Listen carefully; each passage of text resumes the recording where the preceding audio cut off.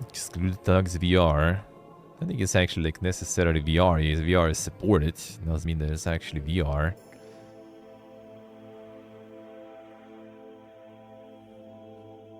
Fallout Day franchise sale. Damn son. Fallout Day ended up being kinda trash though, right? Wasn't it? Outside of Fallout 76, basically nothing. The franchise bundle.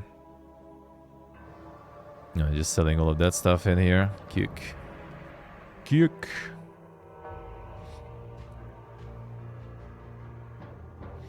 There's Moxon's coat. That I would probably get. That I would probably get.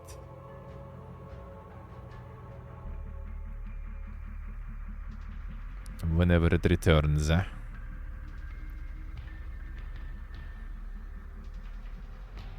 Finding Frankie. Some real horror stuff arriving. True experience of terror, eh? Terrified twisted parkour show, eh? Stealthily navigate around horrifying characters and swing through challenging parkour courses. Is it now gonna be like the meta, you know, like of combining metas, eh? Like streamers pogging on when the horror game is pogging on some sort of like, you know, getting over it and all that, all those. How about we mix it? Combo that.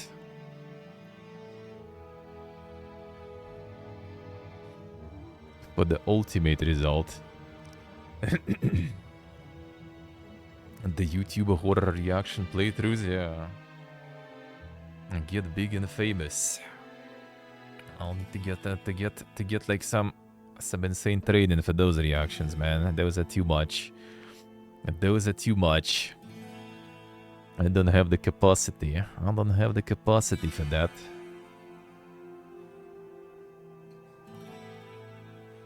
Super-minded mix. Be online co-op. The check real games without the filter. Damn son. A billion on super-minded mecha and explore underground in search of new natural resources. Customize the mecha unlockable points, dig deeper than ever. Yourself with up to 7 friends. Damn son, 7 friends.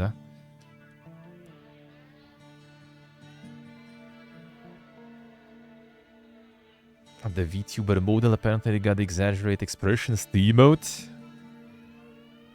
I see. Only have the PNG tuber. That's the only thing, man.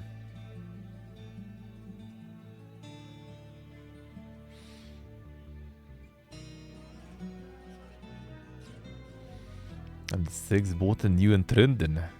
Following all the Kumara stuff there. All the Kumara stuff there.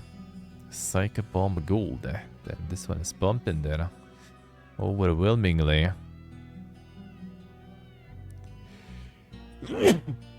Sorry. Still a bit sick. And GTube model reveal when? I mean, I did already. It was just for the YouTube streams. So it was only for VIPs. Who were watching that? Thank you. Gotta come straight down farther than ever before. Entire life been a lie. Delve into the depths, discover horrors that lie below. More realms, more modes, more secrets. Ancient voice calls to you from the center of the earth. Will you answer it? I get some more horror-ish stuff there, I guess. More horror-ish stuff there, huh? Who watches that? Everyone relevant. Everyone relevant. Similar to Bigfoot, damn son.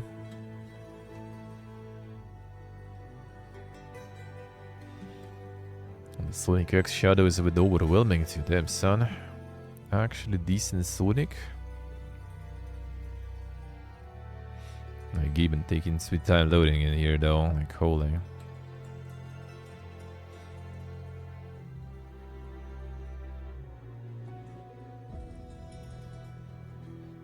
Whole new collection featuring 2 unique experiences, huh? That also sold 1 billion copies already. Damn son. And the Sonic before bin.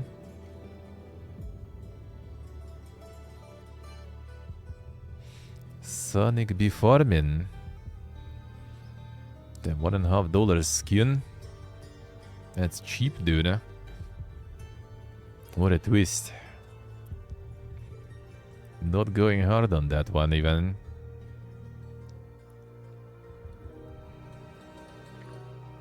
Not monetizing the Sonic enjoyers too much, or Call of Duty reviews mixed. Then, well, I mean, not mostly negative like last time, so I guess that's kind of something.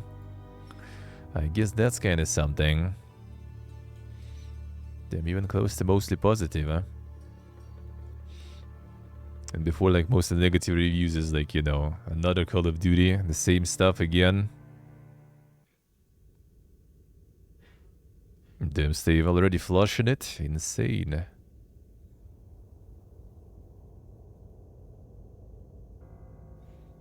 Only 2 mobs. Damn, son. 2 mobs on release, huh? Smallest zombies to date.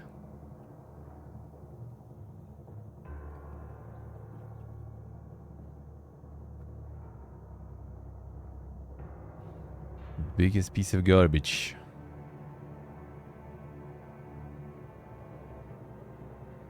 Every mob in the multiplayer is tiny, yeah? Can't even start the game without 15 updates requiring restart. To get the campaign and multiplayer, I have to get through 5 different loading screens, huh? Game's empty.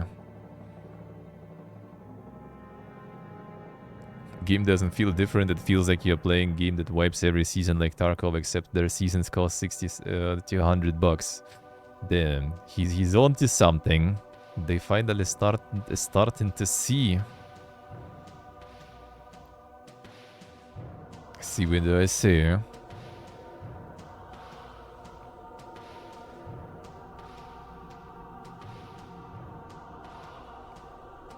You link? What did you want to link to then?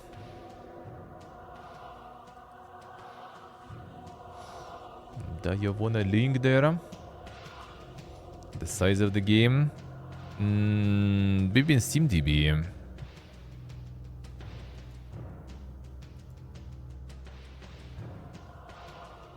This is the latest one here or not? Dude, there's so many, I'm not so sure. That the one? Come on, load.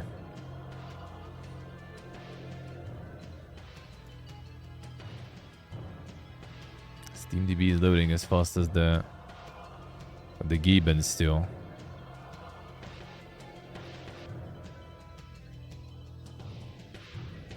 I see it alright. Dude, can you load the fucking already? What is this? The internet, man, is being pig, yeah. Come on. It can be reached even. SteamDB said no and left. Huh?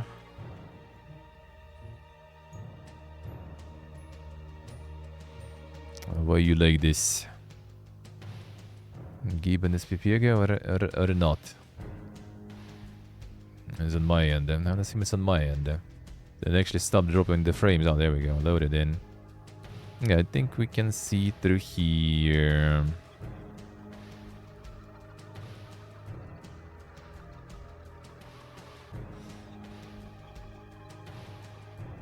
Campaigns and stuff. Can you see like the total?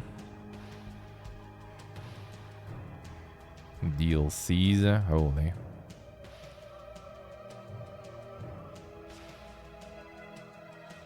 That's the whole branch.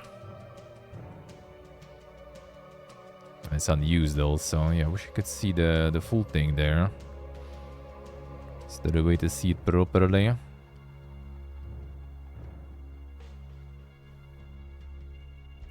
The package is probably not exactly the one. Yeah, that's the store stuff. Meta maybe actually. Let me see.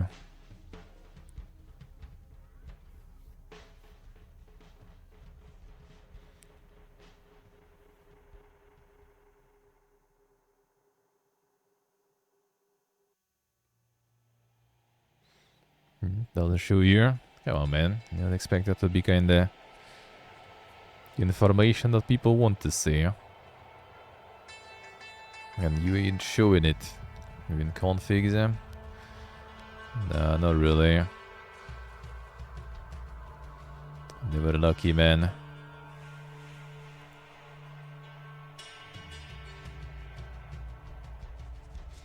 They're very lucky. It shows site is here, but not sure which exactly is gonna be downloading here, though. It's Modern Warfare 2 and stuff. Okay, so it's probably like the launcher again. Yeah, Warzone also. Okay, that's probably not the. It basically has like the whole shebang again. So it's not just the last one. It also has the whole launcher there, I guess, or something. Or this is actually the whole launcher there again. Yeah, yes, they would seem like it's the same here. I guess you maybe also can kind of select what you're gonna be installing, because yeah, Steam Depot has also Modern Warfare 3, the Warfare 2, Warzone, or even is Black Ops then. Not even show Black Ops whatsoever. Oh, well, and there's Black Ops also, yeah. So pretty much like one up is pretty much everything again. All the 4 games in one again. Yeah, I assume you can maybe like pick to not install some, and then it's gonna be smaller. But not so sure, actually. Not so sure.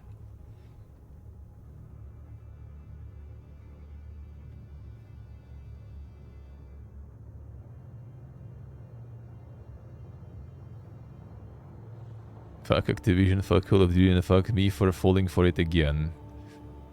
See you next year, brother. See you next year. You guys never learn. You guys never learn. It's the same as like with NBA and stuff. Every year, someone in the reviews like they fucked us again, and then they're gonna go and come for another one next year. You know, never change. It never changes. Well, this one at least is not mostly negative. You know, that's already some upgrade compared to the last one.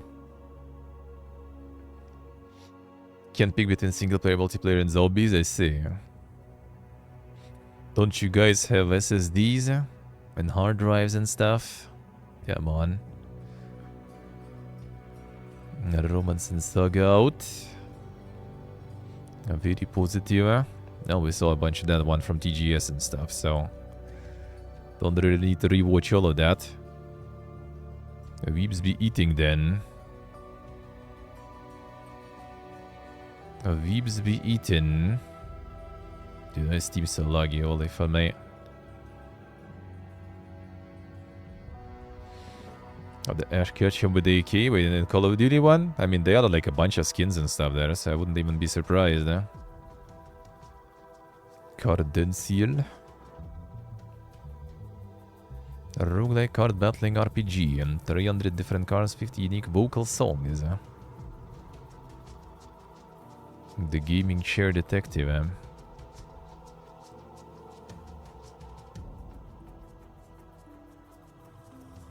Guarding the pre-order bonus. There it is, man. The Foreman. Arrivals of Ether 2.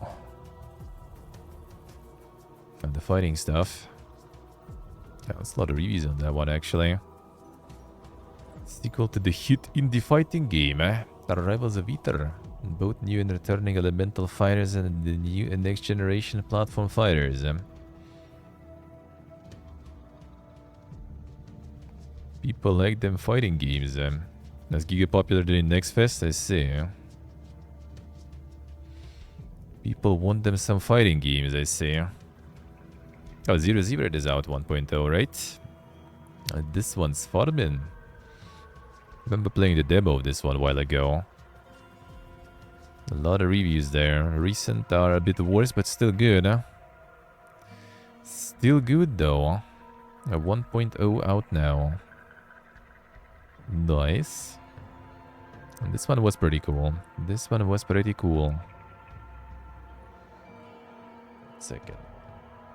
It's like so laggy though. Can you like give decent... Nice connected. Why it's so slow? See, stay by say, huh? 0-0, you mean? Should be fine, should be fine. Probably was some like a giga generation or something.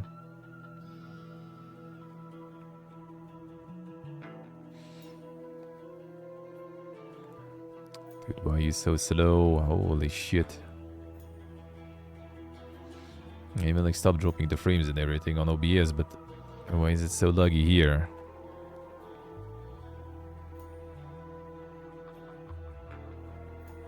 Like even all the GIFs and stuff low, taking forever to load, huh? Fucking A. Age of History 3. Some forexing, grand strategy. Grand strategy war game where the destiny of civilizations rests in your hands. Stand united under your leadership or fall divided in conflict. The actual grand strategies. Steam Workshop and stuff too. Wait, was it like... Yeah, I guess it was early access for a while. Holy amount of reviews though. Bugface doesn't even have this one. Damn. I don't believe it.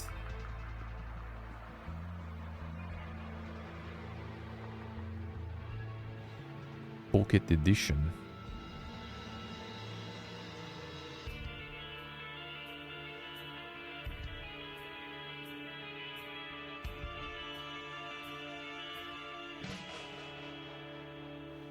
Available scenarios and starting dates. Wait, was it in early access or not? That's say the old release, so I guess it just released out of like nothing. Yeah, was there more? Bug fixes.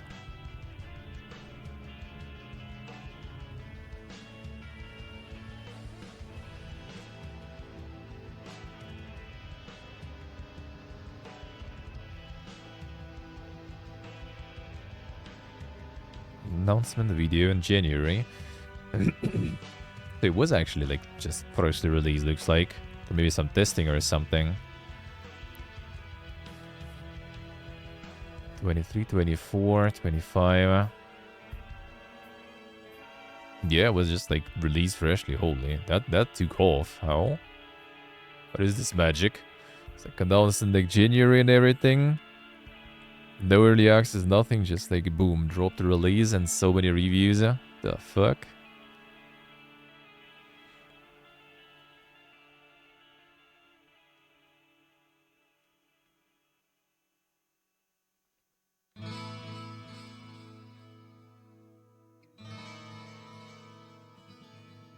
Ah, probably. Ah, yeah, because like the third part, I guess. Alright. Just like that guy, I guess, yeah.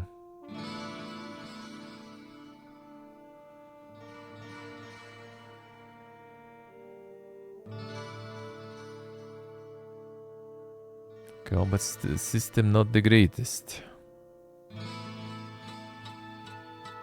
Better than Paradox games. I mean, that ain't exactly, you know, category still draw. Is it actually? Yeah, it is. Sick. It actually still is.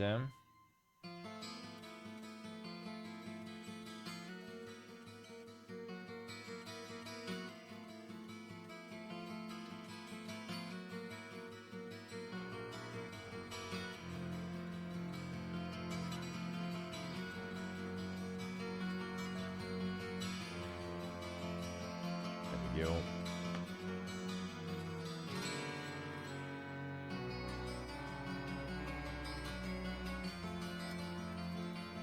Yo. Should be updated.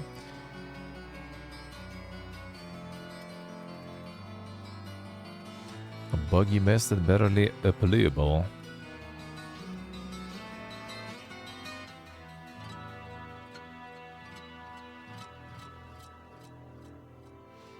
No Davy.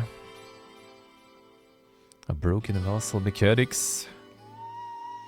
Dude, why is it so slow loading though? Holy shit. Gibbon. Not Gibbon, probably like the servers here. I don't know why though. Why so slow?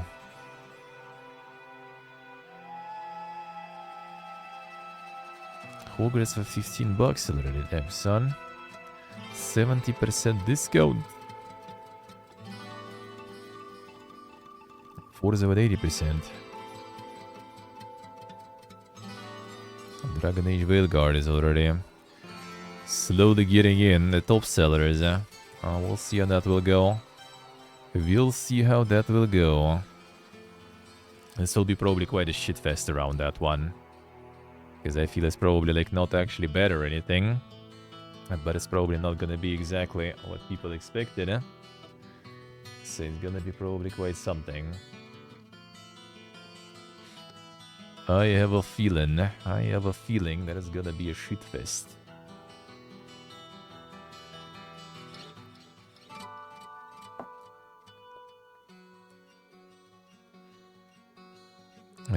Keepers. Tower defense meets base management. Place defenses, craft wacky additions like fiery peppers and boomerang bananas. Okay, let's see. There one. Yeah, there is already like the usual stuff already there. Farming the Twitter with all the grifts is gonna already be on the menu, so.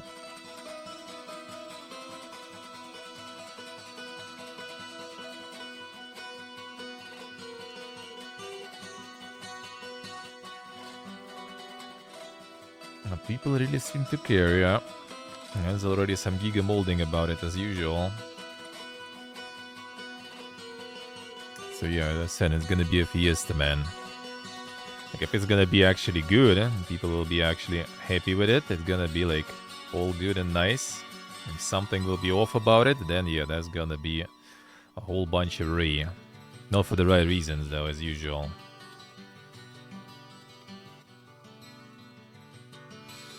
Not for the right reasons, but it's gonna be there. One second, let me try. If I switch to this one now, will it work any better? It should actually work kind of worse, to be honest. It's gonna reconnect a different one.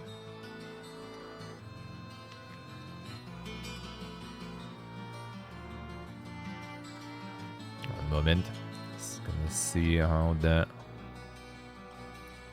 different one is also laggy though, and doesn't really matter much.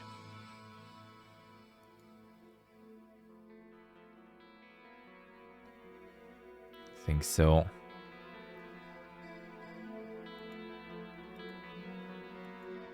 Connect.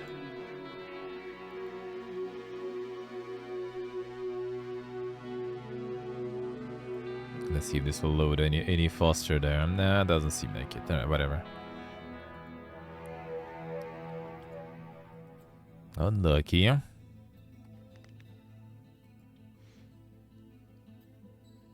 Gotta reload it.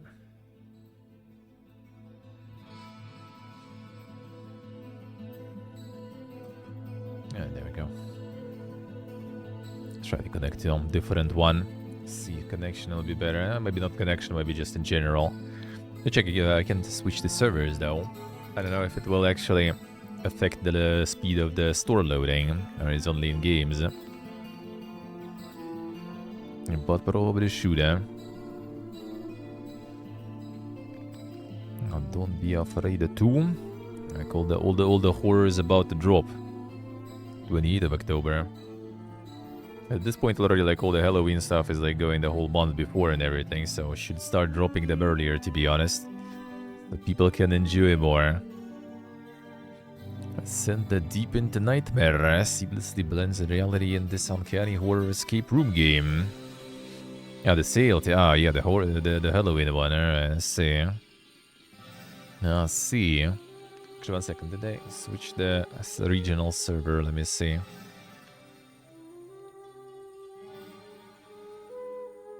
Server. Where was it?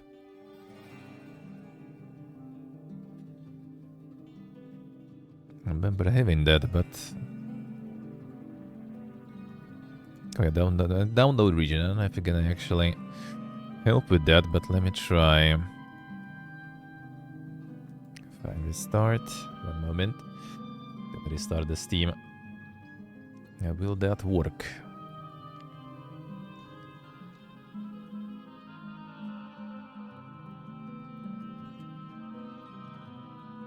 Ah, I'm gonna get that Resident Evil there. Let's see. 1 second. Let's see when it restarts.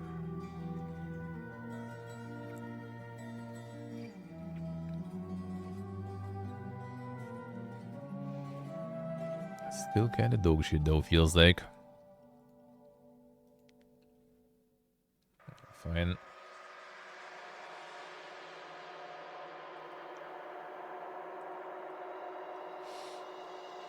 Fine. Let's see if it will load any better. Probably not really though. Nimrods. Assemble limitless arsenal in this survivor mob roguelite shooter. So not a survivor's legs then, alright. Collect insane weapon parts, invent crazy guns that slay thousands. May not survive, but your guns will.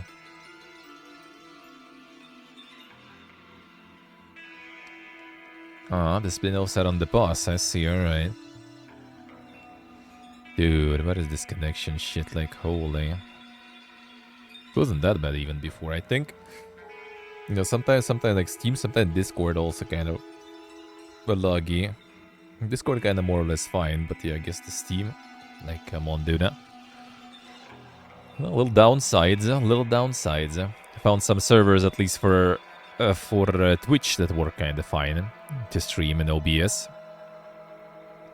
You know, like the speed is actually good and everything. It's just like already, I think, plainly just some sort of like, you know, already like the tracing to the servers and everything from here. And that makes things super bad. It's like the usual Twitch servers also that I had before, not cutting it from here. And we're getting to the different area now. So you can already starting to see that sometimes. The weird that Steam is so slow still though. Not sure why.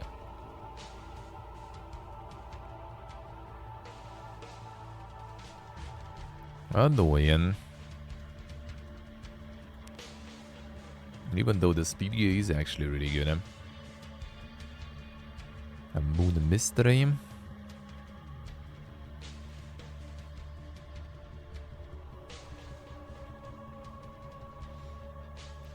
Moon's haunted.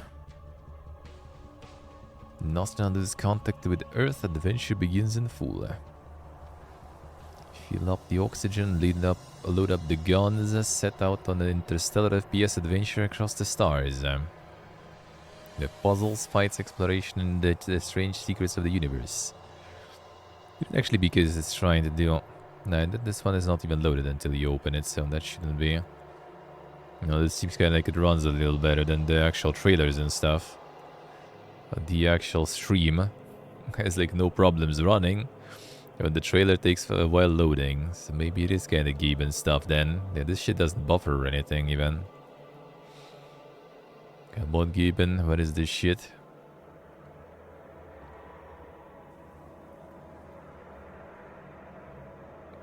Yeah, even the panels are like taking a while to load, Oof.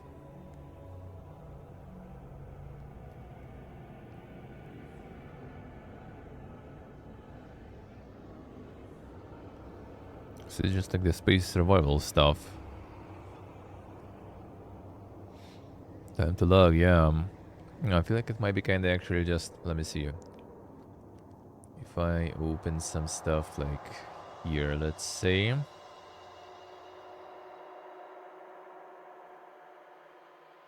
Does it also log on laptop or not? It does seem like it also kind of slow though. No, actually trailers load way faster here.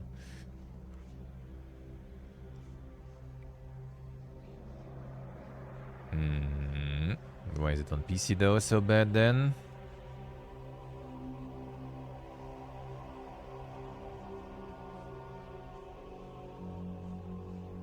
That Steam experience the story of your life. I see. Well, the thing is like it's fine on laptop though right now.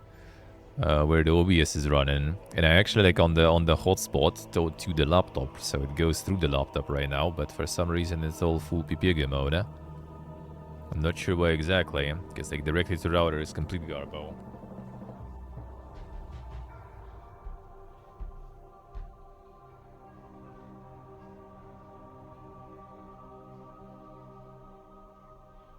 Sure why you are like this, dude?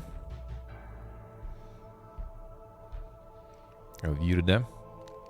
Avvirde.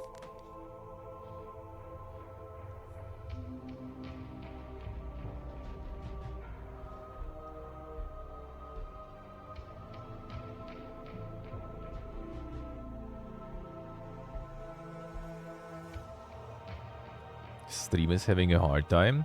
Who?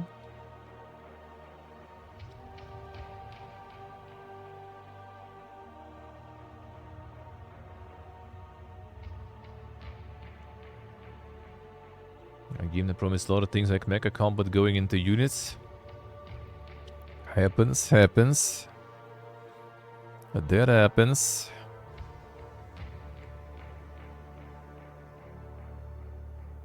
Seen plenty of that, really. Overpromise and under-deliver, you know, the usual. Small drop, I see, alright. Yeah, that's the server shit, man. So annoying. Which I already, like... This one shouldn't even have any issues, eh? Like, I tested it. It shouldn't.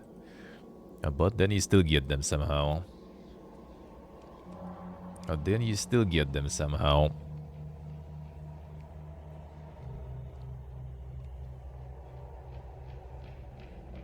There was one yesterday that was like actually super smooth, but I kind of wanted to have some sort of like pool of servers, you know, in case one is gonna be like dead gear or something. But maybe I should just stick to one and whatever. Maybe it's not gonna be dead gear. And we hope it's not gonna be dead gear then.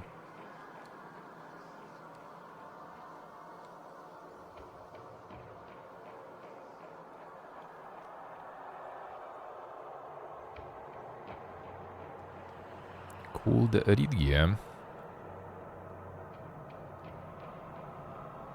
Turn-based exploration. Mystical Wild West.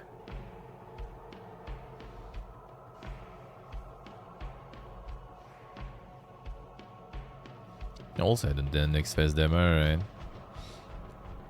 I remember seeing it there, really. 28th of October. So yeah, like all the upcoming popular releases are basically now like for the next couple of days, eh? And Gibbon nerfed that category a bunch. Dude, this fucking lag, holy shit.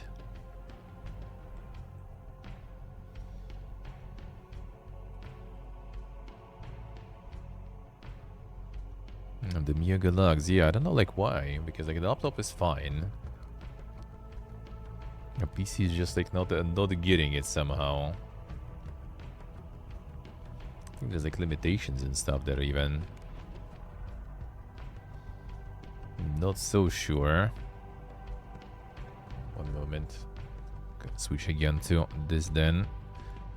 See if it's gonna be any better.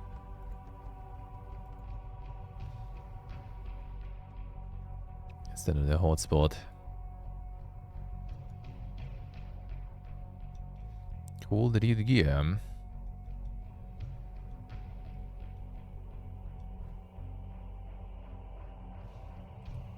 Probably not gonna be like anything much better though, but still fine I guess, let's see. As long as something is loading, I'm okay with that.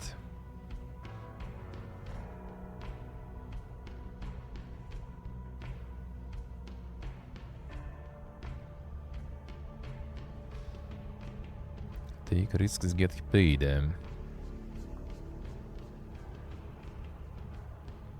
it just the contracts or is it also the card stuff going? Don't say anything about the cards really though.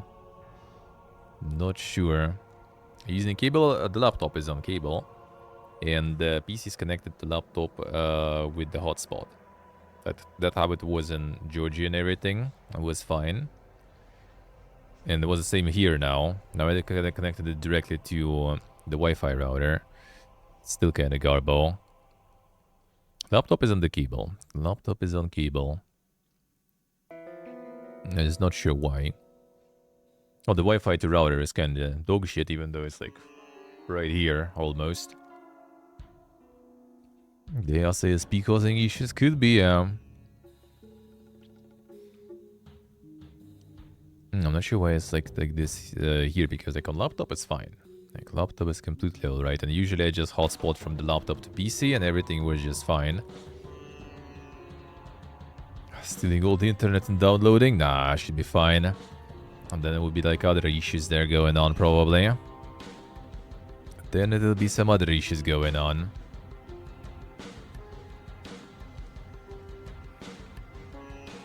I'm just not sure why it's like on both.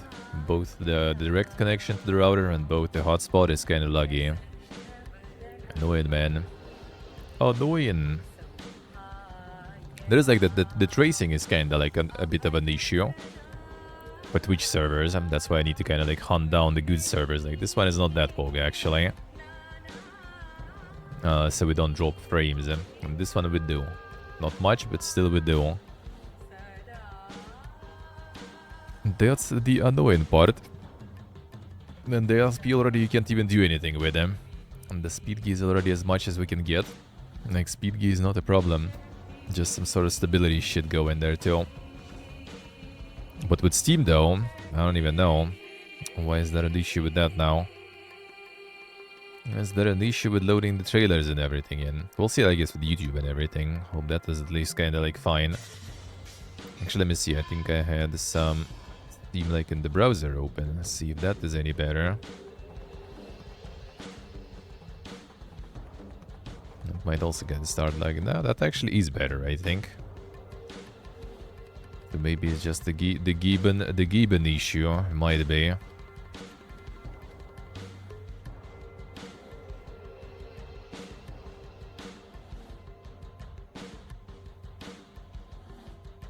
Yeah, that could be the Gibbon issues then, I guess, again, with Steam. Because here everything loaded, no problems, it looks like. Well, alright, then too soon to mold about the ISP and everything. Just Gibbon things. The Sonar Shock, this one actually kind of looks nice.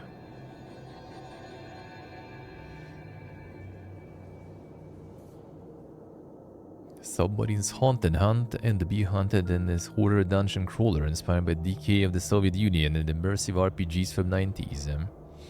So it was out already in 24th of May actually. Like I haven't heard about this whatsoever, just like saw also. There's another kind of like immersive sibbing going on.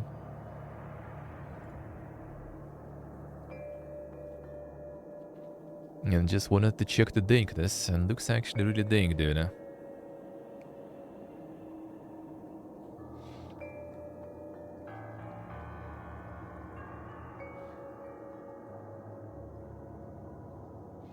It looks actually really dank.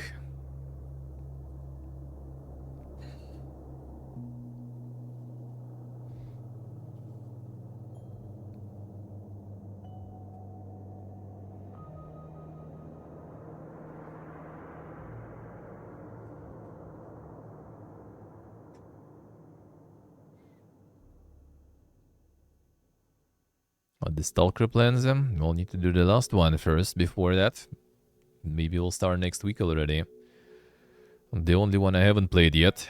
That they're gonna start next week probably. And then yeah, then we'll see when it happens.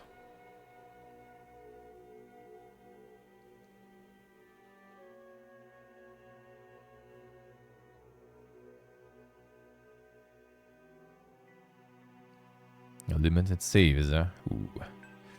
That's a bit of a pain.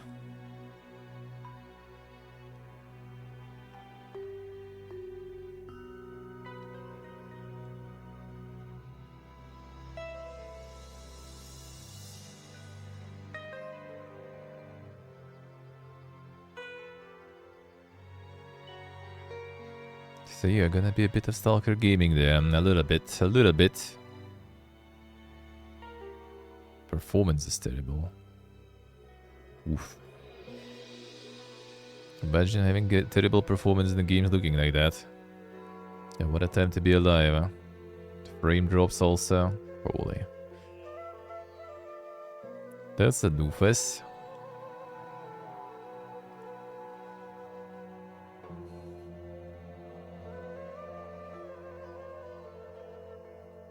Don't feel like it inspired is the right word here. Many mechanics is simply taken from System Shock, changed and put into the game to feel at the gameplay holes. Huh?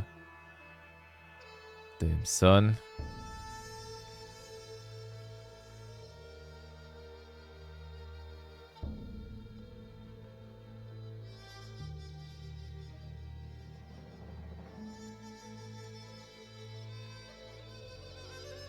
That's not an inspiration apparently already nowadays, huh?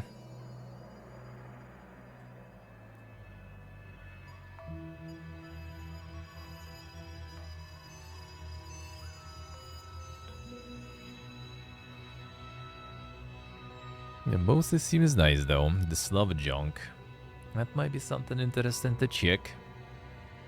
Might be something interesting to check. Yeah, then the wish list, I guess. Sign member and check it. Okay, let's see. Speed up, Gaben. On the up to, or do we need to browse through the browser then?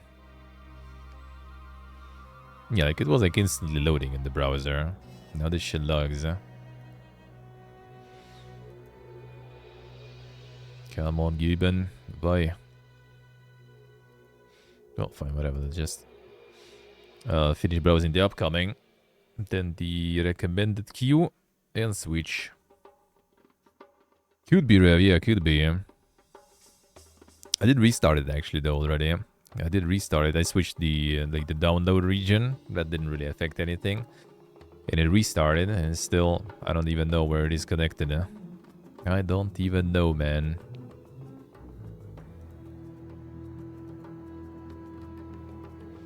Yeah, Fruit Bus will be out soon. Chirp is exactly my jam though. Be skipping that one. That looks kinda interesting. Massacre de Mirage. Yeah,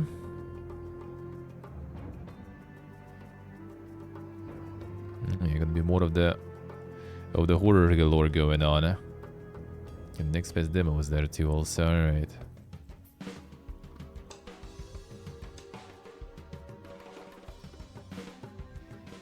I did already have like some like Steam, like the client had some issues for me already, but I think it was actually on the laptop or something. I guess a PP gun PC.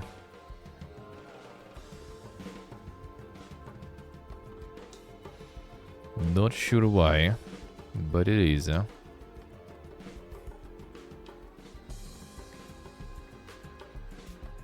second, let me try to completely like restart it then. The Steam there.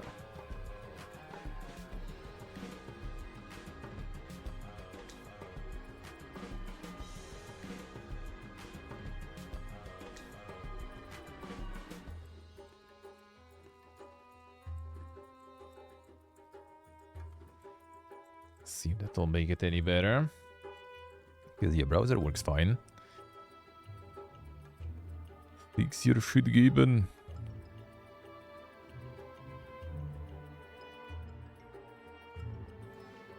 Usually like issues with trailers actually. And this time it's issues with everything. Actually it takes a while connecting even.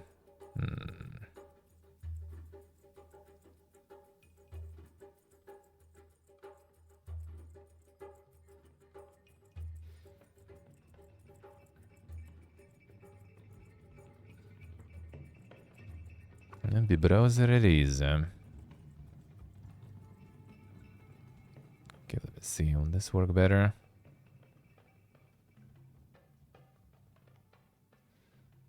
Nah, kinda not really.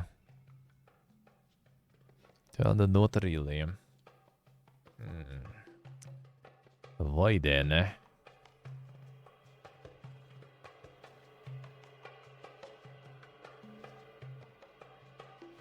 Just watch more stuff on the browser then instead. Just like log in or something on the browser probably and watch through that. That'll be better. If it works better there. Moment.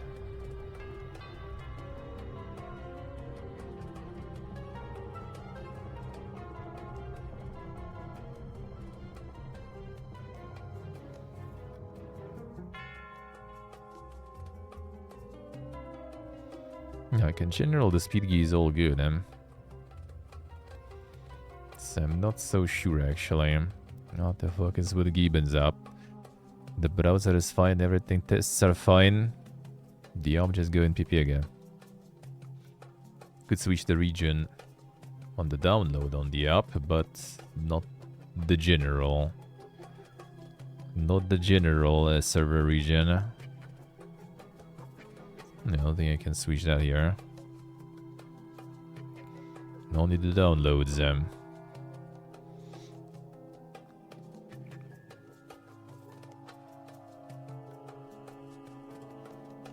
Yep, whatever, I guess. Fine. Fine. I don't want to. Fine. I can just use the browser for later. Nightmare House original mode. Original mode to who? Ah, source mode for Half-Life 2, alright. 2010, now the standalone. Now, one accessible complete game for free. For free sounds good at 28th of October also. More horror stuff rolling in. The auto scare system. Engineered to catch you off guard. Dynamic scares to ensure you're never truly safe. Damn, son. The procedurally generated scares now.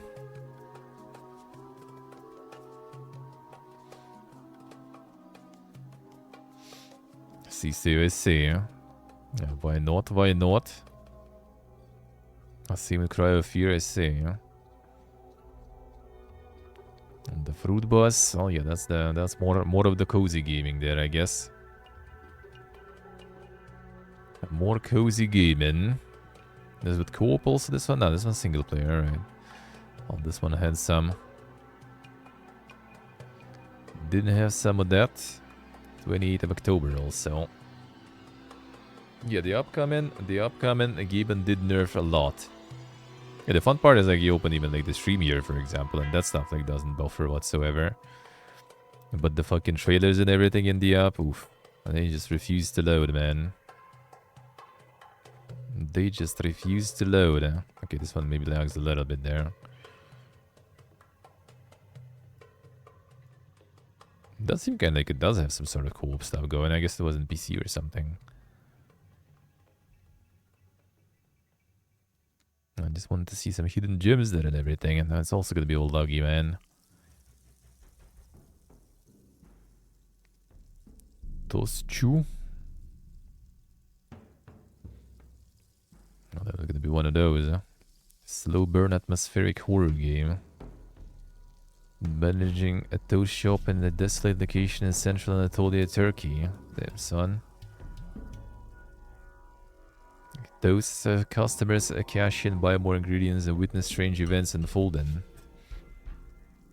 The dang gaming, dude. Huh? The toast you. Huh?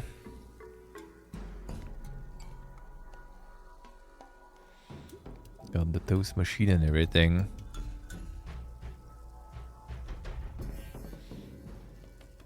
The toasts that big in Turkey then. In Georgia, there was one next door also, like a small like family cafe store, and they also had some dang toast there. Didn't get the toast though, and got kebab instead. And I saw they were making some toast for some guy ordering. And that looked pretty dank. There was a lot of butter put on that toast for sure. Like a shitload of butter.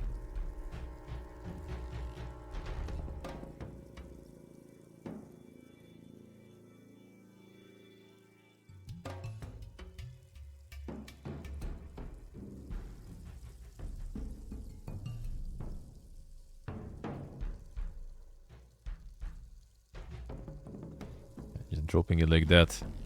Insane.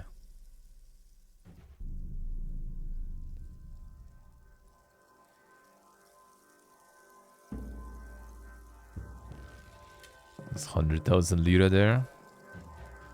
I thought inflation is not that bad yet, though. For those to cost 100,000 lira, wasn't it? I don't think it's that dank yet. Maybe I'm remembering wrong.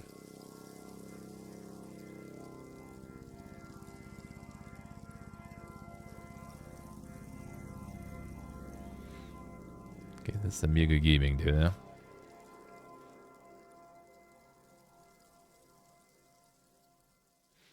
Mysterious happenings surrounding the buffet in its local. Conversation with customers, a humble radio and television with your own eyes, huh? No jump scares, huh? Damn son. Sounds like a debate.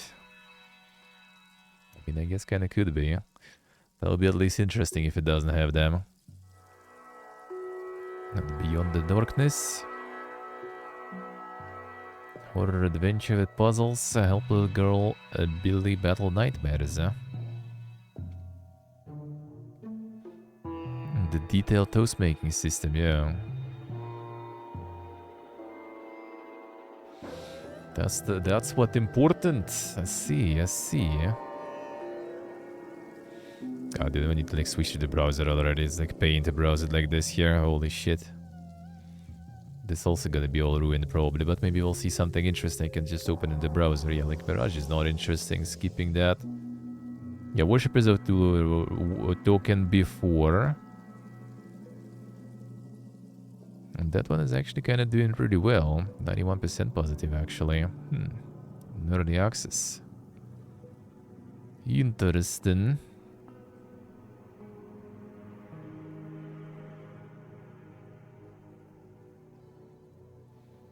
The Cthulhu is pumping.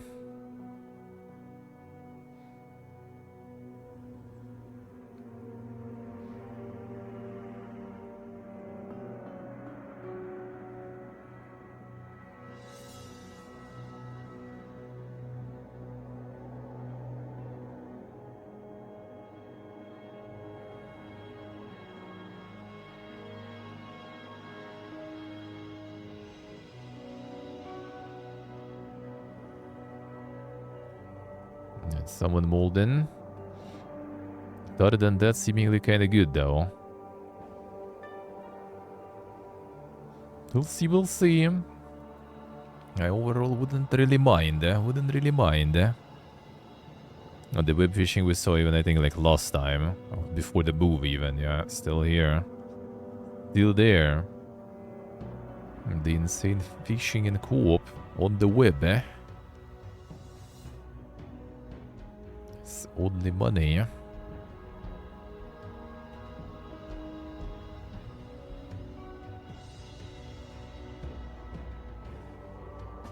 Open world simulation, you and up to 3 pals will steal, fight, and scheme to reclaim the city. Then the simulation continues. The fishing one, Hexer?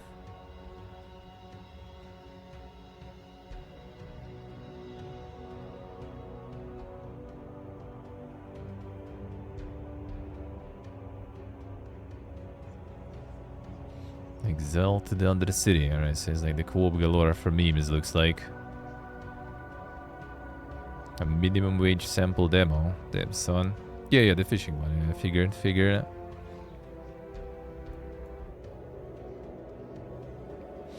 DayZ Frostlight then. Mostly positive DayZ. Holy shit.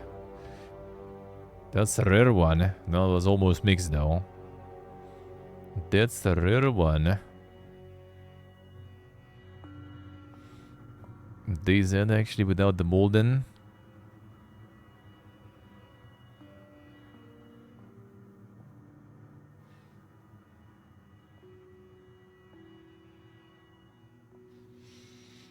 Playing as we speak. DayZ. Playing some DayZ there. Damn, son. And you record the player counter. Yeah. Same assets. Mob from Orbit 3. Not really enough content to justify the price tag. Yeah, see people molding. Now, you mean the fishing one? Or, let's see. It would be interesting if you would play DayZ there, I guess, though.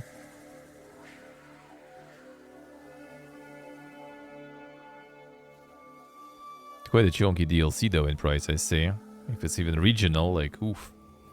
Oof. If it's just for the mob and everything, that does sound like oof. Quiet Place mostly positive. Actually kind of doing well. Does seem like it's doing alrighty.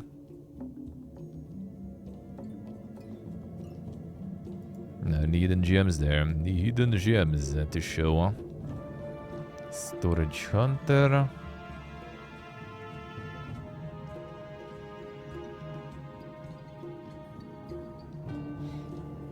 That's another Playway, but not really. Playway already had something like that also. I think the Storage Hunter stuff. It's called differently, but they already had that. They already had that, I think. The simulator started to go full circle now already. Throne Fall, saw that. This one's pumping. This one's good.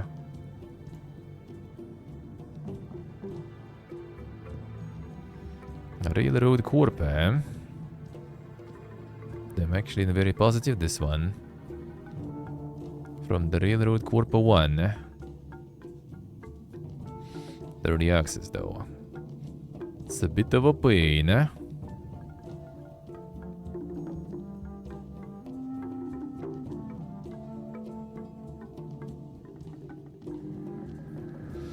Hydroponic vegetable shop, damn son. Got a little bit of everything there. Stimulate everything. Shadow X Sonic, alright, so that. Citadelum is out. Very positive also. Delum is nice that they were emailing like me this storm, but like dude, nah. This is just kinda another anno there in a way. Like I had enough, man. I just don't want to. I literally could, but I just don't want to already. I must keep it, man. I must keep it. It's nice if you like the auto mechanics and everything too. And a bit on top of that also. But yeah, that concept I already just like, nah. I played the demo, that's enough, dude. Oh yeah, I heard something. Yeah, they're gonna be like reusing, I guess, some of the stuff here for some other game.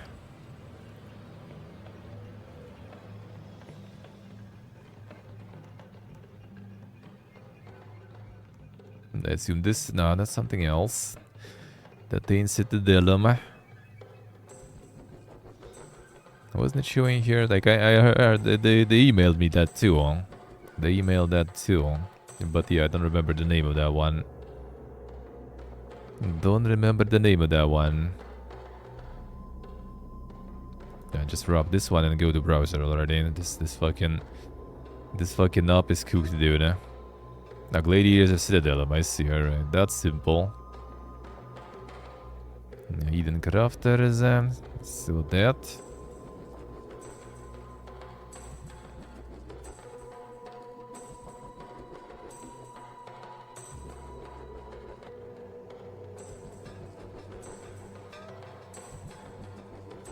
Coming soon. No, the Gladiator Management Team, I see. Alright. Not even like the buildings and everything are basically from the Citadelum there.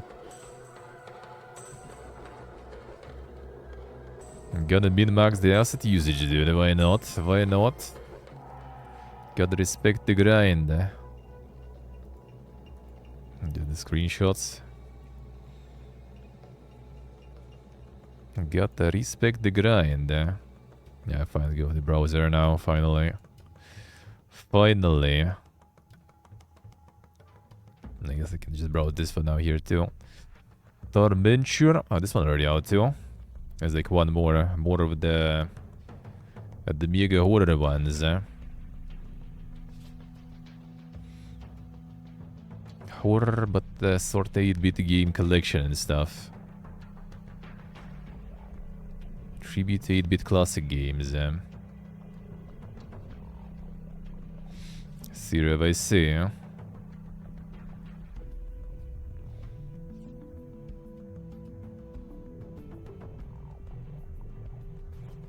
The park for the exercise in the evening? Then guess it's not that cold there. Pixelated horror game. Inspired by the classics. be interesting. Yeah, there's like already like some ding stuff from Ludum Dare and everything coming. For the enjoyers of all the little games there. On each. Explore, build, and expand in this god game of tiny proportions. The resources you need to set up settlements and upgrade your fire until it becomes the sun. All the insane game jams, dude, huh? Made entirely in 72 hours.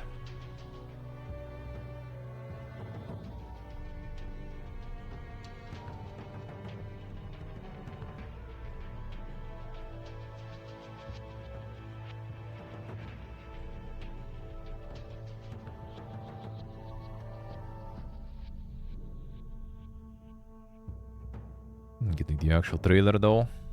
Unlucky. Yeah, they also had the combo creators that we saw like last time, I think. 72 hours, dude. Huh? And then you will have some amazing AAA. Made in 6 years.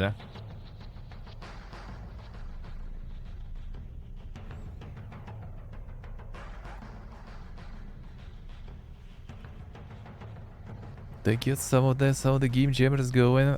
Play some of that stuff, maybe. We'll see. I want to get the one that State Aspire devs did before. The way before.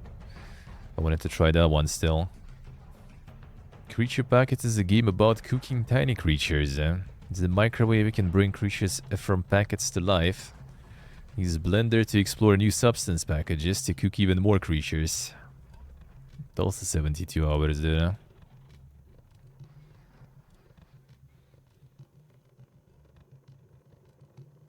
Yeah, I watching the game jams, Reva, still do them there. Like, how's like the asset stuff goes there? Like, they have some sort of asset packages or something available? Because I doubt they made all of this in 72 hours, including models and stuff. Hello, Bergot, hello. You can cook the frog, yeah?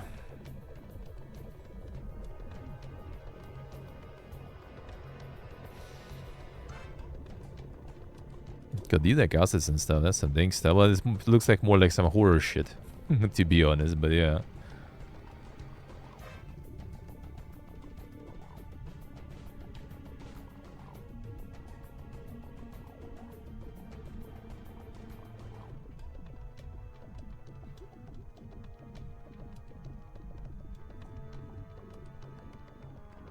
A lot of assets actually made from scratch, alright. And team category. So they made all of this even like from scratch, holy, alright.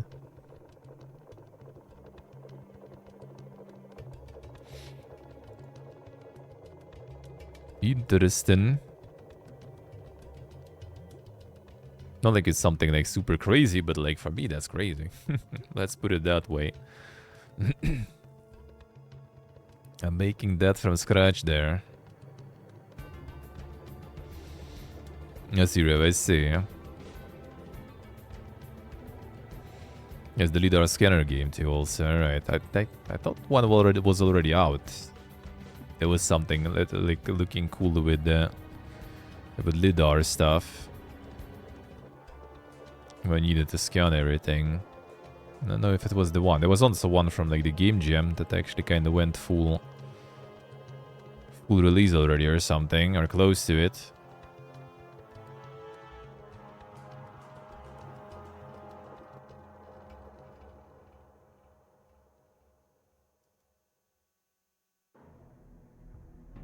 There was also, I think, some of the game jams there. Our game still in development does not contain everything that is indicated on the page of this game, alright. There was like some horror or something also with like LiDAR or whatever. That's kind of cool idea. Kind of cool concept there. Tower of a Gozba. Explore stunning open world filled with majestic creatures and quirky characters, huh?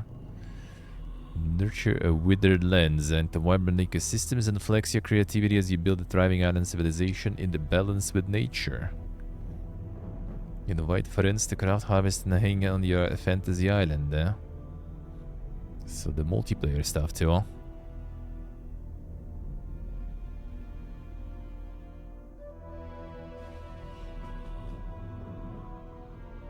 waiting for this one for years and don't remember why. Damn, son. Oh, really? When did they announce it then? Revealed in like 2018, alright.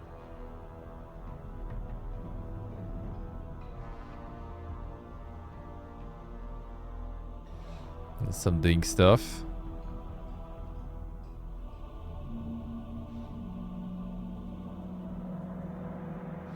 Some mega bosses and everything too.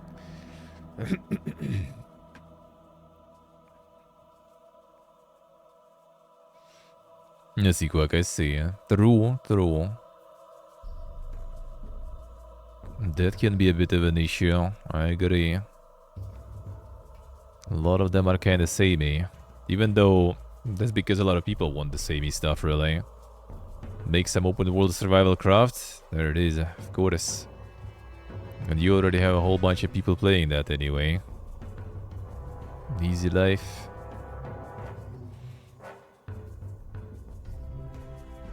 "19th of November. I need to check actually my email because I think I maybe seen something there. We'll see.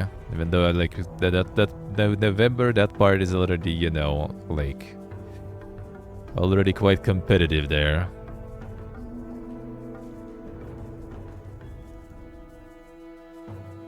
A wheel world then. Oh yeah, it was like the ghost bike or something it was called before. Ah, what was the previous game of these devs? I forgot. It was like something you wouldn't even expect probably or something. Something completely not there. Oh, Nidohog, yeah, it was Nidohog, yeah, I remember now. The Nidohog devs. The wheel world is scout rider chosen by ancient cycling spirits. Race allied teams, check out your bike, and perform the long overdue great shift ritual. Save a universe on the brink. A bike is your destiny. It's a super bike of the game.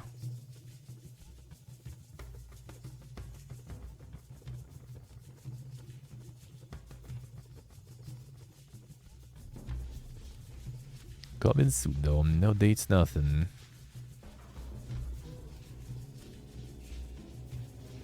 Maybe modifying the bike. The fuck was that there?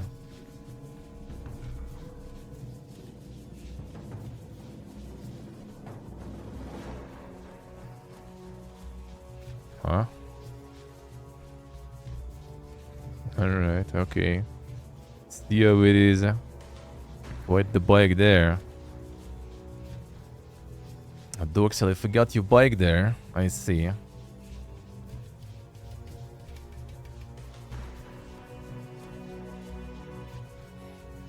The human centipede bike there, yeah.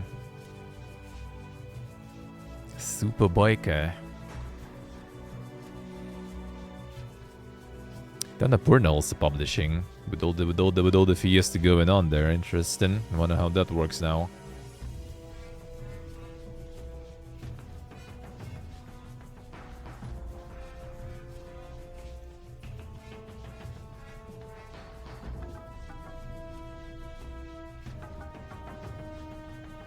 Skull Horde, eh? Hot Battler, a dungeon crawler. He plays a flying skull necromancer.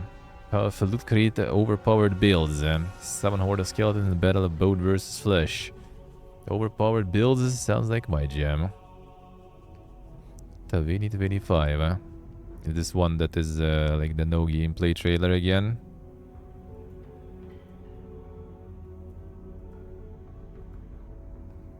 Man, don't do it. Don't do it, guys. Don't do those trailers.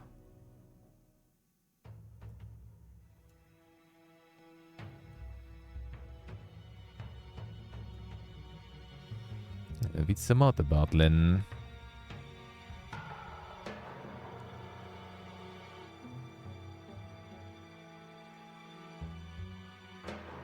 Trailers with no gameplay are not good, eh? Don't do it. Don't do it. Yeah, this one is now. I also saw a bit of that one. The insane free-to-play 1v1 shooter. Quick rounds in 70 maps. How many was there in Call of Duty 2?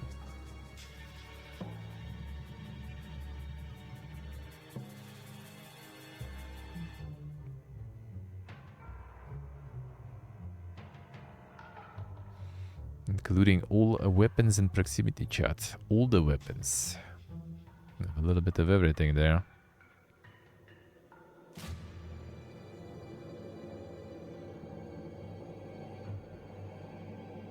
The weapons and the heads included even.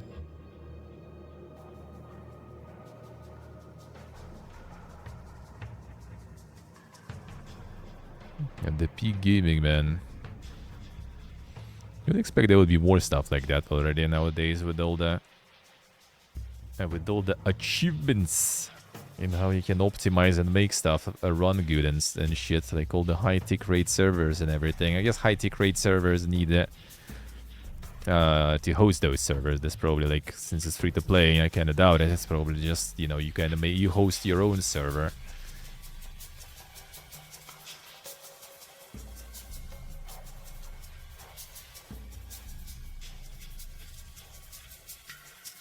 Insane gaming, man.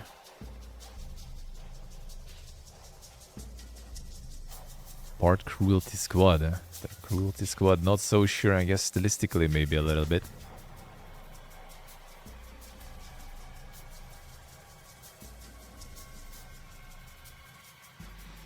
And believe the game is free. That's how you make games nowadays. Either free or no one will find them. A Mistful Hunter. Oh yeah, another one. It's the third-person action PvPvE extraction RPG. There we go, dude. Gear up for different classes, master combo strategic skills, face intense battles against monsters and players, solo or with teammates. Only a successful escape will secure your treasures. Game players. Any game players? There's some flies still around, dude. Go sleep already. It's cold.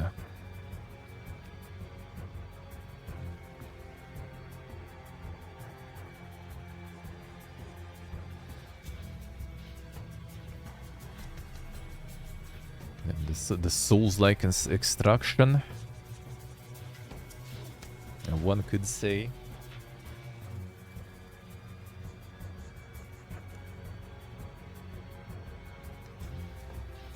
That reminds me, I remember if someone was there when the Egress was almost out testing. Dude, I don't remember how many years was that. I think it was before I started streaming even.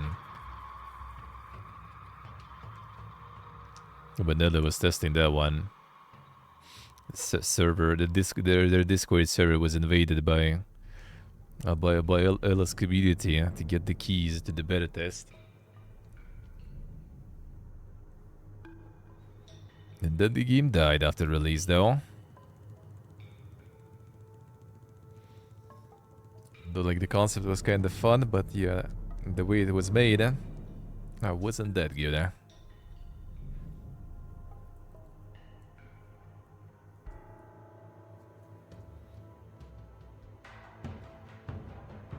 Seems like some giga epic stuff. I don't know how the PvP will look in this one, though. This all seems kind of PvE, I guess. Mostly. And this is the PvPvE. So there should be more of that stuff there going. Opt in for the coming close beta. There it is.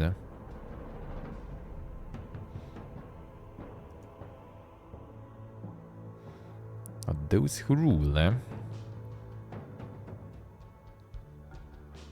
Fresh recruits caught in the web of betrayal as war looms over the land. Lead your band of heroes through tactical turn-based battles. Master unique abilities. Forge powerful gear to turn at the tide of battle. Unravel the conspiracy, driving the conflict or be consumed by it. The tactical turn-based, dude.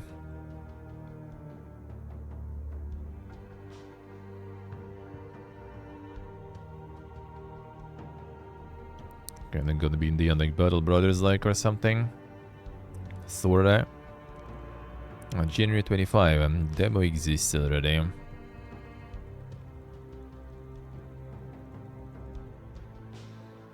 Could be something interesting. I think the Steam pages are over now. Alright, I'll get to how the news there. Gonna be showing me this on every page now. Don't do it. Subnautica 2 Early Access should last 2 to 3 years. Damn, that's quite the early access there. A launch with several biomes and some narrative, plus a variety of creatures and craftables. Kinda interesting to see that though. Like, considering the studio already quite established and everything. 2 Subnautica games behind. And it's still published by Krafton also, right? If I remember correct. Like it should be. Another mention. Well, I mean...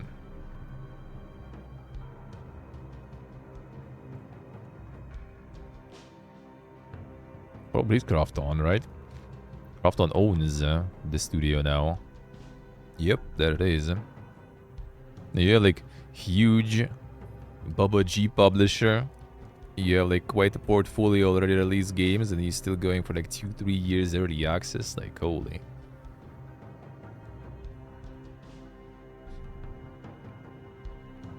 Hey Zappers. The Star Trek space station, I guess.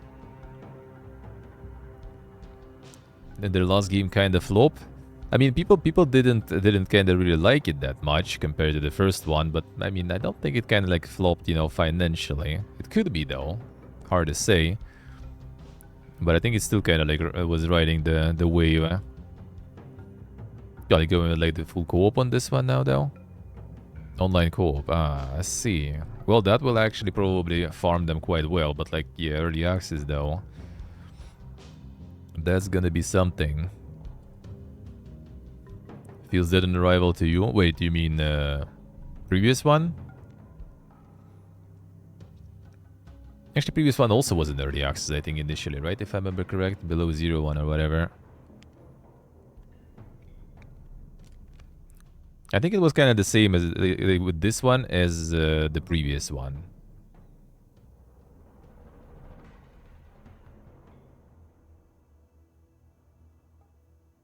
Wait, not Subnautica. Oh, I remember now. Yeah, I remember. I forgot the name, but yeah, the one where you have like the figurines going. Yep, that one was actually good. The one based on like the sci-fi books and stuff. Yeah, this one. Wait, was it this one? Yeah, the Moonbreaker. Yeah, Moonbreaker. Yeah, this one actually. But then, yeah, this one maybe did flop, though. I don't know how much they paid to the writer of the book and stuff for license and everything. Like, this one was dead on arrival because they managed to fuck it up with microtransactions. Like, it was, like, super monetized.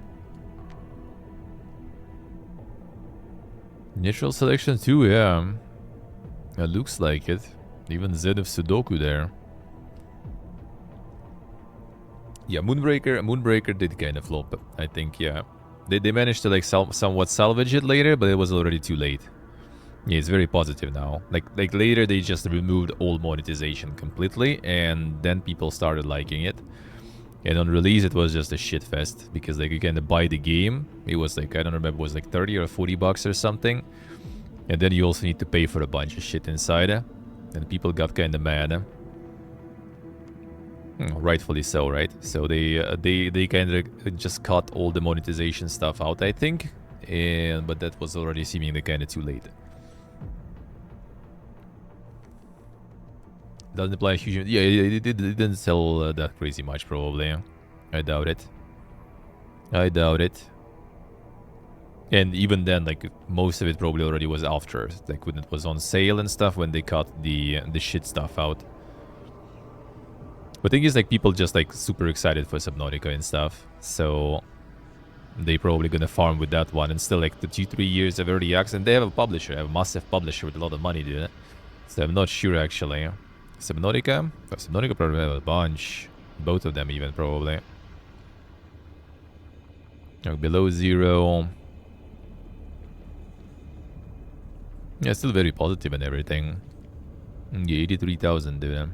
Almost 84. And the first one is probably like a couple hundreds already. Yep. 260.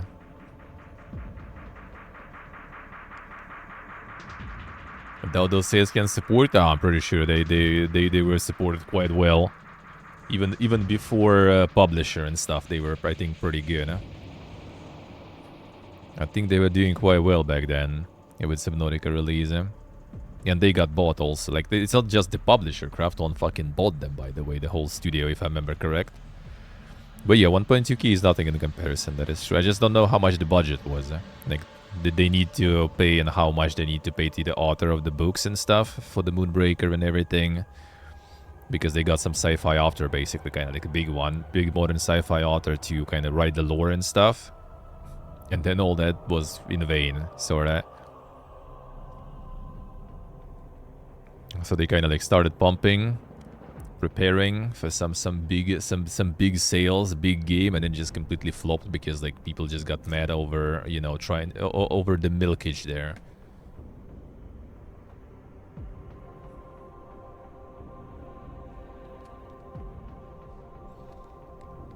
Yeah, it might be. I mean, they got money from selling the studio, and they have a publisher also, so.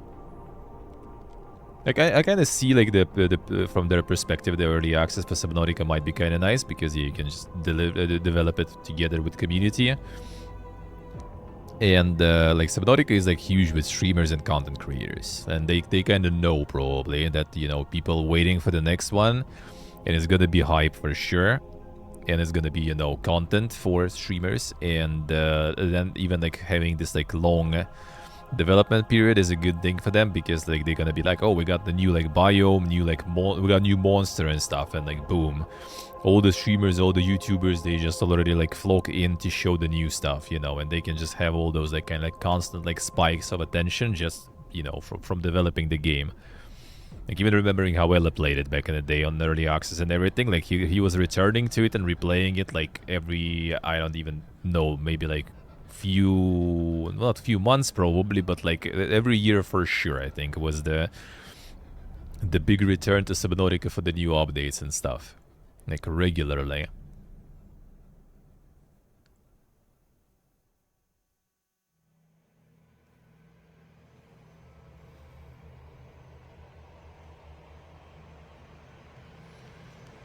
Increase the studio size. Well, I mean, I assume it's just kind of like there's like a few ways, right? There's either like the Giga Corpo way, right? If someone like strikes gold and they go full Super Corpo mode, that I guess kind of works a little better, but has some downsides.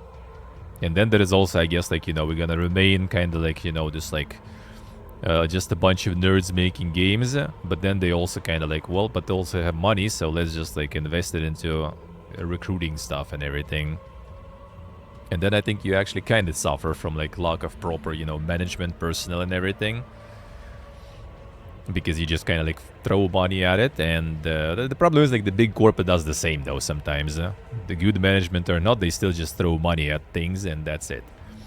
But if you're kind of like a small company and you just like start like expending too much and recruiting people, then you're gonna suffer in the end.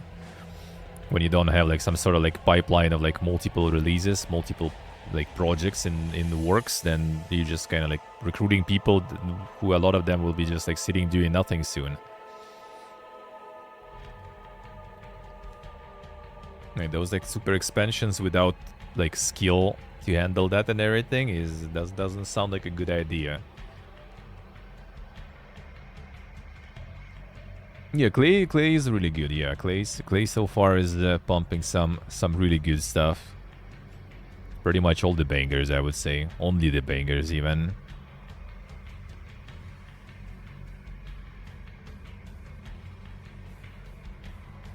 Yeah, it's also like on consoles and everything.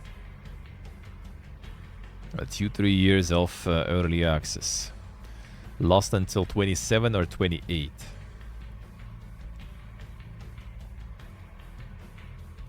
We'll see, I guess, we'll see. An action strategy builder, a rail god, Cthulhu is a train, and you'd better keep it fed. Cthulhu is a train.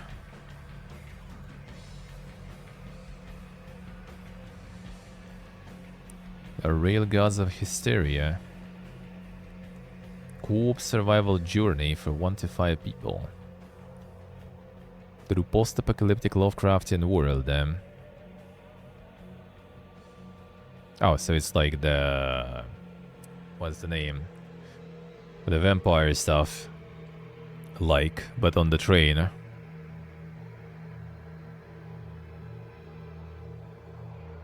Oh, dang train though.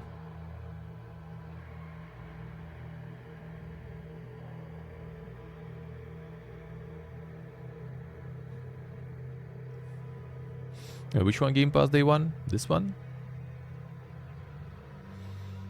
Co-op or solo? Oh, Subnautica, yeah. Oh, Subnautica Game Pass on the Early Access tier. Alright, let's see. Yeah, that Early Access probably makes it even better then, yeah. So you can kind of like start testing. Even though I can see some downsides also. Considering, you know, people can just out of curiosity like install it on Game Pass and it's early access and it's gonna be all buggy and everything. And I guess on the Game Pass it's kind of not that common to have like all the early access stuff. So if it's gonna be like really dank early access, then people might just kind of gonna probably be like, you know, a little disappointed then.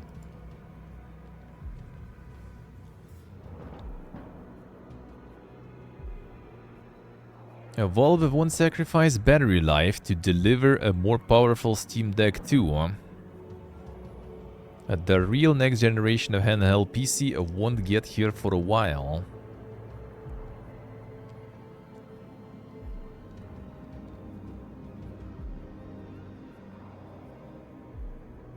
The generational leaps.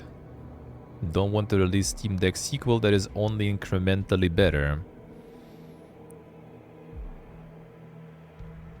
Don't want to release one drastically more powerful at the expense of battery life. Try to be really clear, we're not doing the yearly cadence. Yeah, imagine yearly handheld consoles, dude. Not going to do a bump every year. There's no reason to do that. And honestly, from our perspective, that's kind of not really fair to your customers to come out with something so soon that's only incrementally better. So I really do want to wait for a generational leap in compute without sacrificing battery life before we ship the real second generation of Steam Deck. It is something that we are excited about and we are working on.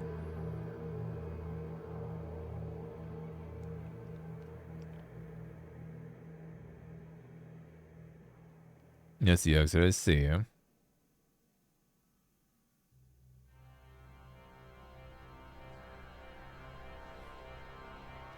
OLED was more of a question of Valve adding features they wish they'd been able to implement for the original Steam Deck.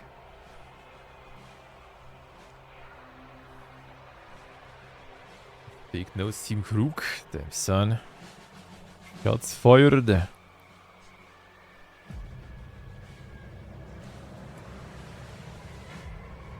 A better life on Steam Deck, I think there's a general consensus is best in class. Damn son, really? I would love to have it be better. Yeah, we'll see where all this go. There's already a bunch of like rip-offs also. Some of them just don't really care about that battery too much. They just go full performance mode. Damn, got the instant noodles odds. Insane. Feels good, man. They know who to target, dude.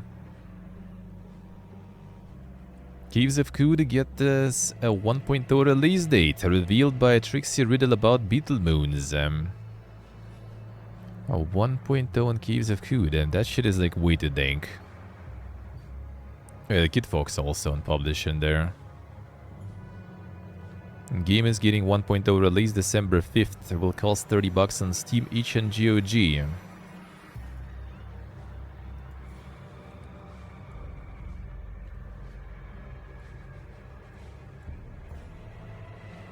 Early access going 1.0. Yeah, there it is.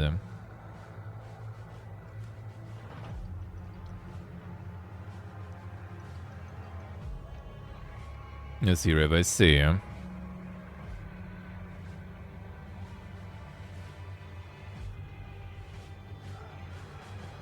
So the dankness is gonna be out in 1.0.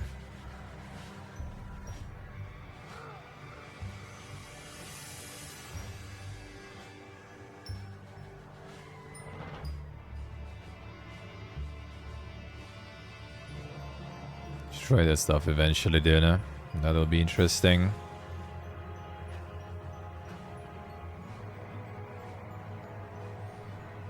That would be interesting.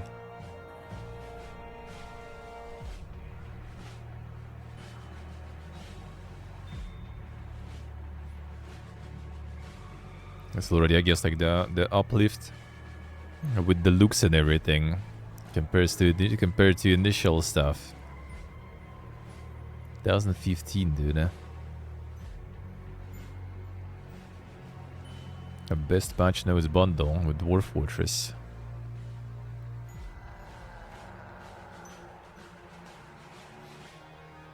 Interesting.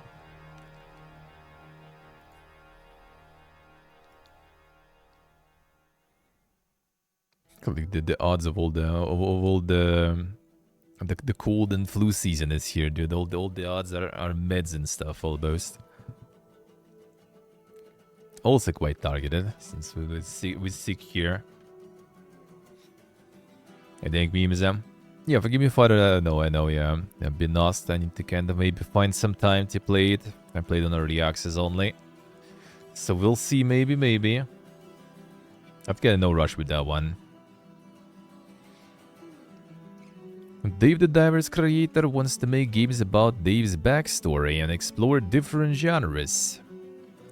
Dave the Diververse. There it is, man. Besides the story DLC that they're working on right now, they also want to make separate games about each character to show how they met, what they did before coming to the Blue Hole.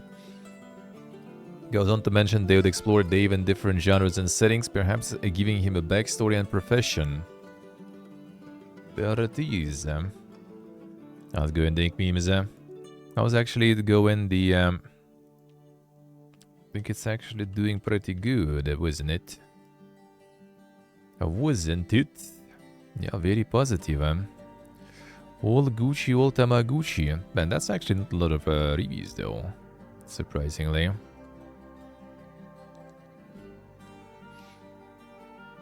See what I say.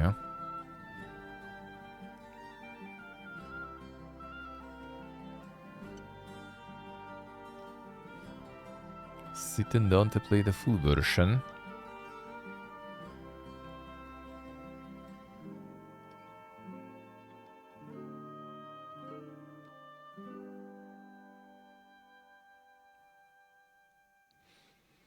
Seems alright. We'll see, Netflix's Team Blue of Halo, Overwatch, and God of War vets close without a single game to their name. Streaming giant's blockbuster venture shuttered after around 2 years of operation. For sure, son, I one and only.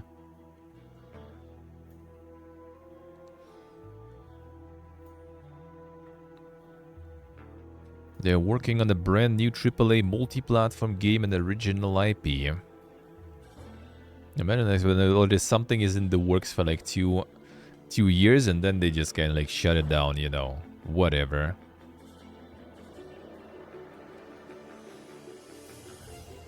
And it's just cheaper than continuing with developing it and everything. Like, what a time to be alive there, you know?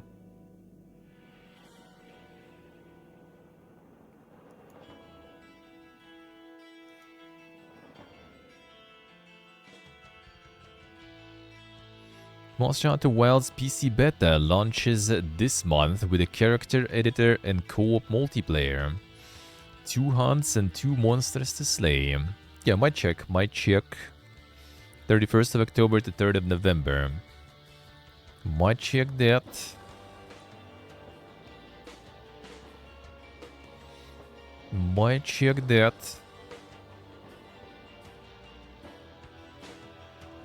Be able to import your custom character and accompanying Palico to the full game.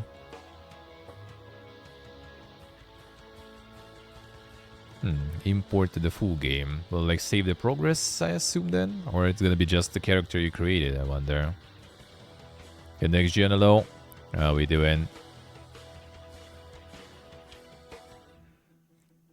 Might check the test, why not? And most Prince of Persia Lost Crown devs have moved to other projects, Ubisoft confirmed following a report about a rejected sequel pitch. No layoffs involved. Damn, what a twist, man. Actually, no layoffs.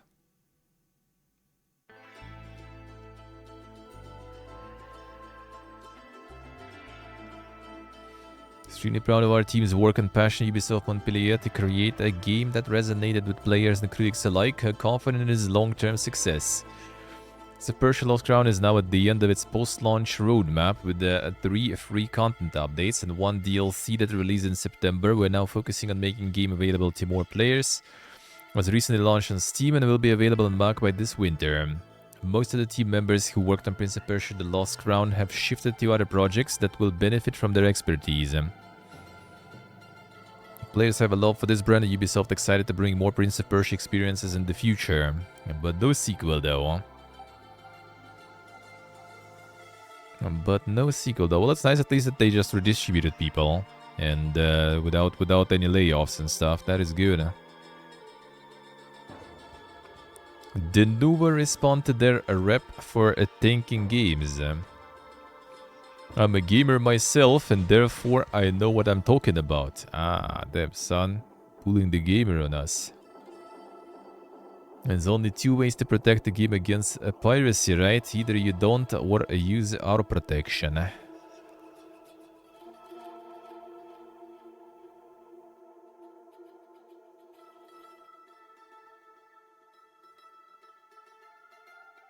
Yeah, what was there? What was there? A PR campaign intended to combat negative public perception of their software.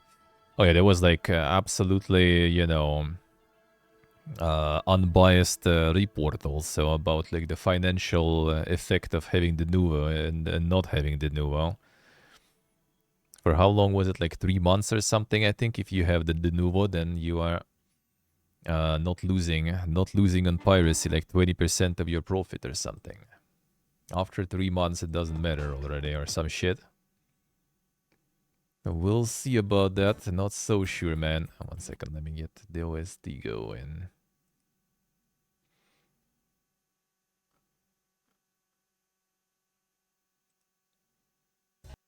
There we go.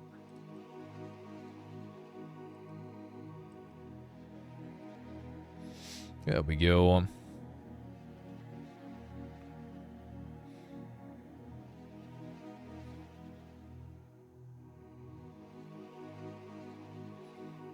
And Nuvo's media team reached out to me to offer an interview even, damn son. A recent public statement: we will stop letting every claim about our product go unanswered. What claims are you referring to? Basically really about the stuff that is posted by the community, so you just need to check out Steam forums, for example. Very toxic, very hostile environment. Game announces to use any of our products. If you check out the Steam forums, all the claims are popping in. SSDs are destroyed by our solution, usual performance topics, and we simply don't want to leave the floor to these people posting all things about us anymore. Oh, then we're gonna get like the whole department that's gonna be answering on like Steam forums and stuff. Let's go, dude. We want also to be there for a person who has not heard about us before. We also want to share our view, our opinion on these topics, and also act as a trusted source of information. Credit to Steam forums, yeah. Totally understand there's a lot of bias if we are claiming something, because we often have the complete opposite view on something that people we are debating with. But you have to start somewhere, right? So this is now at the start for this initiative, and we want to be out there. We'll take some time, and we'll start on Discord, and later on we hope we can move over to other platforms. Reddit, Steam forums, have official accounts, and throw our comments into discussions. I mentioned hostility and toxicity, and do you think there is an element of a good faith to the concerns, and how are you aiming to instill some trust to reassure these people? Definitely think there should be a level of trust built. Where it comes to open communication and transparency, we have been closed in the past. We'll change that, and we'll answer questions as honestly as possible if we can answer the question. Of course, on the Discord now, I've already seen a lot of people asking for our pricing and things like this. Of course, I cannot share that, but all the other questions I try to answer as open as possible, and with this, try to establish a trust relationship between the average player and us as the provider of these technologies. Of course, I totally understand people don't believe if I say, yeah, we don't have a performance impact on the game. There needs to be some proof for that, and I think we did a good job before launching all this and writing up our FAQ and explaining. I think that's very important, explaining how our solution works, because if you understand how our solution works technically, it is also easy to understand the argumentation why our solution does not have a visible performance impact on in-game performance. Do you think the Nua has garnered such a poor reputation? I think two main reasons. First, our solution simply works. Pirates cannot play games which are using our solution over quite long time periods, usually until the publisher decides to patch out our solution. But why are they patching out your solution if it's, you know, so good and not doing anything to the game? So there is a huge community, a lot of people on this planet who are not able to play their favorite video games because they're not willing to pay for them, and therefore they have a lot of time to spend in communities and share their view and try to blame the Nuva for a lot of things. Trying to make the gaming publishers to not use our solutions so they can start playing pirate copies of games for free again. Damn son, it's all pirates, man, spreading the misinformation. Secondly, I think it's super hard for a gamer. I'm a gamer myself, and therefore I know what I'm talking about. I think it's super hard to see as a gamer what is the immediate benefit for me that a certain game developer, game publisher is using our anti-piracy services. For anti-cheat solution, because it's a fair environment in the game and you don't need to face cheaters. It's different though. There was the recent study about the financial impact of our protection. Oh yeah, that's the recent study. Obviously they put it here too. That study said our solution saves our customers around 20% off or an additional 20% of revenue if they're using our solution. If I as a gamer would read that, I see, okay, then these big corporations are just making even more money, but in the end it's not that easy. Especially currently, the gaming industry is going through a very tough time. Budgets for AAA games are in hundreds of millions. The publishers and developers, they have to afford that up front. And they need to get the money back within the first few weeks after release. It's a huge risk for them, and therefore they are looking to something like an insurance, looking for a way to minimize the risk for their investment. Again, this does not have an immediate benefit for me as a player, but if you look further, the more successful a game is, it take longer it will get updates. The more additional content will come to that game, the more likely it is that there will be a next iteration of the game. That's basically the benefits that we offer to the average player. Yeah, and then if there is actually issues with performance and everything, I don't know why. I don't know why, like the Total War back then, when I got the preview copy before release was running like decent, and then when it actually released with the Nuva and stuff, that was running like dog shit already. I don't know, man, I don't know.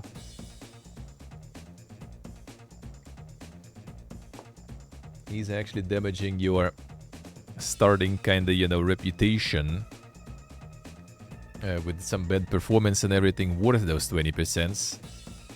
That's a hard question. None companies seem happy enough with the service the Nuva provides to keep using it. Why are you so concerned about public perception and not just let people have their theories and carry on doing your thing? Hard to answer. Maybe it's even a personal thing, and with the company for such a long time, guys here are like my family, because a lot of others here are also here for ages. Just hurts to see what posted out there about us, even though it has been claimed wrong for hundreds of times. Nah, I think they kind of just like trying to run like the counter offensive, so they can get like more studios and stuff to work with them, you know.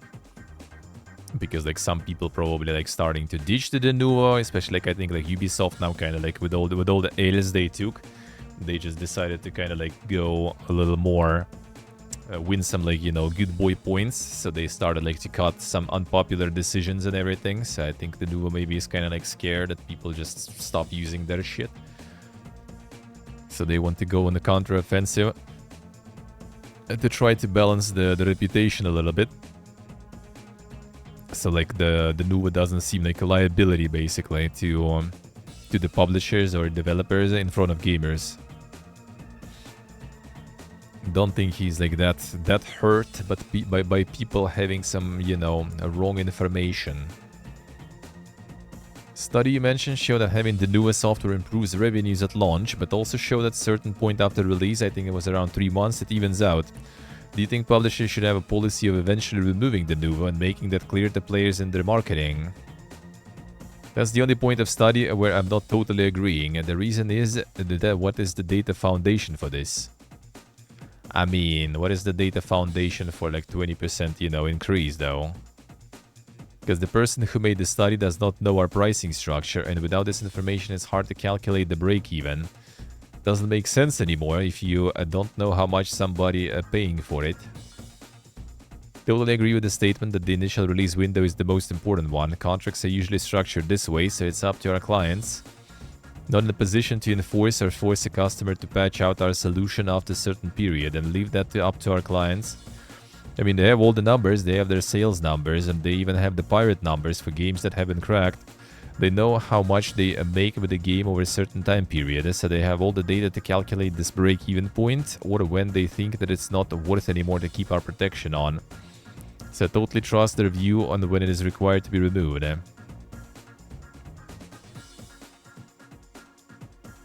Push back against some of the complaints about the Nuvo tanking performance. Can you show us raw data and benchmarks to demonstrate that the Nuvo games don't affect performance? And is there scope for getting an agreed third party, for example tech site like Digital Foundry, to audit the effects of the Nuvo? This morning I was going through the aftermath of our Discord opening yesterday because I did not find the time to answer all the questions that came up there. Question that was of course about performance, alright, healthy discussion, alright, sure. Why don't the developers do these comparisons and post them publicly? That's something we cannot force them to do. There seems to be reason why they are not doing it. And also on the other hand, probably considering the toxicity of especially the pirate community, they would probably not accept that anyway, because it could be rigged. Second case is we do it. We have the unprotected execute tables usually for the game, so we would have both available.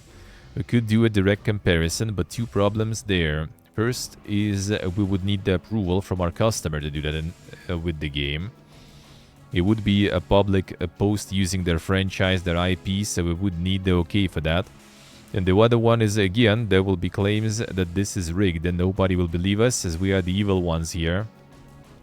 The third parties, I think that will be the way to go. Of course, again, we have the problem. We cannot hand out unprotected executables to a third party, probably not even if we get the okay from our customer, because this is really crucial data. Something like this would need to happen here in our office in Salzburg, but this is definitely something we can think about, inviting, I don't know, Digital Foundry to test our software.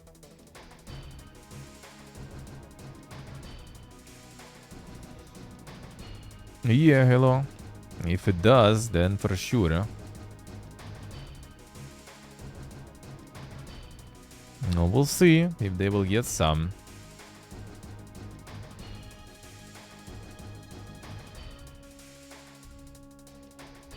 If they get someone on board to actually test it, about time.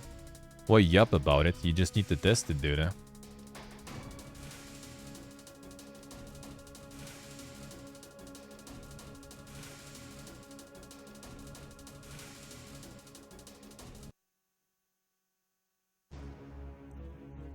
Yeah, Rev, yeah, I agree. I agree with that too.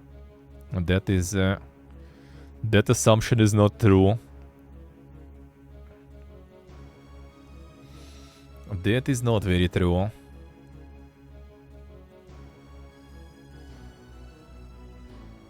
Do you deny that the Nuvo negatively affects performance in all cases? No.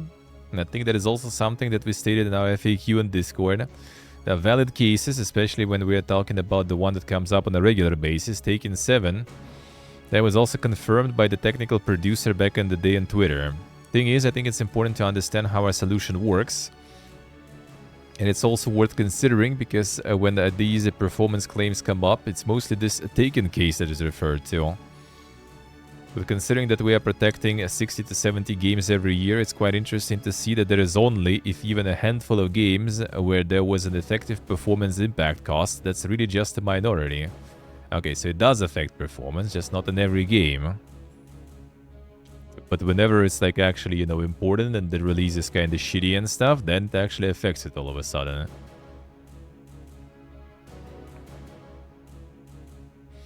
Said the wrong part of the source code was selected for protection with Taken. Do you think he could be doing more to instruct and guide companies in the implementation of the Nuvo properly? Okay, so it's implemented wrong.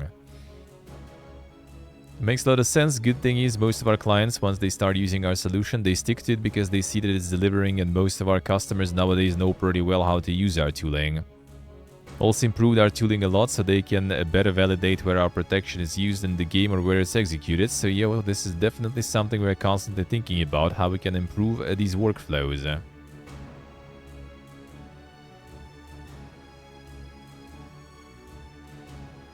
Final Fantasy 15 or Hogwarts Legacy tests of the Nuvo. Both of those analyses resulted in not having performance impact by the Nuvo. So that's always interesting to see as well. Yeah, the other thing people bring up is, but there is this test, the cracked version versus uncracked, or the normal protected version and the cracked version was running faster. That's the thing that's bothering me the most, to be honest, that people take this as proof of our solution causing performance issues. Because most of these comparisons are first of all coming from some unknown YouTube channels, or from some sources that are more related to or having relations into piracy scene. And there are more news and influences on the piracy scene than a normal gaming scene.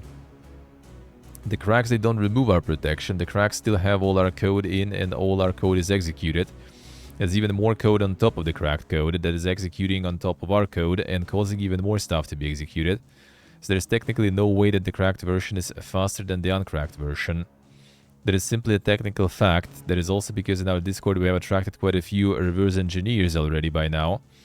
And they are even arguing against other players posting these comments. They're basically confirming what we are claiming here. Because what we've seen, there is really a lot of very good questions. Seen already a lot of people saying I was concerned and hesitant about the Nuvo, but thanks for this open communication, we appreciate it, stuff like that. This is exactly what we're looking for. I'm having honest, nice conversations with people, talking about what we all love, which is gaming.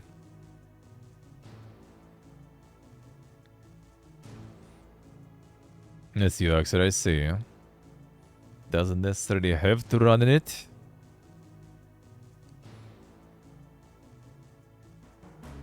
This is not some sort of bypass of like some sort of licensing. They actually can turn that code off.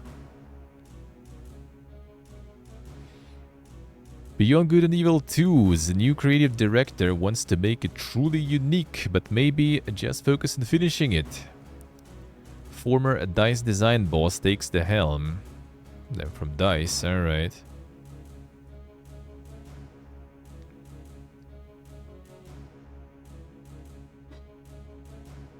Yes, the Oxford, I see.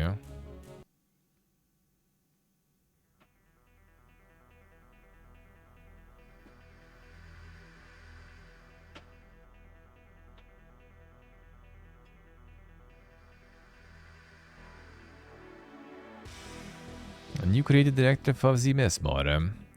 Ubisoft's vice president of global creative and the former head of design at Battlefield developers DICE. Battlefield 2 Beyond Good and Evil, alright. Z3 2017, holy shit man, that's been some time. That's been some time, man.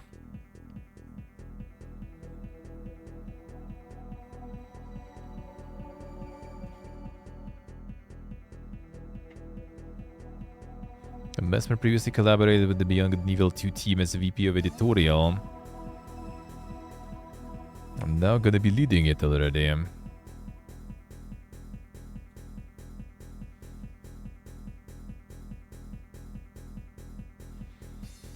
Yeah, we'll see on that one we'll go, man. How long more will that take already for them to develop at this point?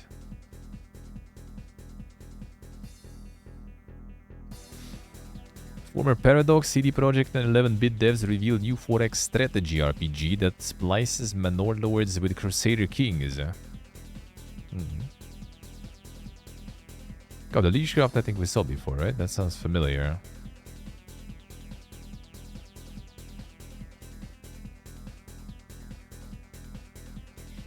Sounds familiar.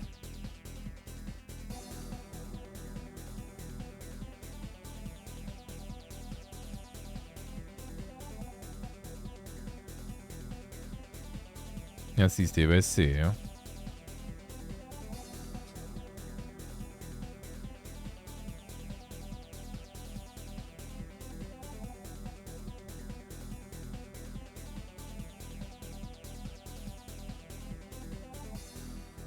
I see, actually, I see. So they do be actually removing it, alright.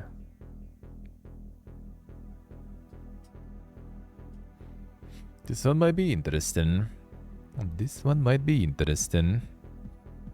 Oh, the official reveal just recently, man. It's like the name sounds familiar.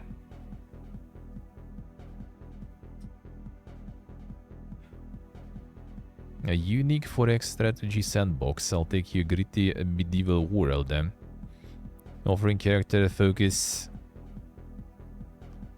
and immersion storytelling of RPGs wrapped in addictive one more turn experience. Ah, I see what I see, alright. That's where I saw it, I guess, then. On the historical medieval, I guess, yeah.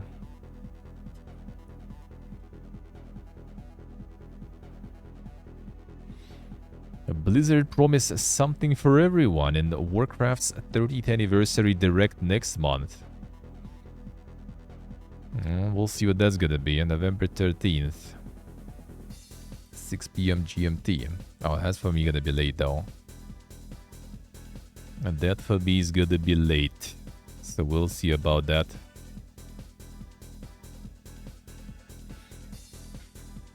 CCUSA. The Warcraft anniversary. I'll see. Maybe it will be something interesting there. Maybe. Maybe. That will be what? 6 PM GMT, European time is 7, right? So it'll be 11 my time. Alright, alright. We'll see. Maybe. Maybe. I need to get this server with no like frame drops, dude. This one's still dropping like so weird. Write it down actually here, not this server.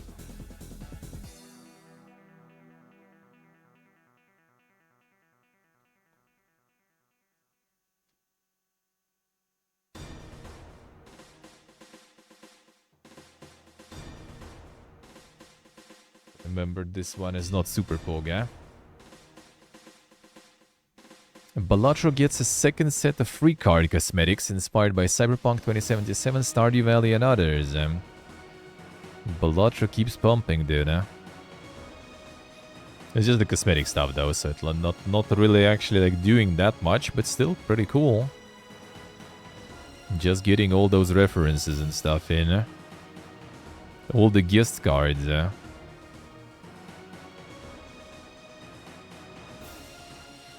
The Tales of Kenzera devs are making a gothic horror RPG beat-em-up where two characters fight over one body. The thing is, I thought they kinda out of like money whatsoever.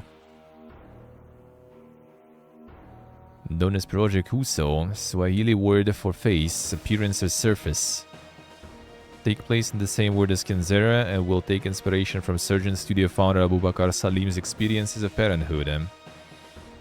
Providing that is, developers can find enough money to make it. Ah, there it is. As soon as my daughter was born, I knew that I wanted to cook. Damn, son. This idea stems from this question of who am I? Zhao was a question of who am I without a parent. This is essentially looking at who am I now as a parent. I really wanted to make this a very dark and visceral, a cross between an RPG and a beat-em-up power fantasy.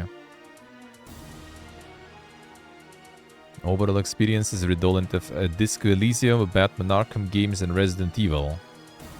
That's quite the mixture there, dude.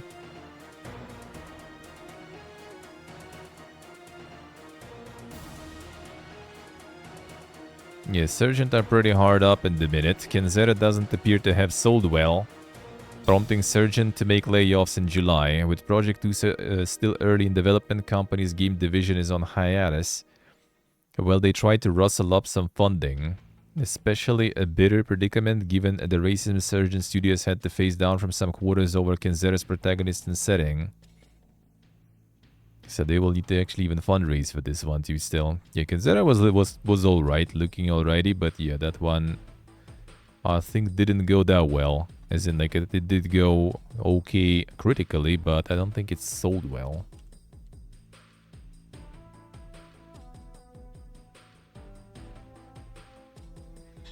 I mean, it kind of did. Somewhat kind of did, but I would also assume it had quite the budget they're going. Oh, with EA as a publisher also, and they probably kind of pumped there. And now EA is probably like taking whatever game earns in the end, you know, as a compensation for the investment that they did in development, and they basically just kind of have no funds whatsoever.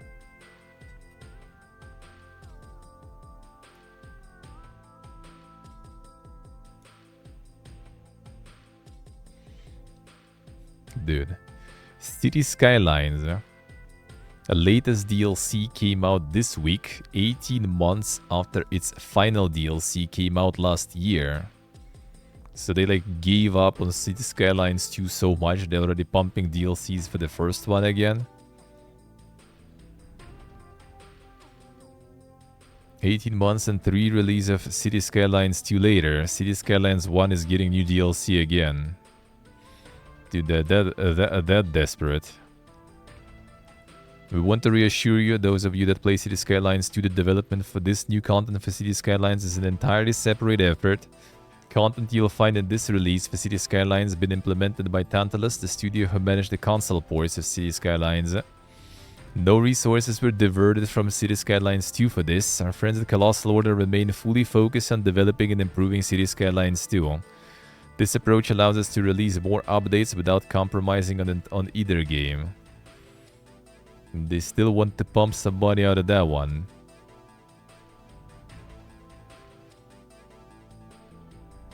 A paradox is being paradox, dude. Huh? The milkage shouldn't stop, man. Like, they tried to sell the DLC for the second game. People gave them shit, rightfully so, right? Because like the game is fucking broken and you try to still sell the DLCs, bro. Now they're like, aw, how do we sell DLCs now? Well, let's bring back the first game and sell DLCs for the first game then. That we still can do, right? Wayfinder officially launches today on the PC and PS5 after a year of early access. There it is. How did that go, actually?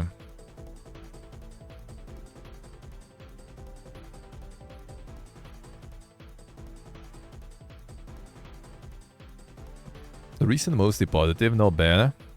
Actually very positive. Not too bad. And this still kind of deep in the mix though, somewhat, so will take some time, I guess. The window already glazing. I see you. I see you there.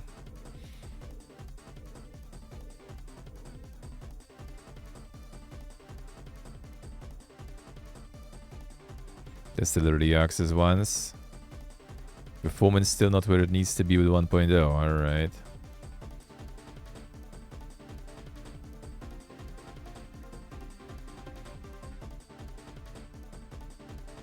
Atrocious performance also. Oof, I see how it is. Even worse on Steam Deck.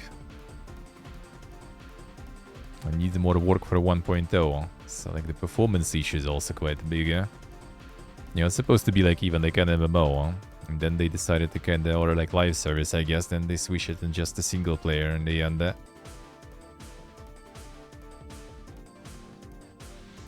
Hi-Res's Realm Royale Reforged and Divine Knockout will be sunsetting in February. Dude, these are still alive, like holy fuck. Modzheim Chicken is still around even.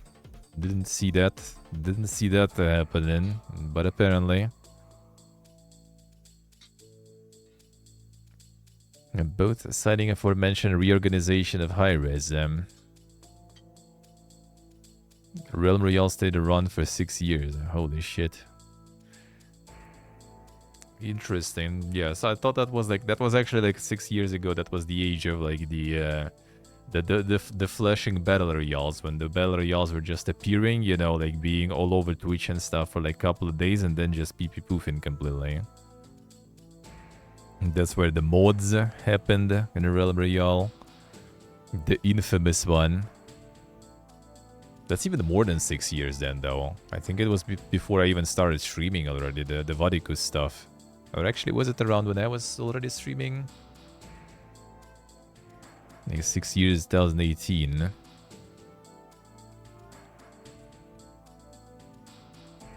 I mean, it could be, I guess. It could be around that time. Because, yeah, but Varicus I already met in 2019. When he already had his meme status there. Now, Atlas was also early when I was streaming. Varicus already was, I think, a meme back then, pretty much. So I think it's even more than 6 years then. Like, holy shit.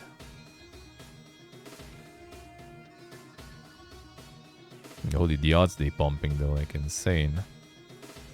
Albion Online players are not happy with new pay-to-win bundles that fast-track skill learning. Oh, damn, more pay-to-win in MMOs. There it is, man. New packs provide things like tradable cosmetics or mounts, premium account access, and gold. But the thing that's getting under most fans' skin is the inclusion of learning points, which can be used to fast-track advancement of a node on the game's destiny board progression tree. Learning point count offered a run between 1,000, 1,500 and 15,000 depending on which tier of pack is purchased. Well, the bundles range in price from $20 to $200. Packs will go on sale October 28th for Albion Asia and Albion Americas players. A reveal almost immediately raised complaints from players. A response to the packs as well, a question raised by players about them prompted SBI to put out a brief FAQ to clarify a few additional things. The packs are not being sold to Albion Europe players because they're meant to help new and returning players catch up. On Asia and America servers, the Europe servers are comparatively young, having just opened this April. They can be purchased only one time per character, and while things like gold and LP are character specific, cosmetics are account bound. It's just to catch up, bro. You wanna catch up and start playing our game? Well, like fork out $200 more, dude. And then easy. Ashes of Creation players spill the beans about pre-alpha testing as verbal and written NDAs lift. I think some people were streaming even, right? Anyone watched? How's the Ashes of Copium doing? I actually haven't seen much. Maybe I should go hunting for some info on that stuff. Maybe someone streaming actually. So now there is actual NDA lift on this one. Many impressions appear to be favorable, particularly in the case of the GameStab target combat model. At least a couple of players on Reddit who expressed disappointment that the stated hybrid model wasn't really functional. Bugs and stability issues are surprised at the speed with which the studio was issuing patches to address most problems. Bare bones crafting, reasonable visual polish, and at least a sound foundation. Few folks who expressed disappointment in the game's systems and missing visuals argue that the NDA should not have been lifted. Theorized that Ashes of Creation is between 2 years away from being complete. Still, other testers advise players should temper their expectations. Just the bones of what Intrepid has marketed the game to be. If you listen to Steven and not projected what you wanted the Ashes of Creation to be, then I think you will be pleased. Alright, we'll see, I guess. What's with the Ashes of Copium going? 33 Immortals delays early access into 2025 to address player feedback and stability problems. Game needs a little bit more time in the oven before it's ready. And the infamous game that Phil was playing. There it is. The only thing I remember about this one, really. Well, and concept, I guess, also. So this one's gonna be delayed.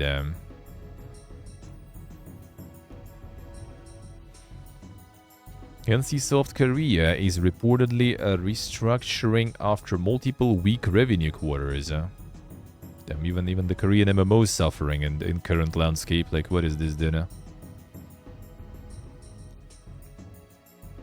Bad news for NCSoft.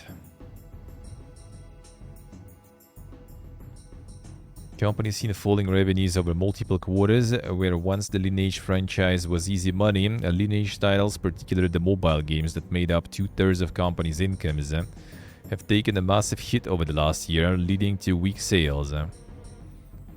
That's why they're pumping all this like mobile shit, same with Ragnarok, dude. Like all the mobile trash, 2/3 of company revenue. Like, dude, why making like the proper MMOs when all this like mobile slop is just constantly farming? You just like refresh it, like make a new app a little bit differently, and there we go, farm it again.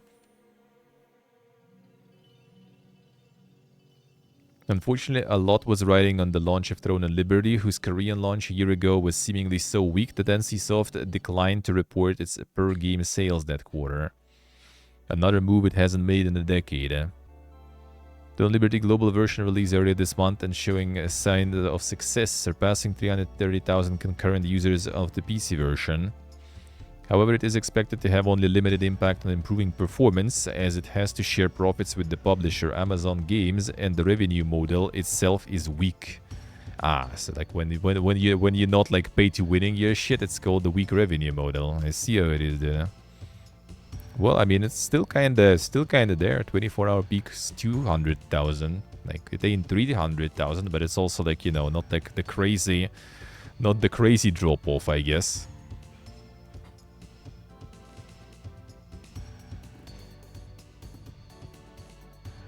Guild Wars 2 ongoing financial success and its plans for Guild Wars 3 as a silver lining.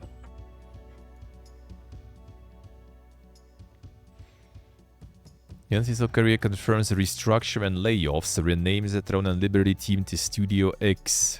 Oh, there it is. It's like not they just confirmed, I guess, instead of the rumors now. Financial performance continued to deteriorate, putting NCSoft at the risk of becoming a chronically loss-making company. Damn, the Chronicle ails, man. Continue developing new intellectual properties in the form of independent studios. Split into 4 divisions. Throne Liberty Studio X. Interesting. So now, like, I guess, like, if some team is, you know, fucking up or something, they just probably just like axing the whole team or something. So like, it's not like NCSoft, you know, splitting. It's just like this team closed and that's it. Rumor Nintendo is running a 10k player test for its secret Switch MMO. Damn, son. Recruited up to 10,000 potential testers for an online title of some sort. The test is underway. Game's website was data mined and leaked, revealing to the world that the Super Mario studio is putting some sort of sci-fi sandbox through its paces. According to the leaked details, the goal of this 2.2 gigabytes game... 2.2 gigabytes game, dude. MMO, by the way. Is to work with others to fully develop a massive, expansive planet by utilizing creativity and farmed resources.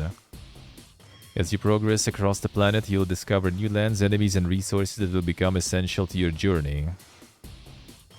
User-created content is the name of this game. Well, not literally, and is no doubt a big part of this test. This is the mass multiplayer functionality and gameplay on the company's servers.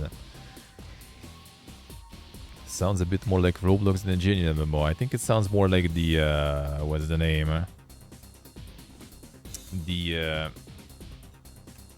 What was like the Animal Crossing of some sort, just with the planet and sci-fi instead of like, you know, the cute animals and stuff.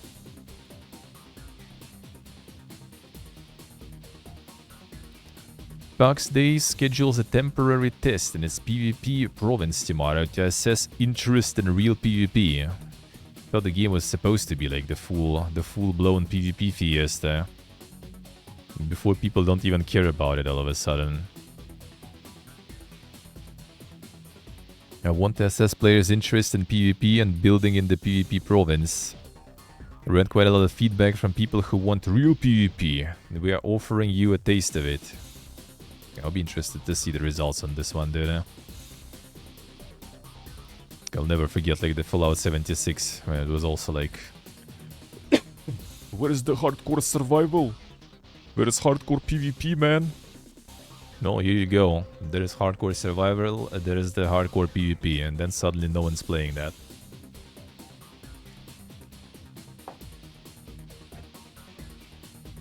It makes less interesting the USC. So now we know Dauntless Dev Phoenix Labs was bought out by a blockchain company last year. There it is, man. It was owned by Garena. Yeah, they have the Fae farm also. Oh, it's not out yet though. Leading to delay, alright.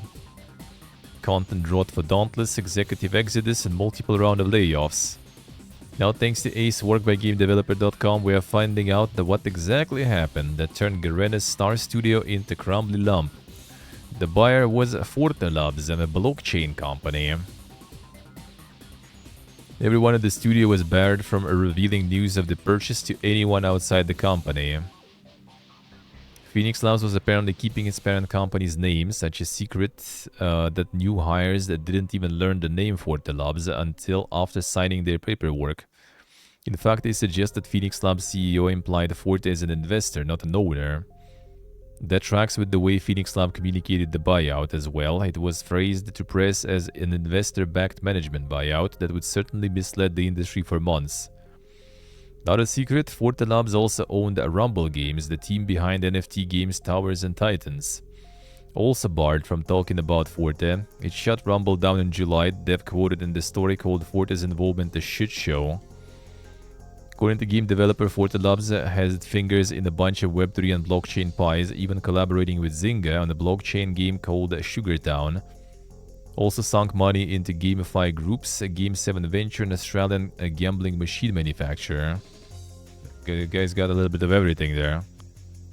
At Phoenix Labs, the GD sources claim Forte was hoping to position it as a market leader in an age of abundance thanks to blockchain. The workers say they were uncomfortable with hawking digital items with speculative value to children and teenagers. Even so, Forte was behind the decision to axe most of Phoenix Labs' in-development titles, including Project Dragon. Forte Labs did apparently respond to game developers' request for comment. The acquisition of Phoenix Lab was not announced, but I don't think there was a formal policy around disclosure.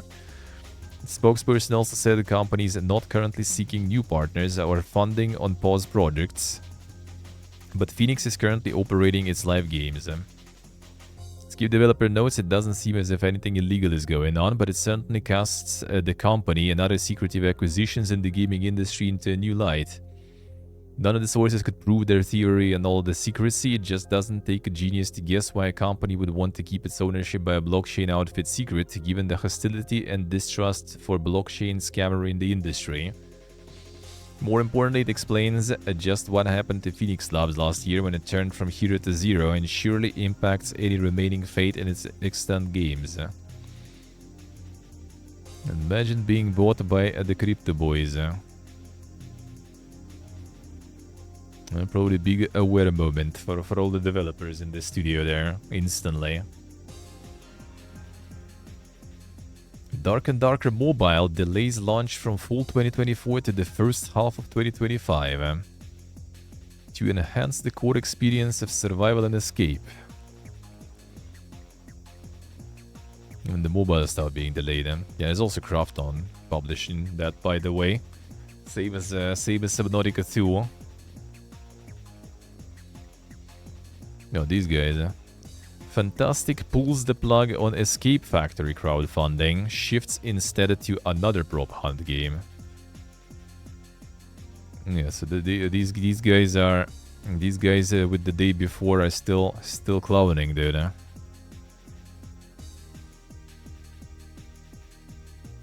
Crowdfunding drive for the day before developer Fantastic's obstacle course platformer Escape Factory was very likely never going to cross the finish line.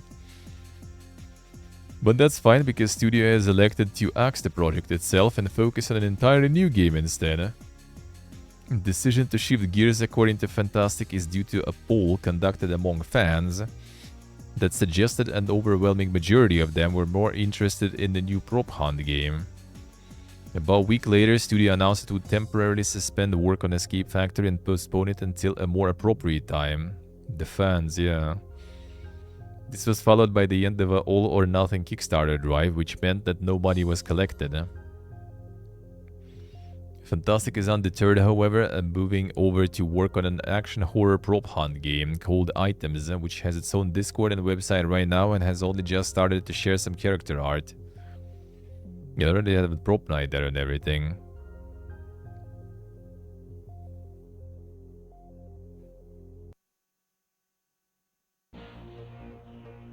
What will happen if Escape Factory Kickstarter does not reach its funding goal?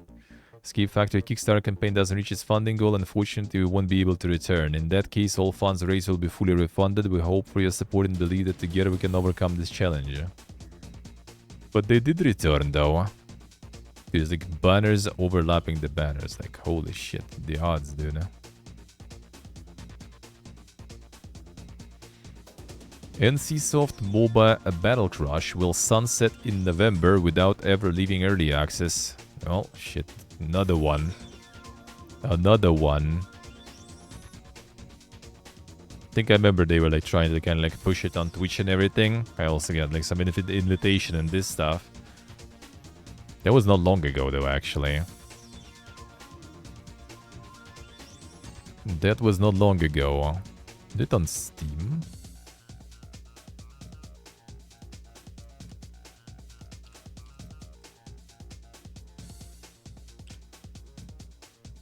A Bottle Crush, there it is.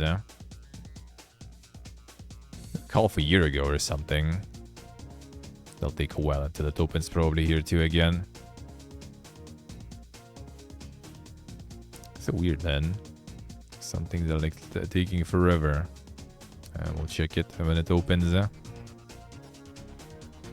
Population on Steam was always tiny. Well, we're about to find out, I guess.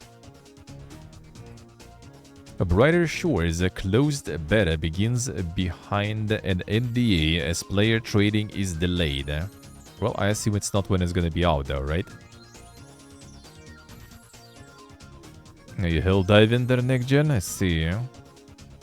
The bed one.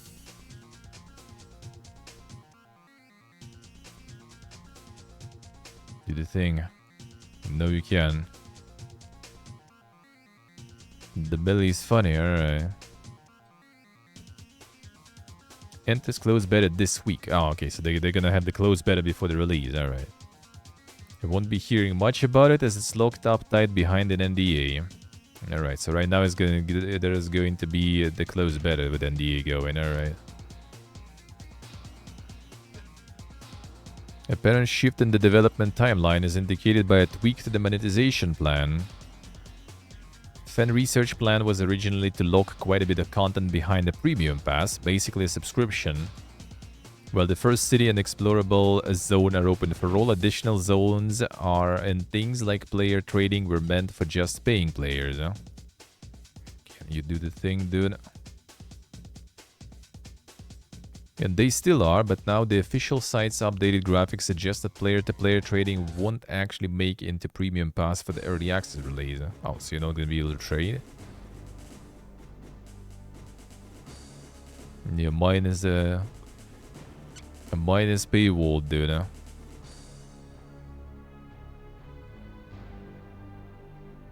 The unique character name. Unique character name is the one without the hashtag suffix. I see, alright. Cannot use unique name someone else has already taken. Can you reload already? Like, what is this? Mine is the most important area there, yeah.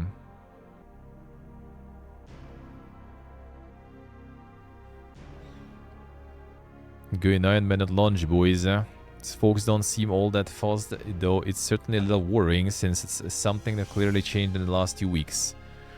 Then again, Gower has already said that he won't consider the game to have officially launched until it has PvP. And in fact, it will stay in early access until PvP is ready, so best to continue remembering that if you are planning to drop cash for a premium pass next month.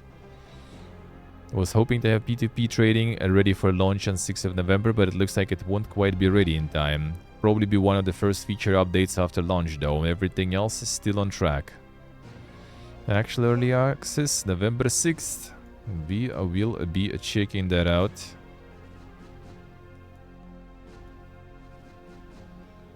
Fallout 76 previews its upcoming 4-person Gleaming Depths raid and playable ghouls. That the big one? Got 40 minutes? No.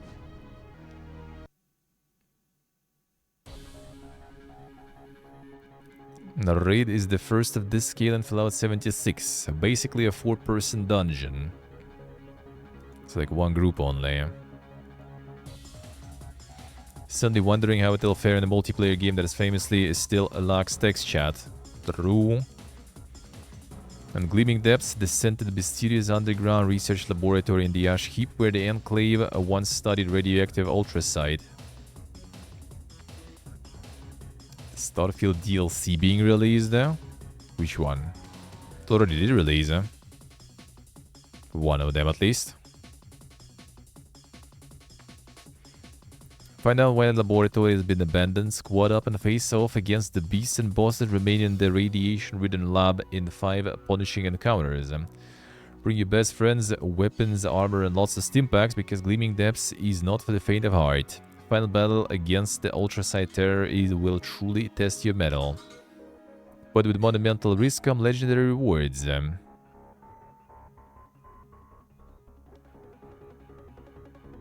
Part with Horse Armor DLC. Nah, on the story DLC and everything. It was already out. That one was already out. The story one.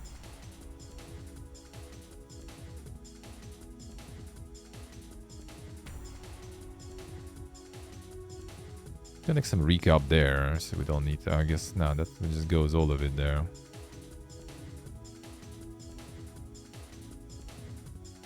So like the previews on the ghoul stuff there. No, they like the meme stuff go in there, right? I want like the content, not the Yuppet and stuff.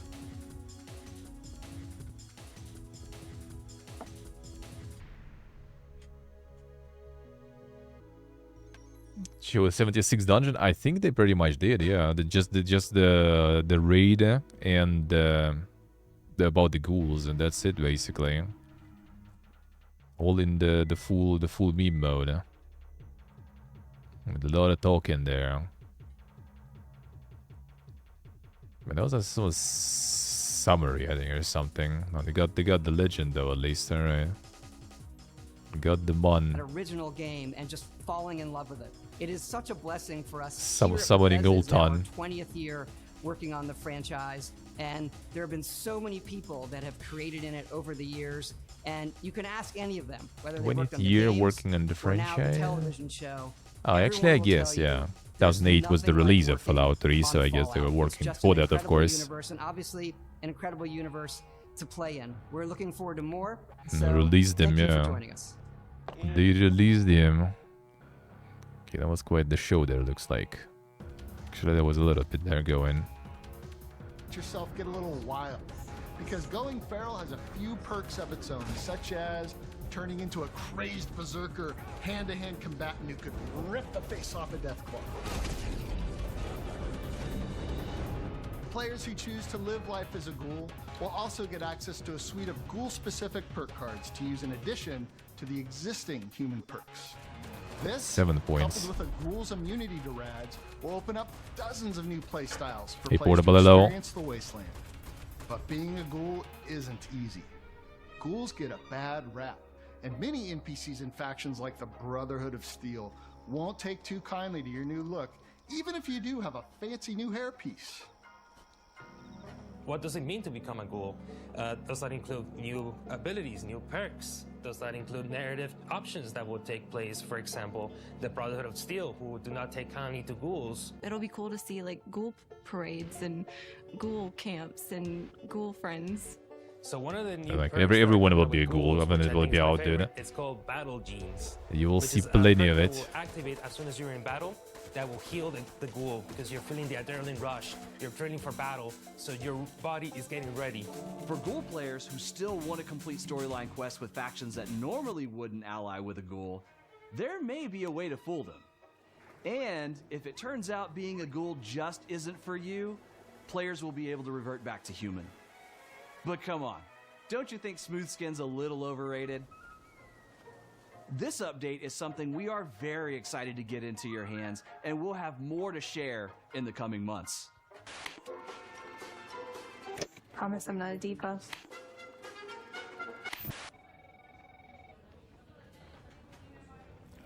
I think as an artist, I will always put myself in my art in one way or another, and that's something I really enjoy, making the ghoul characters.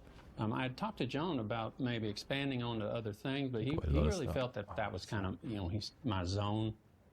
He said that that was a way for me to speak my truth through the art, so that's what I like to do. Well, before we say goodbye, we wanted to say Got the dog, and the important part.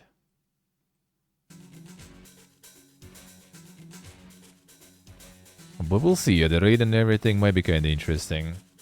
There were raids before, a long time ago. We did some. Back then even. But then the raids were just deleting characters whenever you were going into the instance area, so they turned them off. And they never returned. Well, there are some other types of contents that kind of remind of the raid, I guess. Now, this is supposedly the actual raid, so we'll see. I just see right now people are molding about some of the changes though on the test server. Like they nerfing the VODs, I think now. I guess want people to kind of, you know, do a little bit of the manual aiming more rather than just auto shooting and stuff. Keep the deletion feature, yeah. So we'll see what it's gonna be. For that I probably will return to check it out. For that I might return to check it out.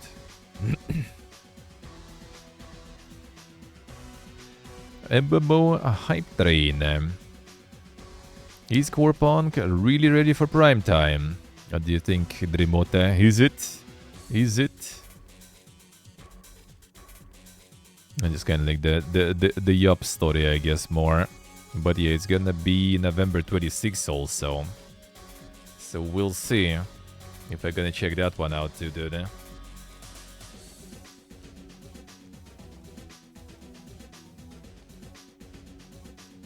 All the MMOs also in the same month and stuff as usual.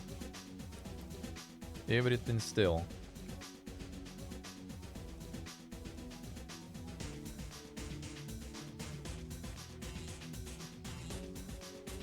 Let's see, everybody, I see. Something was around that time. Well, I mean, technically kind of Stalker, I guess.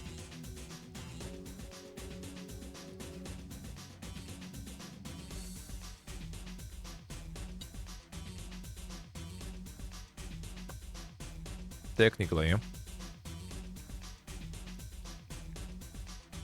Title isn't prepared for any sort of release and push it back to 2025, huh? Yeah, so it's kind of like still... All of this basically says that still a little too early probably to release it in early access. Alright. It might actually be delayed. But the Exile 2, I think that was kind of like 16th or something, no? Or like 18th. It also closed though.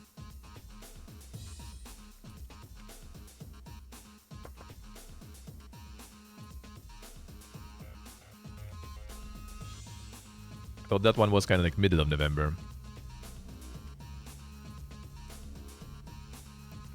Should MMORPGs be blocking election content from chat? That's actually funny because this part I also saw. The wild thread on Fallout 76 Reddit in which player claimed he was banned for posting a political message supporting specific set of candidates in the US presidential race on his own camp plot. Yeah, I saw that stuff there too. Like a whole molding there. Well, it might also be that, as usual, a person complaining about being banned for something might be just kind of hiding or omitting, a little bit of information there for what they actually got banned. Because I think people do a lot of all kinds of camps, and usually I don't think they get banned for that.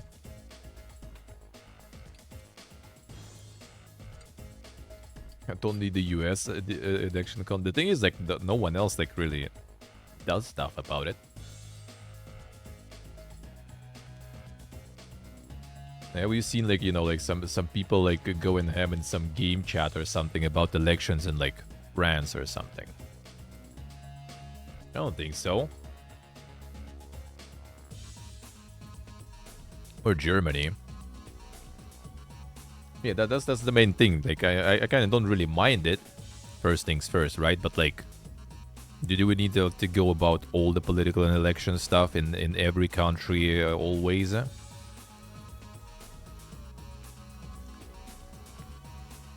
it's kind of like a little bit of defaultism, like that, like everyone should care about it, but like, not really.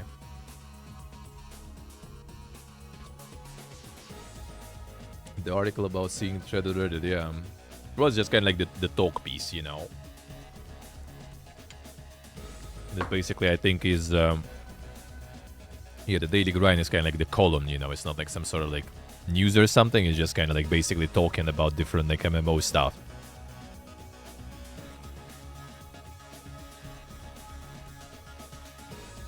And then they're kind of asking questions and stuff. Like, should MMOs be blocking that stuff? I do kind of think it should be, in my opinion. Because like all this political stuff and everything, it doesn't bring anything good. All it brings is just the shitfest. People arguing, people like talking shit to each other. You just get a lot of toxicity, a lot of things to moderate and everything, when you can just avoid it.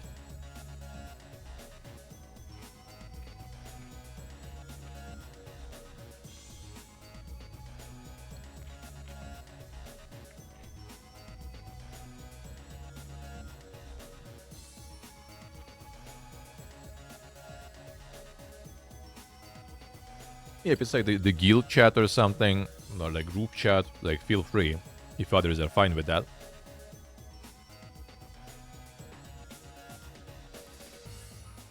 But in like the public chats and everything, I think it's fine to ban that shit. To be honest. Are you using Twitch for game stuff? I don't know, you get speaking in the ancient terminology,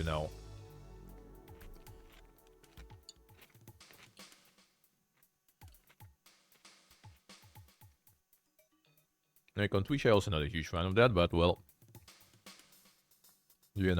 ain't content shaming.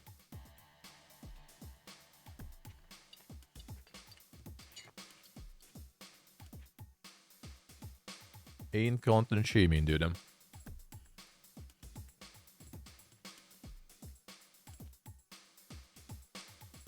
Yes, see, Steve, I see you.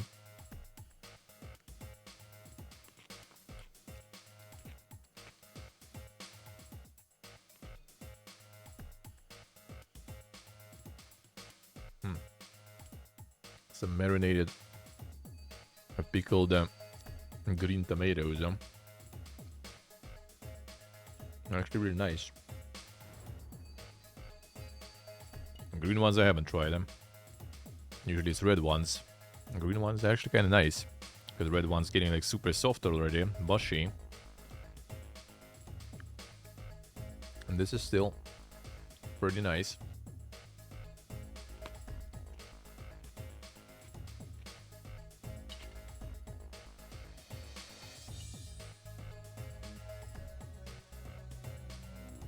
Yeah, portable. In this case, it could be.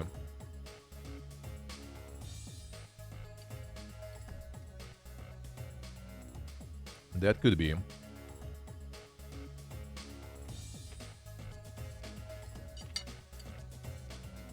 But I do think the public chats should have that stuff limited, to be honest.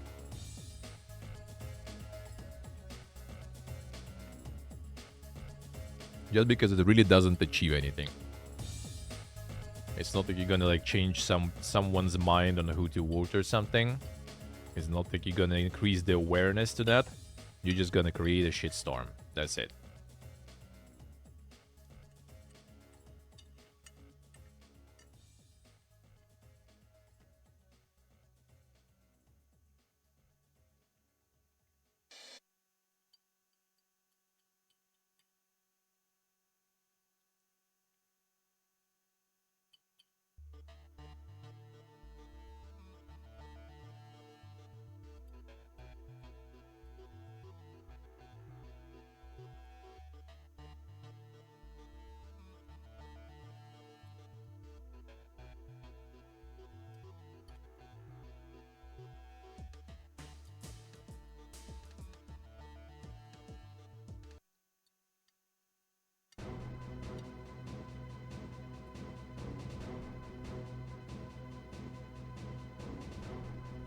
The moderation out of control.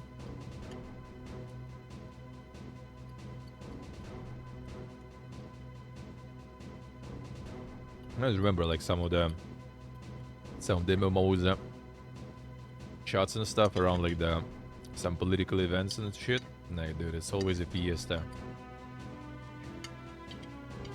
And it's literally just like arguing and shitting on things and on each other with absolutely no point.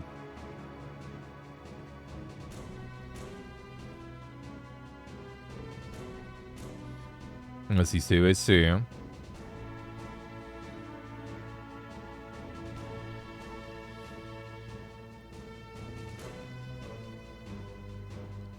The food and not banner. Oh, this is the instant noodles. This is the local instant noodles. Kinda like, not too bad. These are not too bad. We tried trying instant noodles everywhere. I think here I actually maybe will even do like the whole. Okay, sorry, I'm just gonna finish the food then while it's still hot. Because it's already 7 p.m. here. You know, I'm gonna eat the dinner. I'm gonna do a whole bunch of like instant noodle stuff going here probably. Because there's a lot of Korean instant noodles and stuff available.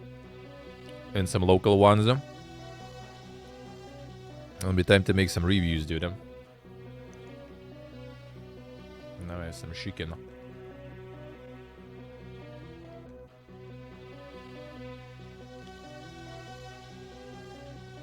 No, it's frames, Dave. It's frames. This server is no good. Like 2% drop.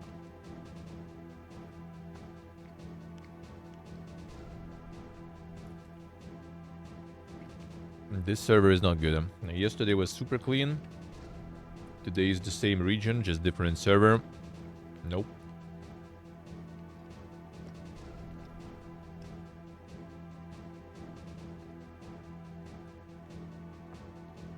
Yeah, sorry guys.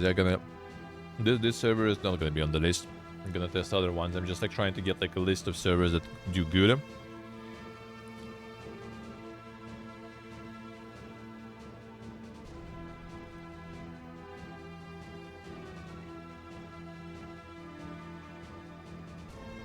So I want to get the list of the decent servers.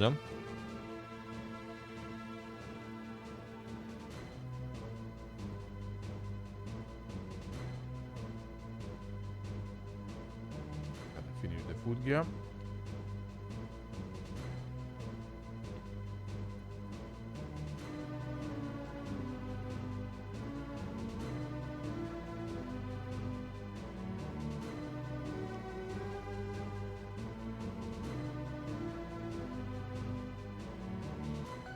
Oh yeah, like pumping odds like crazy here, holy. There's no, like no YouTube odds almost in Uzbekistan. Like I haven't got at all. Like in Georgia I did have a bunch. Mostly shitty mobile games and Final Fantasy 14. And here, nothing. But like these sites have like some crazy odds going, like holy shit.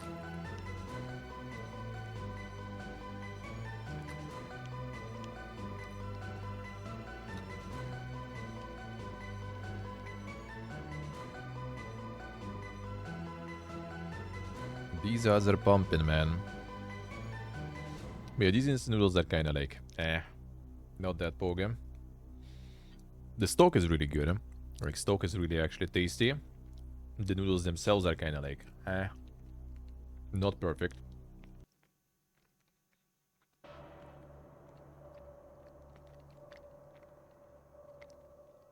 Got some Turkish instant noodles. Those are a little better.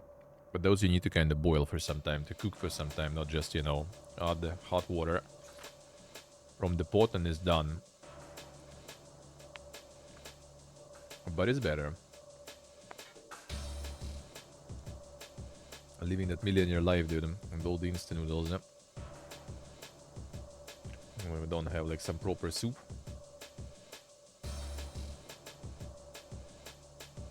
For lunch, it's time for the instant noodles, yeah.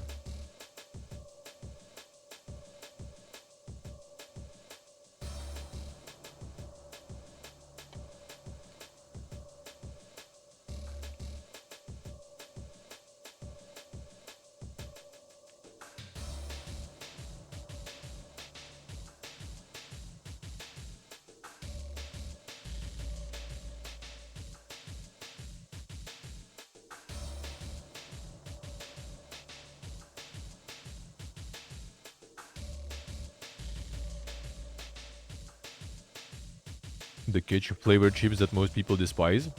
Ketchup flavored chips are alright. Depends on the brand. I like Cheetos with ketchup, for example.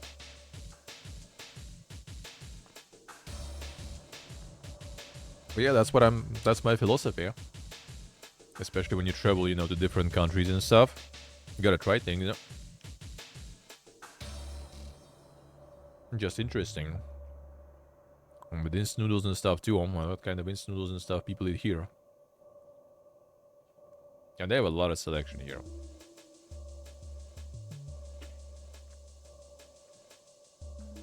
And since Korean culture is also really strong due to Soviet Union fuckery, they have a lot of like Korean noodles here too that you can get no problems. So that's gonna be increasing the amount of things to try.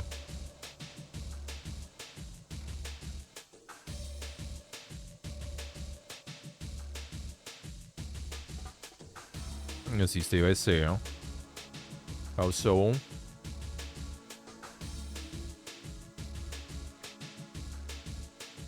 Avoid eyes. Once offered cow eyes. I ate cow eyes.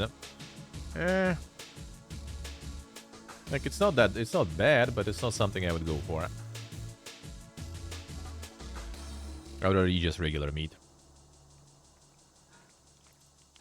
The cow eyes that I ate, that was the whole cooked cow's head with everything. They did kind of feel just like, you know, you eat some sort of like really, really fatty, like, meat. Like, kind of like a chunk of fat, you know, sort of, you're eating in a way. Chewing. Taste is alright, but the texture is kind of weird. I wouldn't go for it again.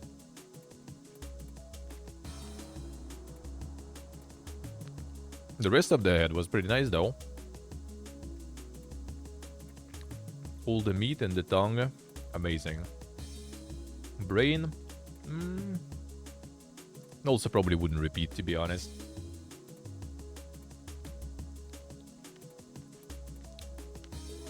I ended up like eating it all of the brain alone, pretty much, because I didn't want, you know, food to go to waste, and no one else really wanted to eat it. So we took leftovers home, and for a few days I was just finishing that off.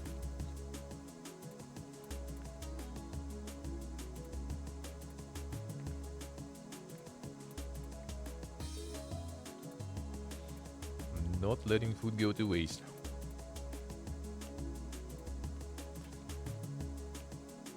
Yeah, 1 sec, just gonna chicken.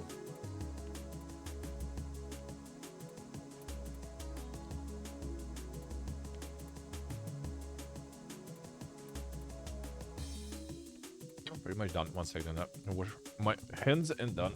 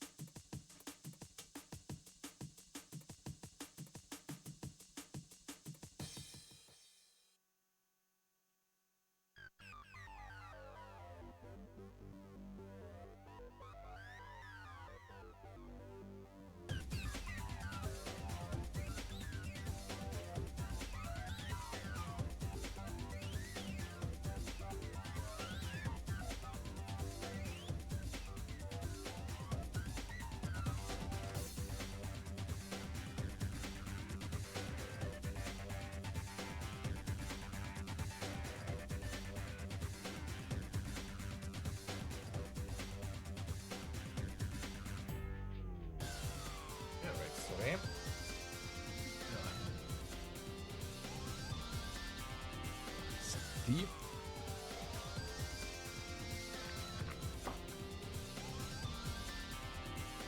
Ooh, right, Cantinho.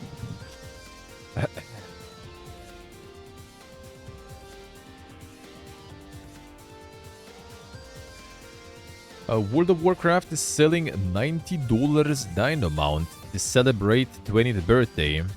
Oh, what a celebration, man. Celebrating birthday. Send us money, boys. Let's go.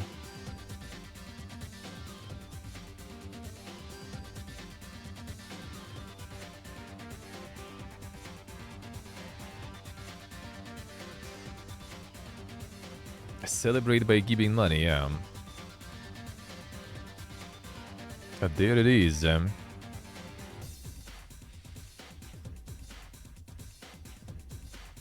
Now, ridden as many bats, griffins, wyverns, hippogriffs you could possibly want. That's enough of those, you say. If that's the case, World of Warcraft's 30th anniversary mount bundle is not for you. But if you'd like new selection of all 4 mounts, well, here's a bundle of 4 such mounts for $30. Why that says 4 mounts when it lists 8 mounts, but it's clearly 4 mounts in the retail game and 4 mounts in World of Warcraft Classic that are identical to the retail version. But at least you can ride them in whichever version of the game you want. These mounts aren't the only new addition to that Blizzard is making for the 20th anniversary. Studio also added the Trader's Gilded Brutosaur mount, a long-necked dino that includes a mail and auction house functionality baked in. Yeah, and it's $90. So it was basically kind of like the mega convenience thing here, right? Since you can access mail and auction house just with the mount instead of like going somewhere, right? And that sounds like quite, you know, quite the thing to put behind the paywall, really.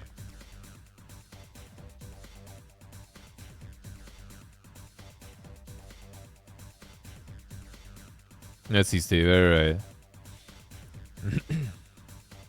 Yeah, I think that one I remember already something like that. Like there was already one with NPCs.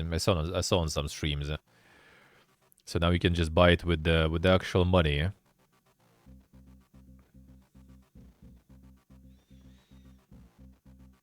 Forget you can invest into your new Gilded Age with the World of Warcraft tokens. Yeah, apparently like all the tokens are kind of like gone now. I think because of that.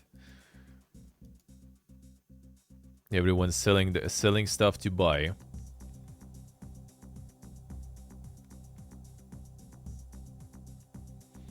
Gold converted to money 450 back then, holy. But it actually intensifies dropping the frame. Like, dude, come on, just a little longer. Let me wrap it up. The server is not returning. I will need different ones. Fucking A, dude.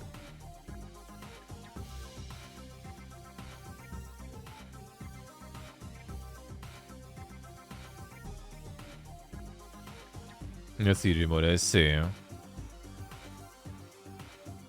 Selling tokens also, I see, alright. What a time to be alive, man. Guild Wars 2 theme, the digital collection card game, is called Alliance Arc Guild Wars Arena, and it's coming to Steam. There it is, man. Alliance Arc Guild Wars Arena. Happened only today. I already arrived there. SteamDB, oh man, it's gonna be SteamDB also, like logging his shit there. Okay, I guess we try the actual Steam client there, even though he's logging.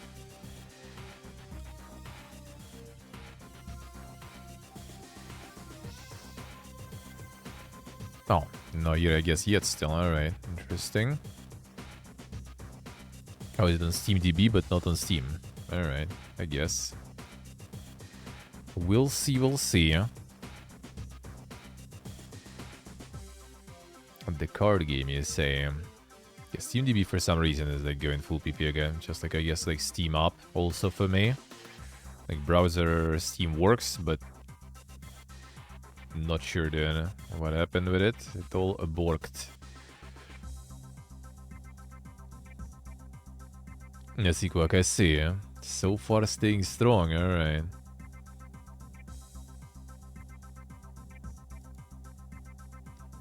Trine Studio Frozen Byte is still working on 2021 sci-fi sandbox Starbase.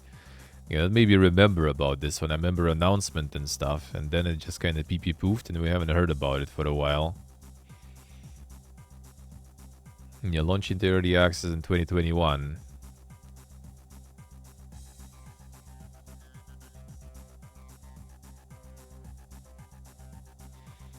Yes, I see. Starbase. How's that going even?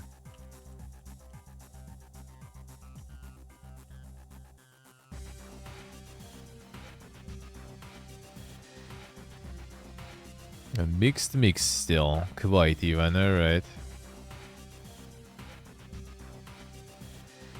A test universe update. Alright, they do things. They do things. State of the game. Starbase launches into early access in the clear alpha stage. Alright. And I guess people are not very happy with that.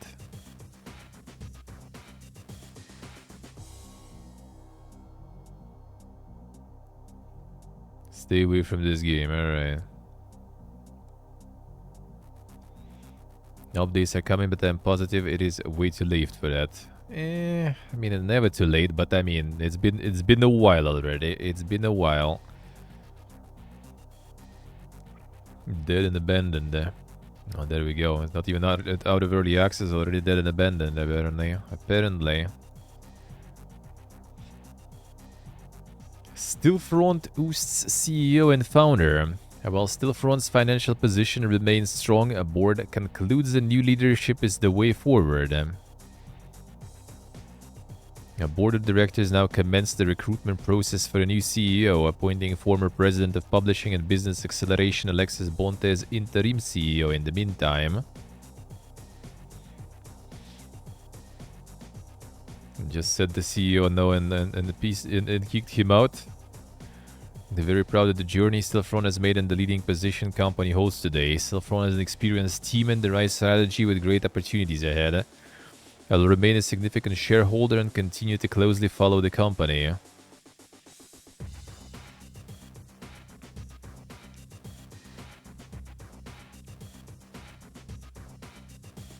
Latest Stillfront's announcement in September 2024, which presented a new group management structure with operations divided into 3 business areas aimed at enhancing organic growth, profitability, and transparency. There's some Amiga Corpus stuff going on there.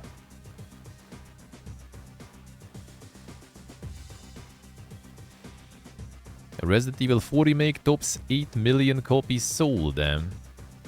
Capcom thanks players from the bottom of our hearts. I should thank Ella personally for influencing people with his insane runs there. Making them sales. 8 million units already.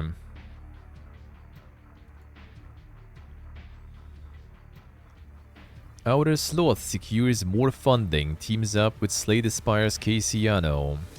Yano and another anonymous indie friend will review pitches funding whatever stands out to them.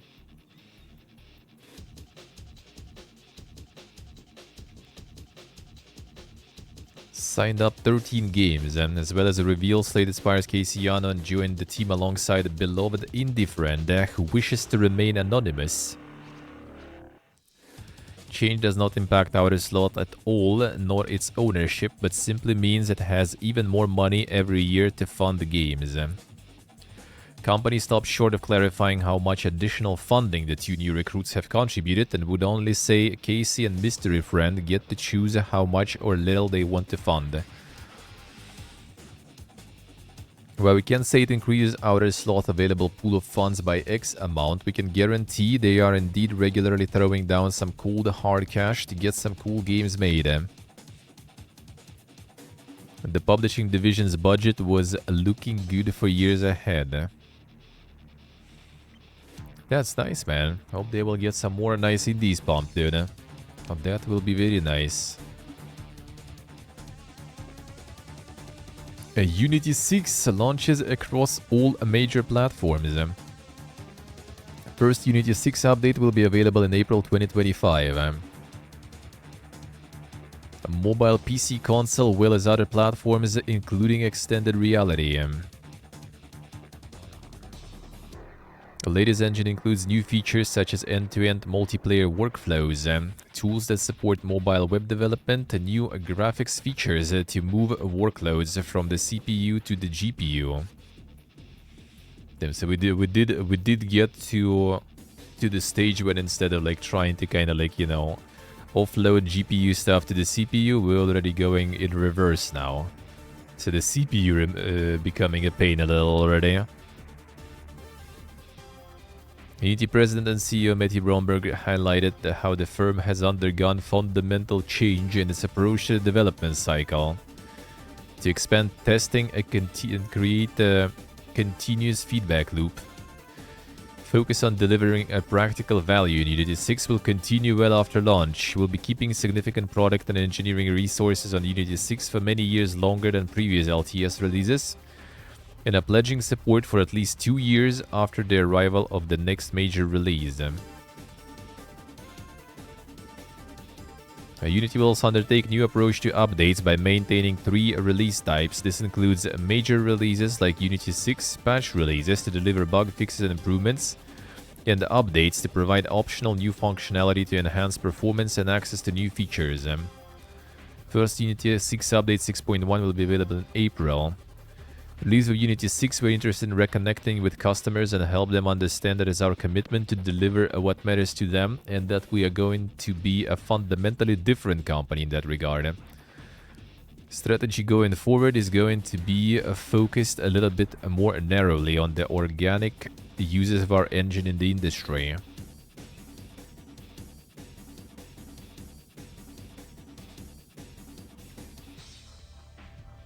Ubisoft Milan joins Ubisoft France strike over return to office.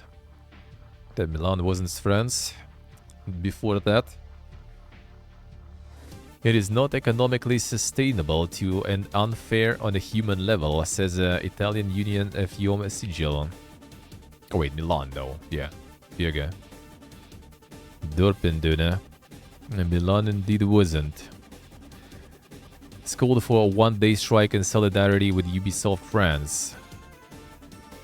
A very cursey U4 message, yeah. I already like cooked, dude. That was like Milan, France. The same.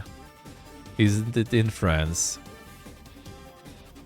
Unthinkable that a young person who lives in another region, or in any case far from our territory, could spend 3 days a week in Milan, turning their existence upside down, is not economically sustainable and unfair on a human level. Several Ubisoft Milan employees are set to leave the studio as a result. Also noted, the source said some were leaving to join former creative director Davide Saliani's new studio day for night. consequence of this decision will be the loss of our colleagues' jobs, disorganization of many game projects, and the drastic increase in psychological risk for those who remain. Still so hard to just keep that work from home going, dude. Come on. Keywords acquires Halo co-developer Certain Affinity. Studio founded by ex-Bungie devs adds 180 staff to Keywords development empire. Studio founded in 2006 by a group of former Bungie staff and specialized in co-development on AAA games. Projects it has worked on include Hogwarts Legacy and Gotham Knights, that's not the best thing in portfolio I guess, as well as multiple titles in the Call of Duty and Halo franchises, including Halo Infinite. That's also not something to brag about, I guess. Continue to be led by its management team, including founder and CEO Max Hoberman and president and COO Paul Sams. The pair currently oversee a workforce of 180 people across US and Canada. In this most difficult time in the market, we're thrilled to be able to provide stability and supportive home for our team. Our respect for our talent and culture that Keywords has shown, along with the willingness to invest in our growth, is unparalleled. Get the Gotham Knights in your backlog, damn it's there. You actually will. Insane. What a day it will be. Farming Simulator join us, damn, the insane odds here now. Warhammer Space Marine 2 sells 4.5 million copies. Now that's not bad. That's good stuff. That's some good stuff. I was on Humble Monthly. Ah, I see. So you already got that. Did do better than Suicide Squad, I guess.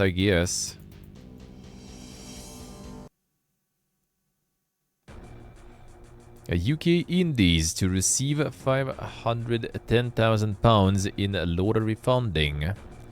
Investment will support 4 projects focused on creating tools and datasets for use in the wider industry.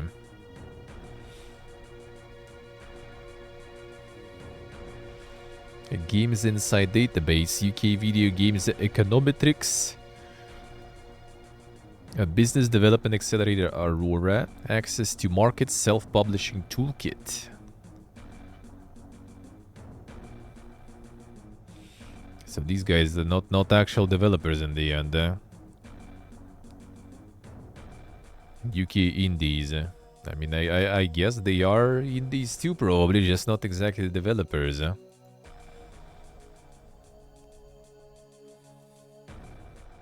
Tales of Kenzerezao dev Surgeon Studios puts entire games team on hiatus due to lack of funding. Yeah, that's the one. Seek partner for next prototype. That's what we read earlier today. Already have the new game going, but like no money whatsoever. Amazon's God of War TV series reportedly loses showrunner, will start from scratch. Star Trek and Outlander's Ronald D. Moore replaces Rafa Judkins as a showrunner. Already like losing all the budgets and stuff on shows and movies now too. Starting from scratch and everything too. What an interesting time to be, man. Sega sues Memento Mori developer over alleged patent infringements. Japanese publisher claims Bank of Innovation's mobile games infringe on 5 patents. Which ones are that? A Japanese news site Otaku Research Institute. What a site there. Reported publishers seeking 1 billion yen in damages, and as well as an injunction against Memento Mori and related content. The Bank of Innovation said it does not believe titles infringe on Sega's rights and will defend itself from this litigation. One of the 5 patents in question concerns a specific system for fusing character cards of the same kind in collection games. That sounds like a pretty common thing, dude.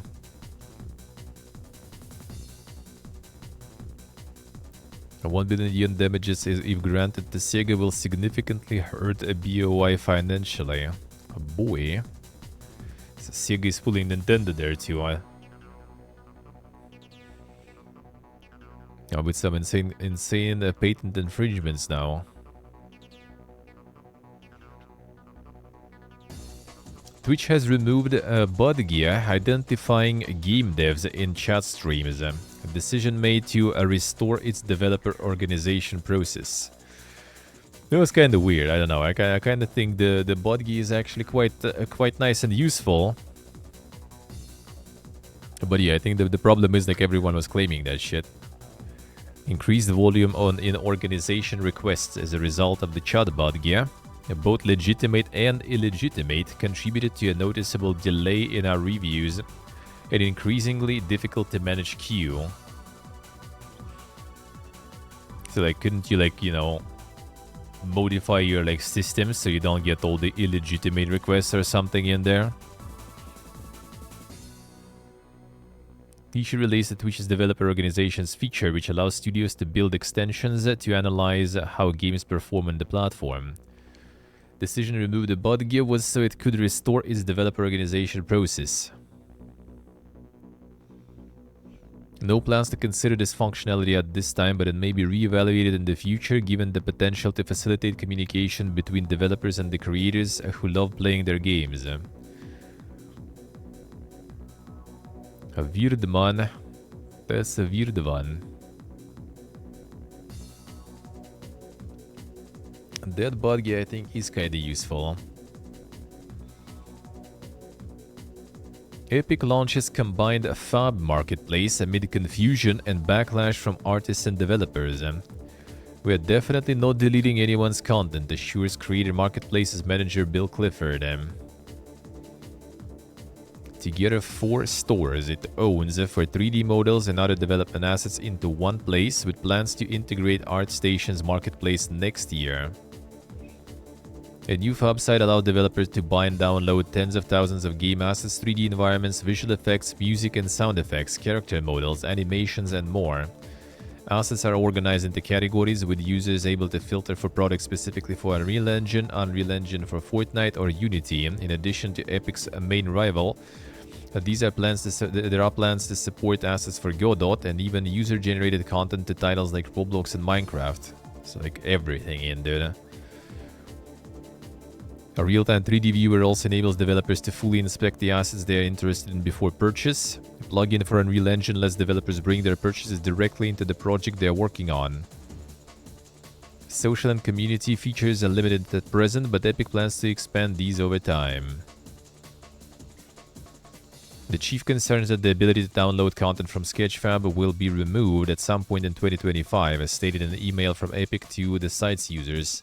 The platform become an essential resource for artists as well as museums and universities to share and host digital collections of 3D models. The fear is that this content will eventually be removed if it's not migrated to Fab, but Epic tells that this will not be the case. While Sketchfab's store is moving over, the bulk of the website itself will remain untouched. Not deleting anyone's content if it's not ours to delete. Made clear in our communications, nothing is going to change on Sketchfab today outside of the store. All the utilities that Sketchfab delivers in terms of being really one of the few places where you can upload, view, and share 3D models on the web, either publicly or privately, that is not going anywhere anytime soon. In fact, we want to invest a lot in that capability. We'll see. I'm gonna claim the free assets and everything, dude. Gonna get that.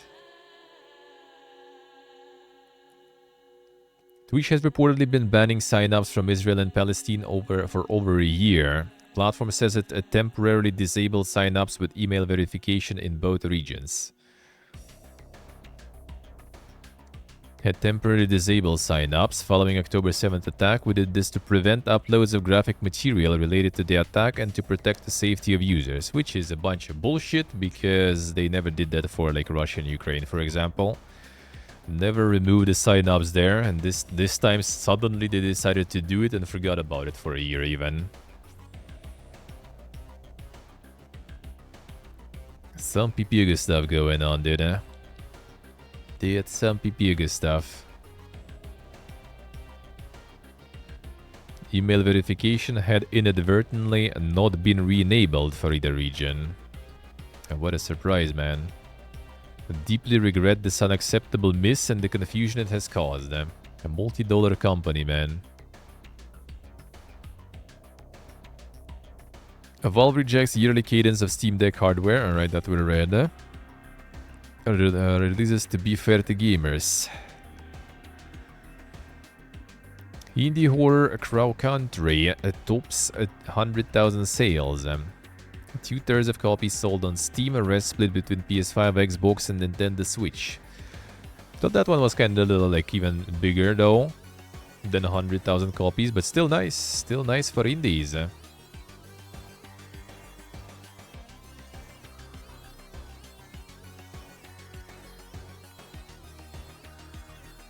Didn't that for Russia-Ukraine situation is not really valid? Well, I mean, I guess that is true. But still, kind of like, I mean, the situation may be not exactly the same, but the concern of, you know, preventing a bunch of content dropping is the same. Because I remember there were even like changes to rules, because I remember like on, you know, like the very beginning in 2022, there was like a shitload of streams and everything going. And they started banning everything and removing everything, so like it would be kind of logical, I guess, to remove it then too. But it is bullshit. It is bullshit.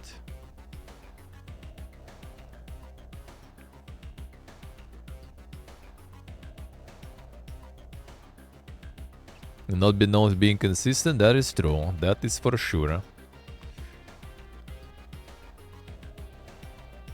I mean, they still even taking the monies, you know, from Russia. They never send them there though, but they are gladly taking them from there, you know, no problemos, dude. Sanctions who? They still take that money gladly, and they're just not gonna send you anything. Inflection Games, the UK division, is reportedly closing down. It is thought that Affliction's audio team and others in the UK have been impacted. Yeah, that one, the Nightingale rehashing didn't go that well in the end. UK subsidiary of Inflection Games is closing, and with it the roles of the audio team based here in the UK as well as others in the UK are affected. Yet to formally acknowledge the cuts, and the number of developers impacted by the layoffs remains unknown. I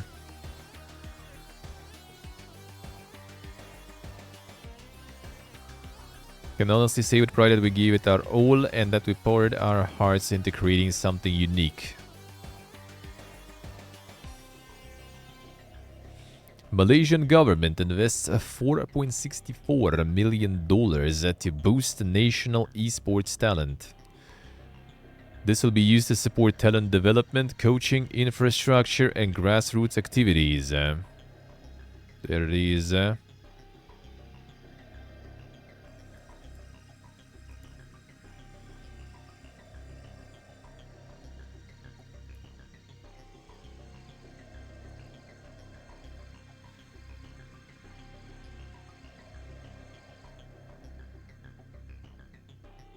Gonna be in the governmental budget and stuff even too. Development of all sports, 53.3 for all sports and 4.6 million earmarked especially for the esports scene. Fund will also support development of a national esports center, which will host national and international events and host its own production facilities. Insane. Still trying to prop up the esports. Yeah, like I don't like some esports is huge though, for sure. Like some like, you know, like League for example and everything, like some of those are still pretty massive. Like the sponsors are big there and everything. But a lot of esports like outside of like, you know, a few like very prominent games and stuff like League, Valorant, CS, Dota. What else would be there? Like I'm not even sure about the Call of Duty because like Activision and Blizzard also with their like weird like system of like not how it's called, where they basically kind of like sell spots to, you know, partake in the competitions and everything. That's just kind of fucking weird, man. It's like such a kind of feel like such a forced thing that yeah, not so sure if it's that effective. It was funny, like I saw somewhere the meme, I don't remember. There was like some team, I don't remember which team, some esports team basically, right? They took photo with Beckham, with footballer, right? And they for that photo, for him to promote this esports team, they paid him $23 million. Now fast forward, I don't remember how much exactly, like 5-10 years or something, and the whole team, the whole esports team, right, the whole brand, the whole company is sold for $100,000. So like a few years ago, they like paid for fucking advertising their shit 23 million, and now like the whole, you know, the whole endeavor costs 100,000 basically.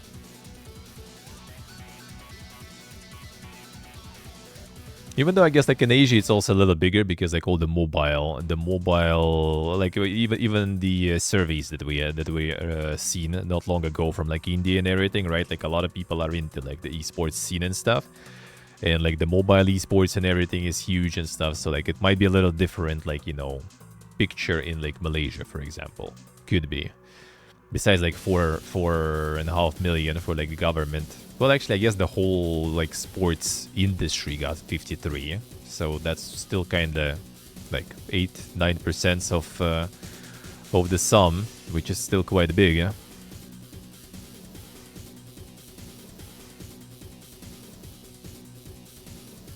A Bungie creative team moves to PlayStation. Bungie Creative Studios will assist on live service titles. Huh? They're not giving up, man. They still want more live service. Team will build a foundation for a creative team within PlayStation. Opportunity to share our experience working on Bungie titles with other studios that are building live service games is so exciting. Finally gonna fix Concord. Well, they actually like work on Concord though. Like fucking SteamDB is not opening though, but yeah, they be updating Concord. So we will see what they're gonna roll out with that one. But they actually do be updating it. A live service is hard and comes with a unique set of challenges, so with PlayStation and Bungie working together, we will be able to give a huge jump start on development of new games as they enter the competitive market. Oof. They're not giving up, dude. They're not giving up on this shit still. Like, come on, man. Thought you were better than that.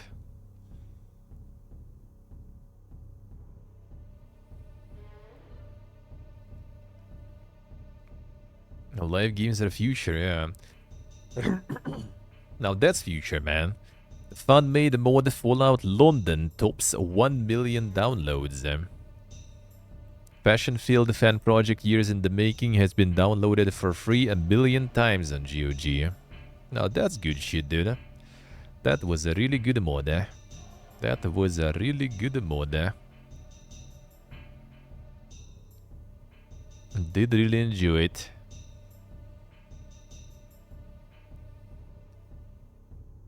True, quite true. SAG After says more than 120 games from 49 companies have signed agreements. Had over 120 contracts signed and there is no sign of slowing down. It's about the AI, yeah, foundational AI protections. So they be signing agreements about the use of AI. That is good. 120 games. Sign the union stuff. Probably, Rev, probably, yeah. Arma 2 sells over 47 million units in 15 years. Bohemia Interactive thanks Steam for connecting developers with players worldwide. 47 million units Arma 2, dude. Like that I didn't expect. Yeah, sure, Arma. I mean, it's mostly probably because of the modern viewers, right? All the like the original Battle Royale, yeah, because of the DayZ, all the life modes. I assume. That's that's the power of the modern scene, and that's why yeah the Mr. Todd is not gonna be changing their engines and everything because mods fucking sell, dude. Huh? I think you ever saw the Vanilla Arma 2? True. I mean, Battle Royale and everything also was created in that time. So yeah. It was probably mostly the mods.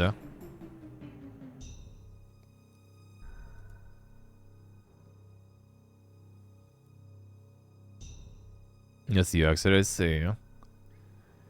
A key Austrian court finds that FIFA Ultimate Team Packs are not gambling. Damn, son, there we go again. EA wins key case with the country's higher regional court. Shaking my SMH. Losing it, we're losing the fight.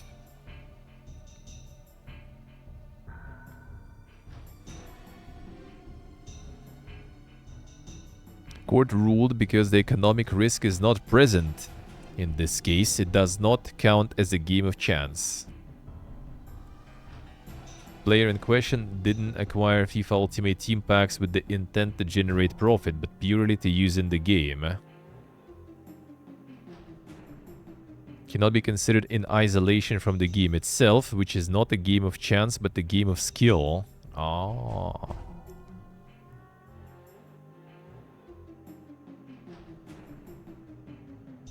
Follows inconsistent outcomes around loot boxes cases in Austria, amongst the lower courts. Biggest court yet to rule on the matter in Austria, which EA believes is direction setting. No, of course they fucking happy, and they can milk that shit again now. Pulling the lever is skill, yeah.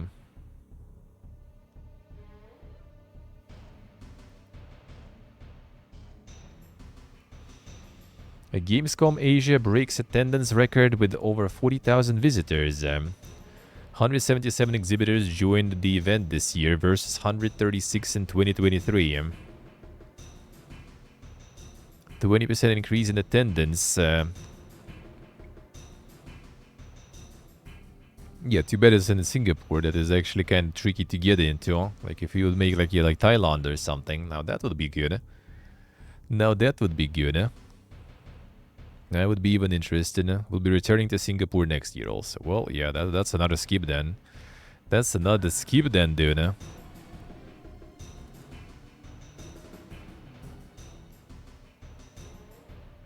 No, apparently not the first one. Apparently not the first one. I guess Latin America maybe was the first one. Pubsy Mesmar becomes creative director for Beyond Good and Evil 2. So that one.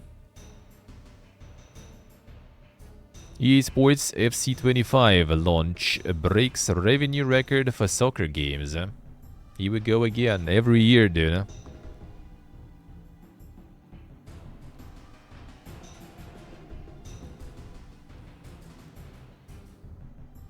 There it is.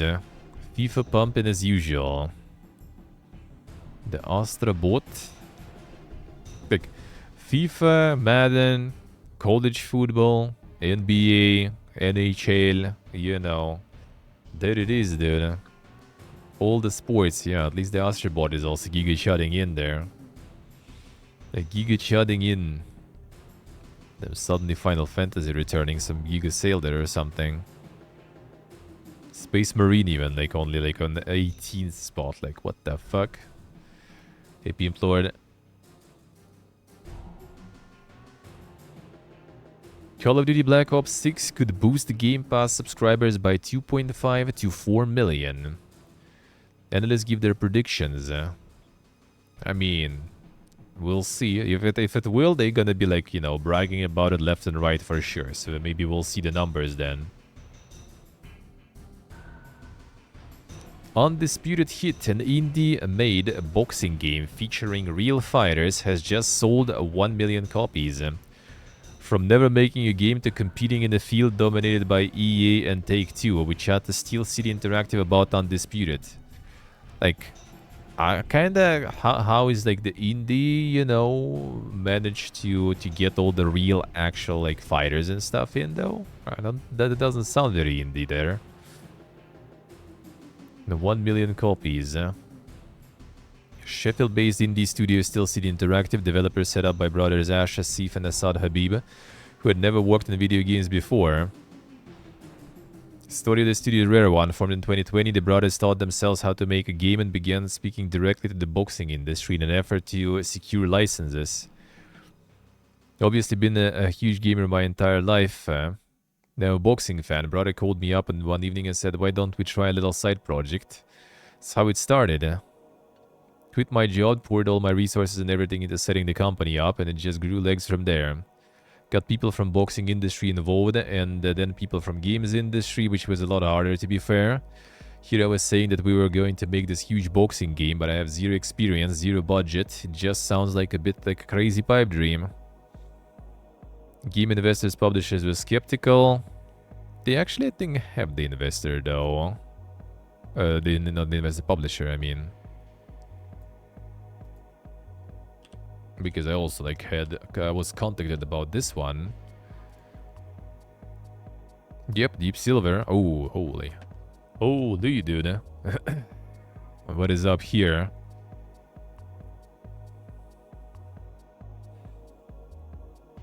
Don't waste your money. 782 hours. Holy shit, dude. It went from being frustrating but with potential to an all-out abysmal game. Alright. Whoever greenlit this game to be released should be fired.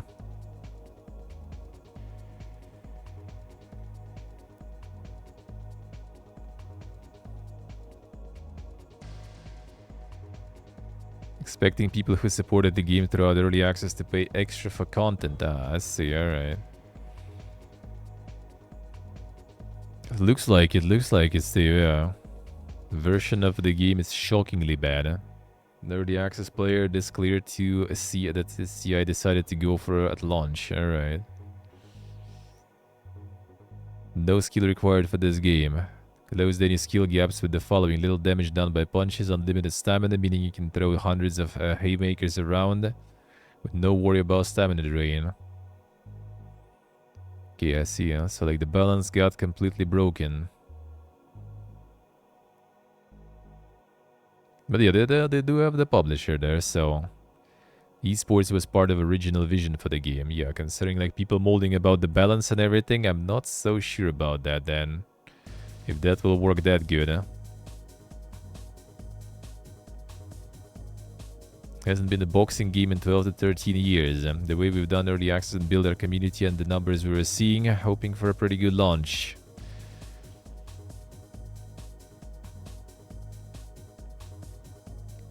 Grow much beyond 75 people who work there now. Damn, son.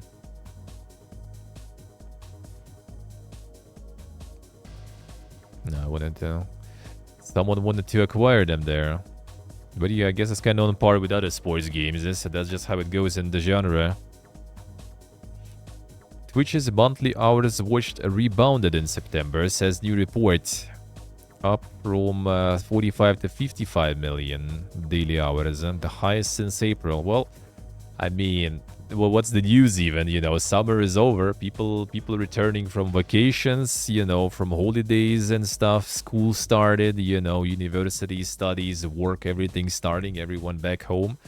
And it's now going to be growing now also into the, you know, the holiday season and stuff. And then after winter, it again going to start dropping. That's just kind of like the way it goes, man. Just the way it goes.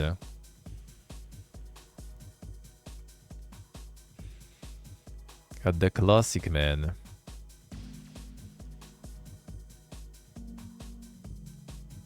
EA Sports FC 25 tops overall revenue charts for September.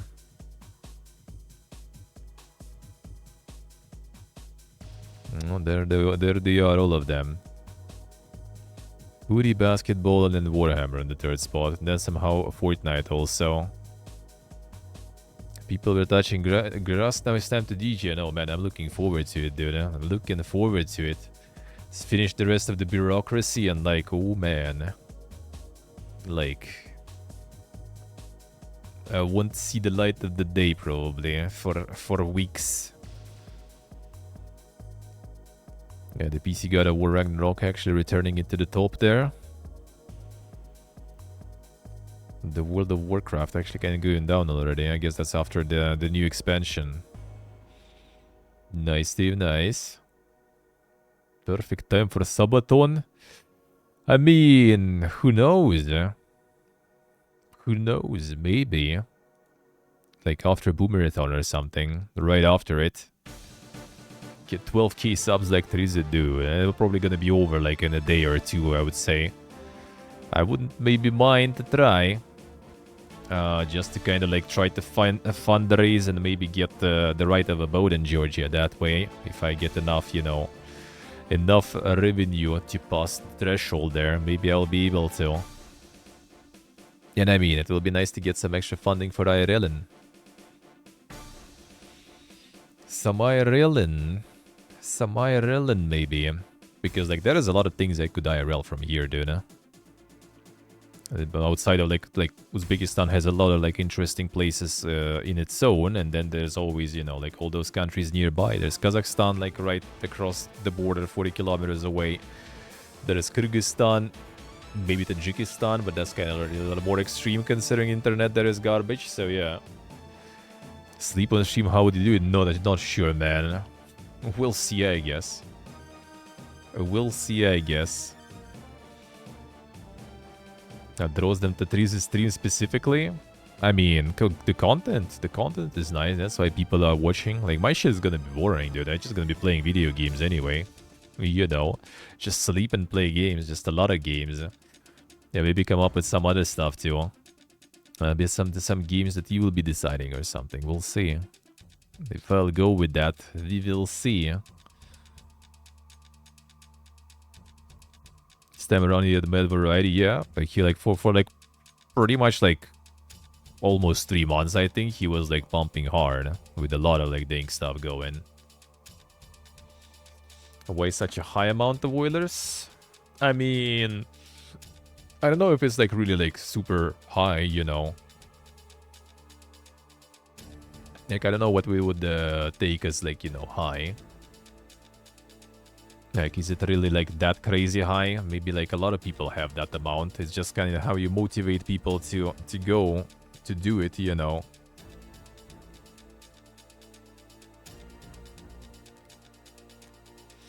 The server dying hard? Nah, it's the same stuff. It's still the same, like consistently 2% frame drop. Annoying, but yeah.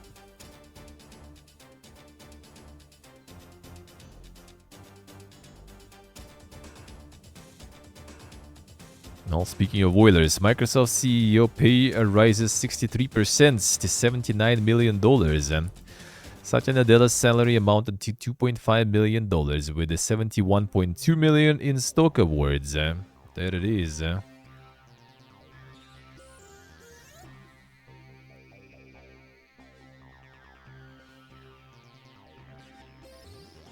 Under 10 people that keep the whole thing going? Well, I mean, yeah, probably. It usually is kind of like, you know, like lesser amount of people pumping the most of the money. Yeah, I mean, he deserved it. He really does. He really needs extra money there in Sweden. Especially since out of the subathons, he's not really like farming that crazy. And yeah, the content is good and all that stuff, so that's nice. That's nice. That's nice. But yeah, I would use just like the funds for like the IRL streaming. I'd probably maybe even like upgrade the setup a bit and get more IRL in from the places I am, because I technically like next year will have like some good potential for some IRLing. Like outside of like here, obviously in Uzbekistan and around, and then we're most likely gonna be moving after that. For now, not so sure when exactly, but chances are high we're going to be going back to kind of like Georgia, Armenia. So there will be more places to visit in those regions too. And then I'm planning to go to conventions, right? I'm planning to try at least TwitchCon. And I will need to go through Spain. So I will be in Spain for some time. Then I will be obviously at TwitchCon. And if they will give me like a decent visa, like 3 months or something, then I will stream a bunch from Germany probably also. So yeah, we'll be kind of like traveling around a little next year, and it'll be really nice to have a little bit of a budget for that and to be able to IRL. Especially since I will need to travel a bunch, of course. That's not that cheap. Well, here it's actually kind of okay, but yeah, traveling in Europe will be not cheap though. In Germany thinking of, I mean, wherever I will manage to find where to stay, I think I mostly, like, if I will get the 3 months visa, I mostly will be, like, in Hamburg, I think, at Goaki's place. And then some of our other boys already, like, invited me, basically. So, like, and CB also said, so yeah, probably just gonna be on a bit of a tour, you know, if I will be able to, of course. Just to go visit some peeps, some of our peepos.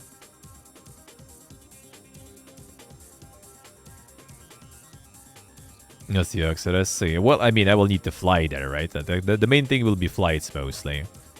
Flights, hotels, I will manage to find something, probably. But yeah, flights and everything gonna be expensive. And the hotels kind of too, I guess. Especially when considering I will need to be like there for like over a week, probably, total. Because I need to go there. And then from there go to TwitchCon, then return there again. And then fly back, you know. So we'll see. We'll see.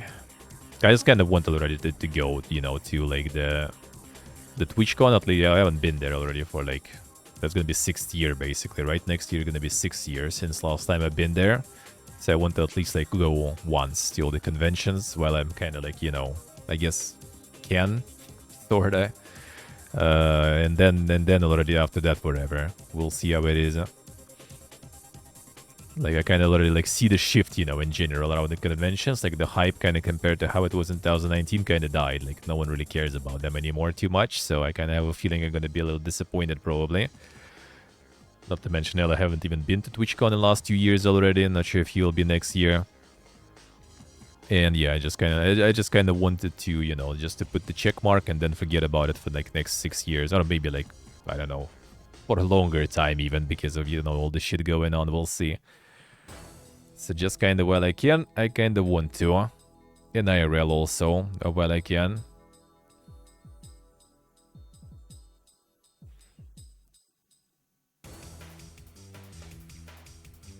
See, portable, I see. The priorities. The ass shaking, I see. I see. So yeah, we'll see how things will go next year. Like, I wouldn't really mind in total. In the overall, I wouldn't really mind. I'm ready to torture myself a bit if it'll be allowing me to get some good IRLing going.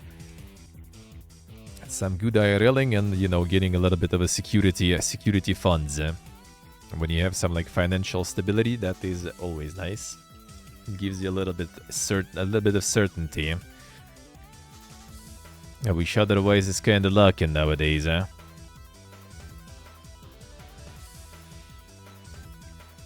YouTube is testing new Premium Lite, a cheaper subscription that still shows ads.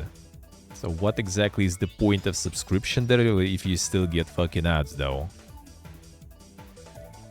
The core YouTube Premium service.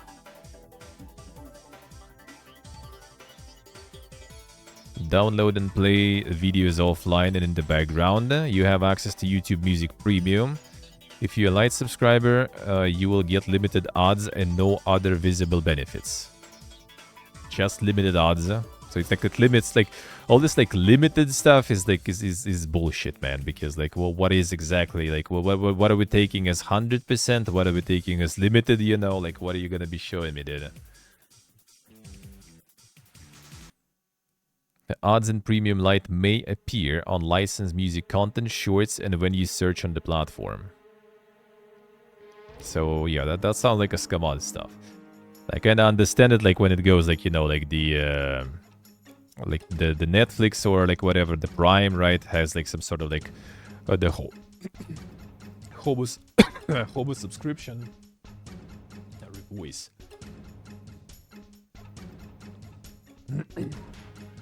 The Hobo subscription, right? Because you still get the access to like the content.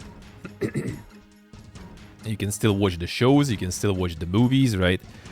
You just have ads. And on YouTube, like, you still get that content even with no subscription, right? You can watch those channels, those videos anyway. Like, the main point of subscription is to not get ads, but this way you still get ads, so like, why?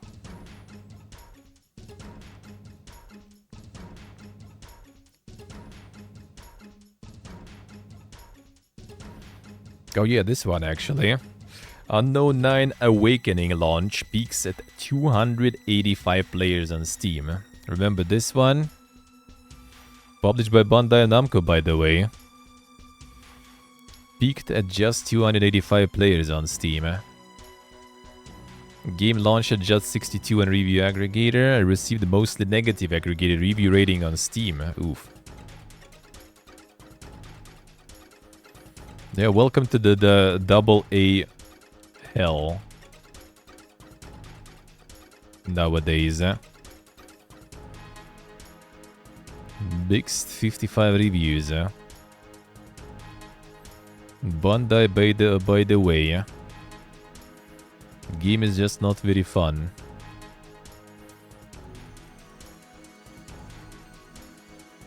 Movement is like driving a Mazda. Damn son.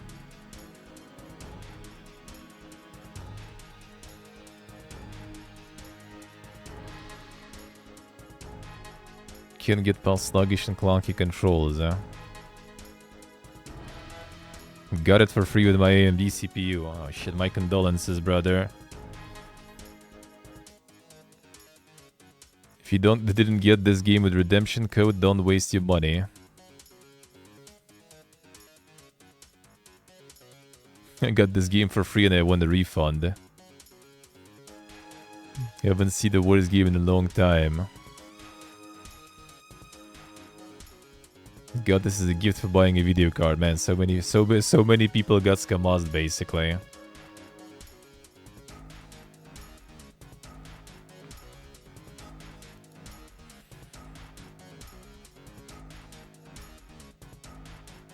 Yeah, my old phone already also started like molding about it. I'm gonna need to look soon, probably, into upgrading a secondary phone. I kind of wanted to get something with eSIM and something with NFC, so I kind of gonna look into it. Something cheap but somewhat new, and with the eSIM and NFC would be nice.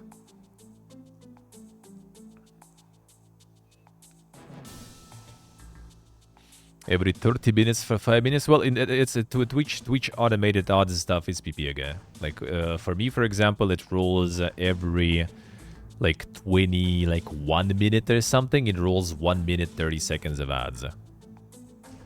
I don't know why. Like I would rather take it like every 30 minutes already, like roll something, right? Or like once an hour at least or something. Roll those 3 minutes, but once an hour, done. You don't have to use automated stuff. If you don't use automated stuff, you get really cut ad revenue.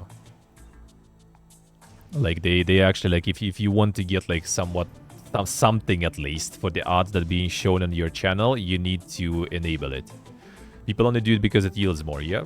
Because like you're still gonna have ads anyway on your channel, so like why, you know, kind of like get less?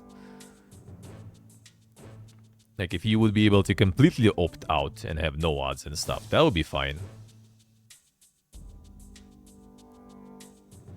Something you can do as a millionaire with 77k subs, you'd say? I mean, I guess. Can't opt out completely? No. Out of ads, you can't opt out whatsoever. Like, you're always gonna have ads, no one's asking you.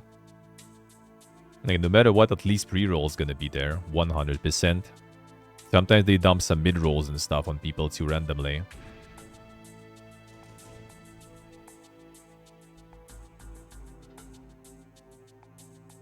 You can't even as an American, wait, opt out of ads so they don't run ads on your channel at all? No, you can't. Like the only way to do it is basically how Asmon did it.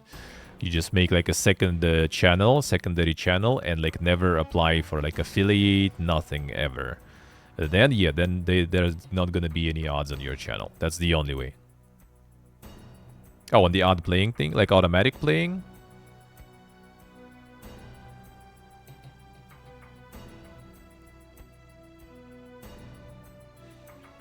Like automatic, yeah, automatic is voluntarily. Like I didn't have automatic ads running until I restored my Twitch paychecks, right? Because it just kind of felt weird. Like why would I have increased ad revenue when I never get that money, right? So I kind of like never really bothered with that because I thought it's just kind of like weird to do it. Like min-maxing your ad revenue when you don't even receive it, right? But now that I'm getting it, I decided like why getting, you know, like some like $5 from it when I can get like at least like, you know, $40 or something from it. And it removes pre-rolls on top of that, so I guess.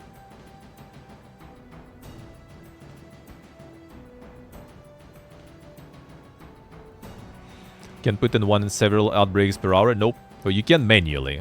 But if you manually control your odds, you get way less money. Like the difference is literally like 10 times pretty much. Like 8 times for sure. So like if you manually do it, then yeah, you can do like one, like I could do once an hour 3-minute odds, and there will be no pre-rolls, you know, top of the hour odd, no pre-rolls, everything's beautiful. But that would be literally like 8 times less money. So like I was like, you know, well, I mean, there's still gonna be odds, they still happening, but this way at least there will be a little more money. So might as well get it automatically. Unfortunate, but well, you know, at least a little bit more.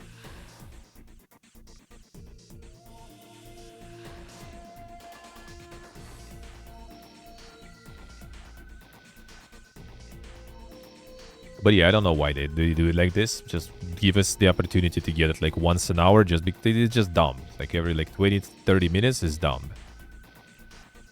Like once per hour is fine. Like 3 minutes or something, I could like take a break, you know, like and go like to the bathroom, get the water and stuff, you know. Like once an hour, that's fine. Like when you do it every 20 minutes, it just kind of like even feels weird to like do the break basically every like 20 something minutes. For like 1.5 minutes, you don't even have time for a proper break, basically, you know. So yeah, that's kind of weird stuff. Yeah, Rev. It's like it's the optimized. It's the optimized intervals. I think you can make it like you can force 30 minutes. I think 30 minutes you can force. But then it's also gonna fuck with your revenue. So like basically whenever you try to kind of get some control over odds running on your channel, it fucks with your revenue. That's pretty much how it is. That's pretty much how it is. Many small breaks is just annoying, I agree, yeah. It's like that's why like I never really like did it before. I tried to do like once an hour back in the day to remove pre-rolls manually. I was doing it once an hour, that was kinda okay. And I still was kinda like annoyed though doing it every once an hour. And now it just does it automatically, but like I have no control over that, and that's annoying. Because it's too often. It's just too often. So yeah, I do agree. But like, if there would be option completely to opt out of odds whatsoever, like I wouldn't mind, because it's still like, you know, it's more money, but it's still like something I would like. If I would need to pay like this like 40 or something per month, just to like, you know, not have any like annoyances for my viewers, I would do it, no problems. Like losing that amount of money wouldn't be a problem. And when you're already a big streamer, then like losing like even like few thousands, for example, for you when you earn like thousands of thousands, that's also not a problem in my opinion. If it's the pay for convenience, I wouldn't mind.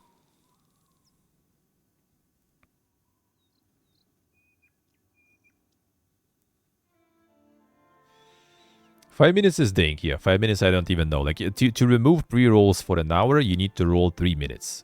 That's it.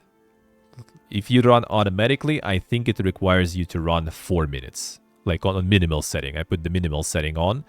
It's 4 minutes per hour, I think you need to run automatically. So like 5 per 30 minutes, that's dang, dude. That's like some, you know, that's some TV material.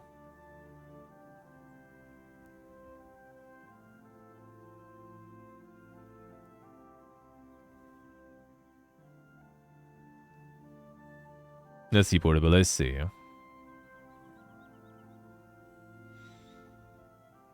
I do need the money to survive. Well, I mean, yeah, kind of like not a bad thing to get some more. Because before odds were like completely laughable amount. Now it's at least already amounts to like something, you know. At least like a week of groceries or something. That's already kind of like, okay, I'll take it. I'll take it, man. That's not too bad. That's not too bad.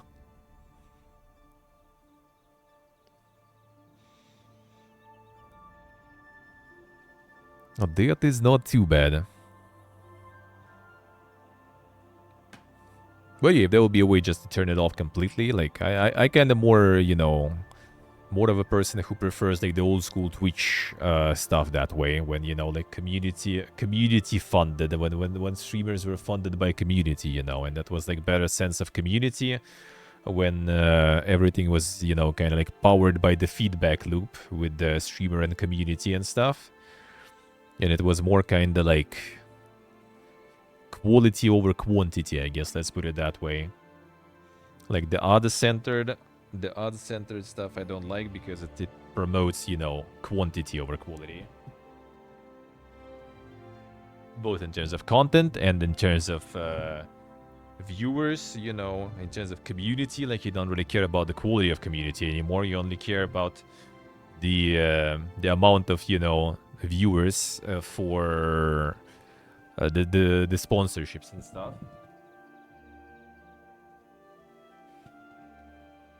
Where'd you fly?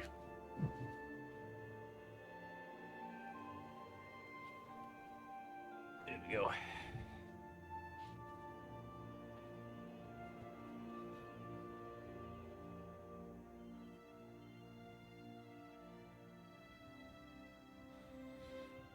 See, portable, I see, yeah.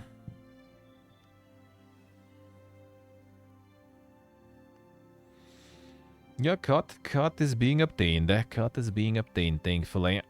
Thankfully it is. But yeah, before I wasn't running it automatically. It literally was just like a few dollars per month. It was just kind of like, I would rather not even have it at all, you know, but no odds, and that would be good. I would rather have it that way.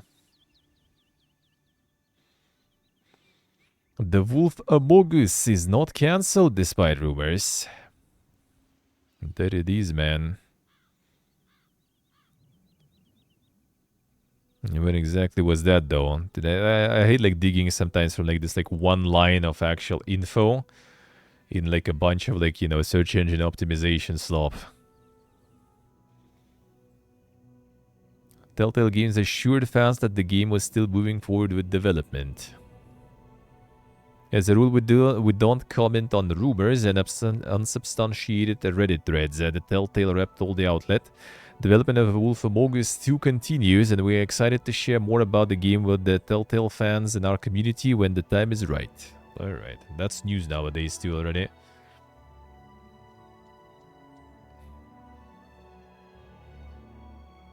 So in concrete about this game, yeah, this game I'm actually kind of surprised that they're taking forever.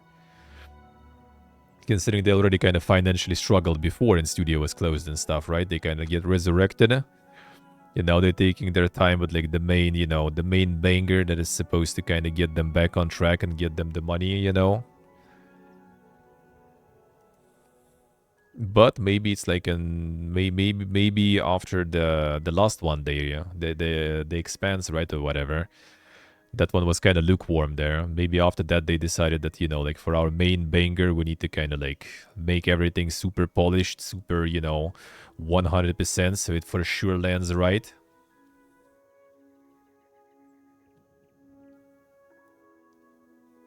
The hype train for the game has passed. I mean, that is actually not completely false, though. I do not think that Telltale on their own have some sort of like, you know, wow factor that people just kind of like follow them for the brand. Maybe some did, but already been a while, let's put it that way. Like if it would be like The Walking Dead or something again, then yeah, that's a brand, right, and stuff. Wolf Among Us, not really. 10 years later, Guerrilla admits it is done with Killzone. There it is.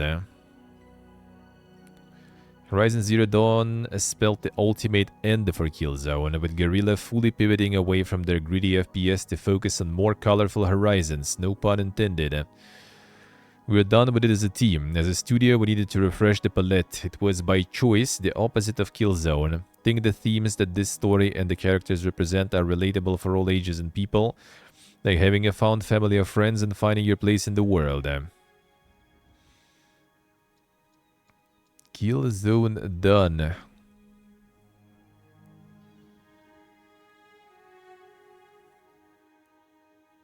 Don't think it will yield what they hope yet. That might be the case. That might be the case.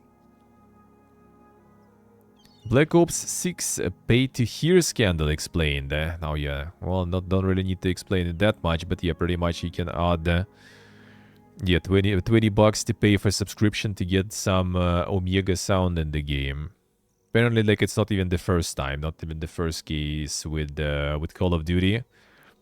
But yeah, the pay-to-hear concept there, the most accurate 3D sound, personalized spatial audio, if you pay 20 bucks more. And that's a subscription also. Like for like 5 years or something, I think. Yeah, 5 years, $4 a year.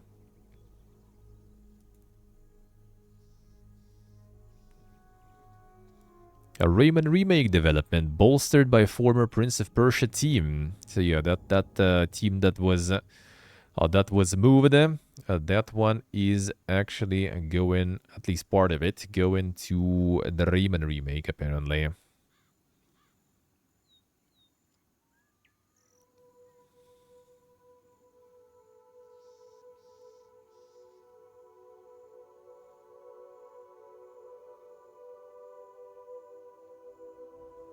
Where was it there? There are sources close to the situation.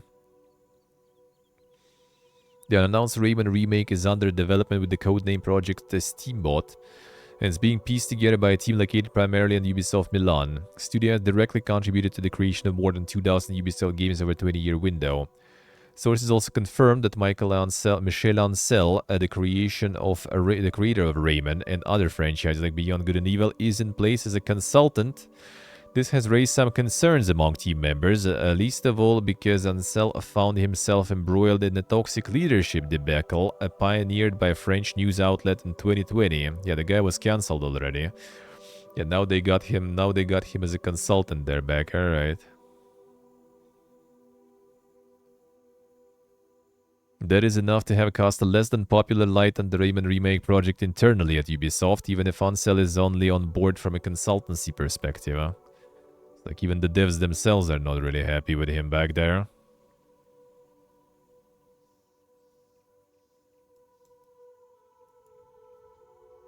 I see, Axel, I see. Disc editions make up 82% of all PS5 console sales. Still people getting the disc ones. 82% of lifetime sales. Those with the disc drive puts digital-only console at just 18% of total sales. So yeah, when it comes down to consoles, it looks like the digital-only future is not yet there. It's not yet there. Even the reason is probably like really simple, because like for the CDs and everything, you can still trade them, you can still exchange them with others, and you can still find some good discounts and stuff on those. So that's the basic, you know, very prosaic reason why it's still popular that much.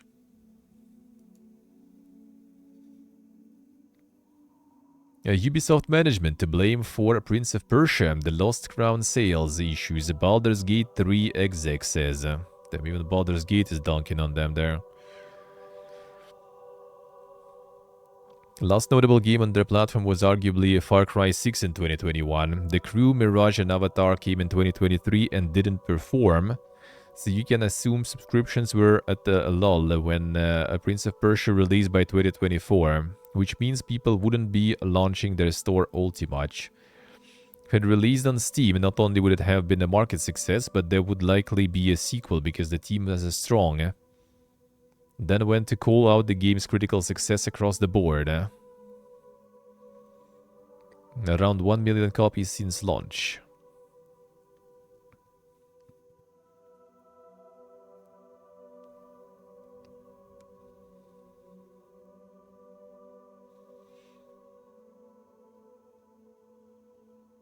The same game re-released the 4X. Wait, which one do you mean?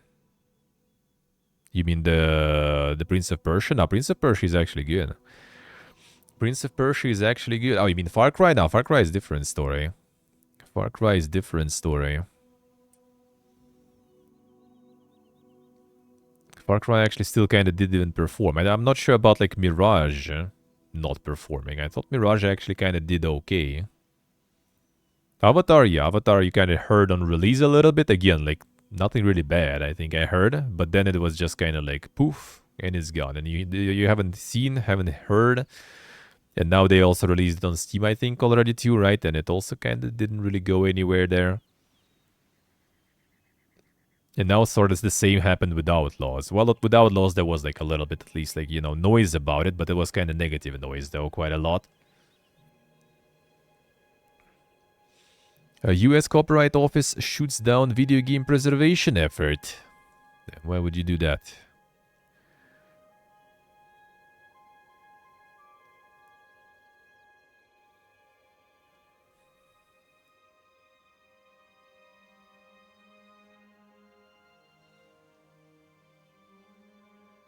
Let's see. Official preservation practices. Well, books, movies, music, and the like are all preserved under DMCA law. Video games have never fallen into legitimate category. Did not propose a clear requirement to know who the users are or why they want to access a game. Earlier, ESA said enabling widespread remote access to preserved games with minimal supervision would present a serious risk to an important market.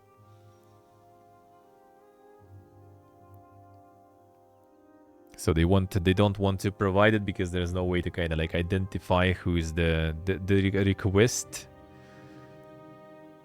Dude, really? It's like when they have like a big fucking odd player here, it just like covers pretty much like a whole paragraph here.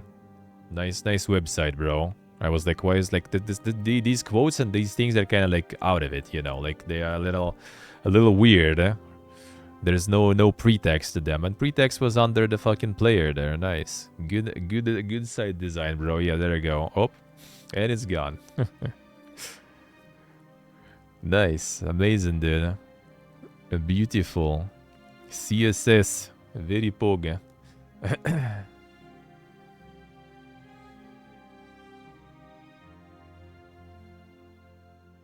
Real nice, real nice.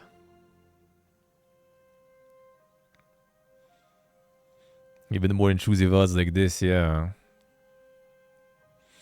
And I will like play a few even too. Like, holy, that's like a lot of them here. Was way less in Georgia actually. There was like some McDonald's or something advertising usually, and that's it. And this shit just like covers it completely. How about you pee pee poof there? Just pee pee poof. Piala iced tea. A piala is this type of cup with no handle. They keep going. Alright, whatever. It was so enough. Okay, one sec. I'm gonna check what else was there that you posted. A nice website, bro.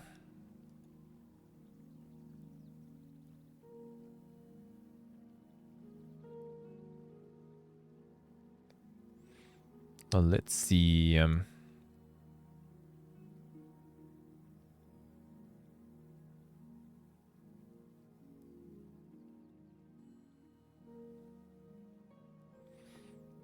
Alright, got that.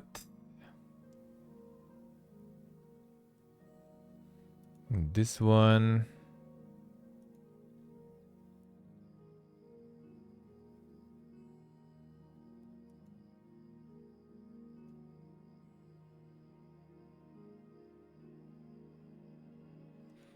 This one. One sec, gonna open them all. This I think I kind of like wasn't covering because I was gone then for the move. I'm gonna catch up on that then a little. The rest I think we've seen. All right. Sok dropping some dankness that I see in the news. His favorite. A Dustborn dev opens up after brutal launch. Caught us completely off guard. A Red Thread Games endured the hate and threats after the launch of their new game. CEO is worried for the future of the industry. Damn son. An article originally published in Norwegian. Ragnar and Tormquist. Wait, that was them doing Dustborn? Wasn't Tornquist in Funcom or something, actually, which is also a Norwegian one. One of the leading figures in the Norwegian game industry, worked in game development for nearly 30 years and loves his job and greatest passion. Launch a Dustborn US game from Red Thread Games forced him to seriously reconsider whether game development is something worth pursuing. Worth living this way when you have a family. And one of the questions Tornquist asked himself. Game has garnered enormous international attention, mostly of the negative kind. Critics have received Dustborn in somewhat lukewarm fashion. Criticism flooded social media. Many have acted strongly, claiming the game pushes a woke agenda. Conspiracy theories are abound. Caught us completely off guard. We were very surprised by the extreme reaction to the launch, and we had no plan for how to handle it. Tonk has been through tough situations before, lives at a secret address and has an unlisted phone number, precisely because he knows how intense fans can be. Nothing could have prepared him for what happened with Dustborn. Go into detail about everything he's heard, but Tornquist claims there has been both harassment and threats. Easily ignore what's said on the forums or on X. Emails feel a little closer to home, but receiving text messages where someone wishes you dead is unsettling. Several videos about Tornquist surfaced on YouTube. One video claims that Tornquist has said he wants to drown babies. That is obviously pure fabrication, but Tornquist finds it surreal. Welcome to farming, you know, farming the outrage, man. The new method there. Should be fairly obvious that I don't want babies to die. Think it's outrageous and there is no way I can get this removed, and it's a very damaging lie. I just have to ignore it and hope people are smart enough to understand that it's not true. Yeah, drawing parallels between Red Thread Games, Dustborn, and Firewalk Studios' shooter Concord. A Red Thread office in Oslo houses 12 people. Firewalk has 165 employees and Sony, a billion-dollar company, backing it as a publisher. With a tiny studio, that's why it feels so blown out of proportion when we experience so many attacks and conspiracies. It takes toll. Gold creates story-driven games that stand out. They aim to make something innovative and fresh. I knew exactly what they were doing because, yeah, I don't know how, like, kind of clueless you need to be to not understand what's gonna happen, you know? What do you go in for?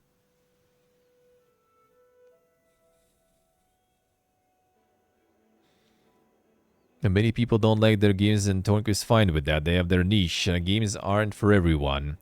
It's really tough to deal with this. I used to people not liking our games, but we appreciate well-argued reviews even if they are negative. Difference here is the massive amount of negative feedback from people who have never played the game and never will. They just jump on the bandwagon of those making videos. And that's welcome. Welcome to the grift and outrage farming. Hey, Corsadelo. People even care about the game to be mad at it. Yep. I mean, it's because of the rage baiting. Like, technically, it's kind of the same as like the Unknown 9, for example, just as we saw, right? With 285 people who played. It's just nothing really outstanding, nothing good. It's just like forget about it and let it pass. But because they kind of like put a lot of like, you know, a lot of virtue signaling and stuff in the game, and they overdid with that, honestly, in my opinion. Like I have no problems, right, with all the representation, with no problems with like DEI and stuff. I don't really care about all that. I don't mind. But like they did like clearly go all over the place with that, I have to say. They went so far with it that it just kind of became, you know, like they got lost in the sauce, you know, let's put it that way. So they just went over the top with it, and yeah, they just became the object of the farming for the grift. Because that kind of grift is like on trend right now. Like grifting the Vogue stuff and everything is like all over the place. Like all the Twitter is there. It got so big that like all the Russian media now is there. Like my friend is constantly like linking me all that stuff. Like apparently like, you know, like a new alien that is being worked gonna be like Vogue and stuff somehow already. I'm like, dude, how? Like who's gonna be Vogue? Like fucking aliens gonna be Vogue or something? Like, dude, I don't even know like what they gonna do.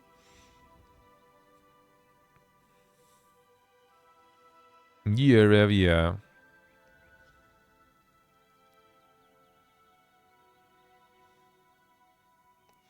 Yeah, as I said, like with this game, they basically kind of aimed for the same stuff as like, you know, like Life is Strange and everything, right? Which is already kind of, you like some people could say it's like Vogue and stuff, right? Not could, like a lot of people would say, right? Like, but the majority even probably would call it kind of Vogue and stuff.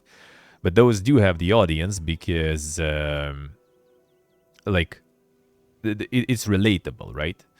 Like it is this like teenage, you know, kind of story that like a lot of people will probably cringe at and just move on, right? But there's a lot of people who kind of like they want that stuff. Like a lot of people who watch like shows like that, right? And teenager drama, you know, like all that stuff. Like a lot of people can like that stuff, but they need to relate to that, right? But when you like make just kind of like the whole game is like a checklist and every character is like over the top. Like, you know, it's one thing, like it's like when you see someone, you know, like when you see the person that is like in the Vogue categories, I guess, let's put it that way, right? IRL and stuff, like they're not like the whole collection of everything, right? They don't try to pile everything on them. Every single check mark, they don't try to pile it on one character. It's like it's basically like the whole characters in the game. Every single one was of them like kind of like a bunch of like those like check marks, like, oh, you like, oh, this guy is like that and this and that, and on top of that he's also that. Like, you can relate to that. Like those people are not real. Like those people don't exist like that hard, you know. So like if you like gay or something, right? You can't. It's harder for you to relate to the person who is like on top of that a whole bunch of other things combined, right? Like you just want like other like average gay person, so you can kind of relate to their story and everything, right? You don't want them to be like some, you know, giga mutant collecting everything possible, you know, like some Vogue mutant with all the check marks checked on them completely. Like they can't really you can't relate to that, you know. It's too much already. And when they can relate, no one cares about the drama. Like, well, why people play all those things? They want to kind of immerse themselves. They want to care for that. They want to be interested in the story and everything and the characters. But when the characters are so like unreal, and the story because of that is also quite unreal, then you just can't relate.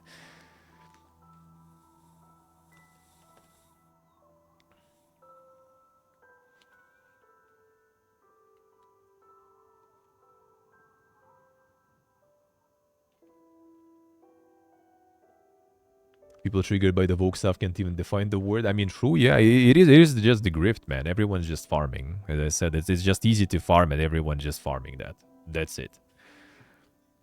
So I'm kind of like already like, you know, just like rolling eyes, and like my friend links me something like that or something. I'm just like, dude, no, don't even start that.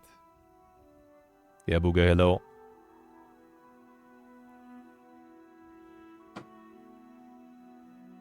Stereotypical, it gets like even stereotypical probably wouldn't be like too bad. It would be kind of like, oh yeah, you're showing us like this again, but well, at least you're showing us, you know. But when you get like those, yeah, like some giga mutants, you know, with inclusivity that have like everything possible like piled on one character, that's just kind of like, who's that? Like I haven't seen a person like that in real life ever who have like all of that on, you know. Let's put it that way. It's just kind of like over the top already. That's just over the top.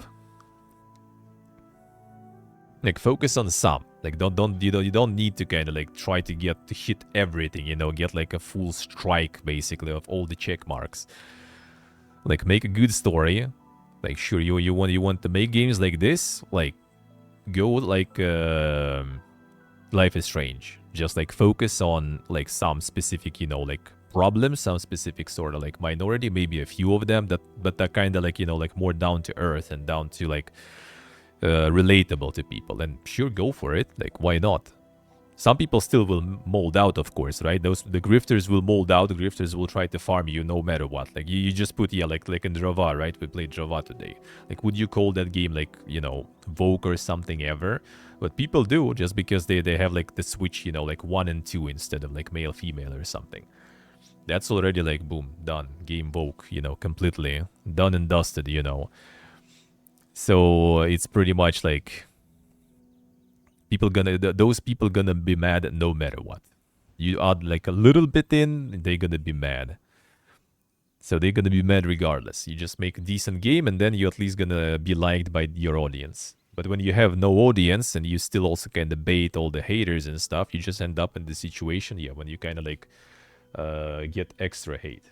There's also this like trend, I guess, in all this like grifting culture and stuff that I notice is that like, you know, a game might like, if the game is good, like no one cares.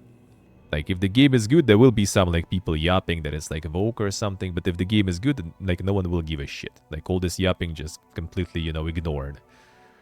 But when something is bad, and I mean, I guess since there's not that many people who did enjoy this game, there was like enough of the stuff bad there, right? But when there is something is bad and people criticizing the game for something, then there's gonna be all those like grifters jumping on top of it and like just attributing all the failures to the Vogue stuff, like all the time. Like it might be like laggy, buggy, you know, like cost over $100 with all the bunch of other issues, but they just gonna pile everything. Oh, it failed because it is Vogue, man, not because it's like bad, broken, laggy. It's Vogue. That's why it's failed. And then they're gonna just, as soon as it failed, they're gonna just run there celebrating, like, you know, Vogue is lost, yes, Pog, you know. When in fact it was like completely different reasons, really. Like no one cares really much. Like if it would be a good game, people would play it no matter like who is there represented or not. That's how it usually goes.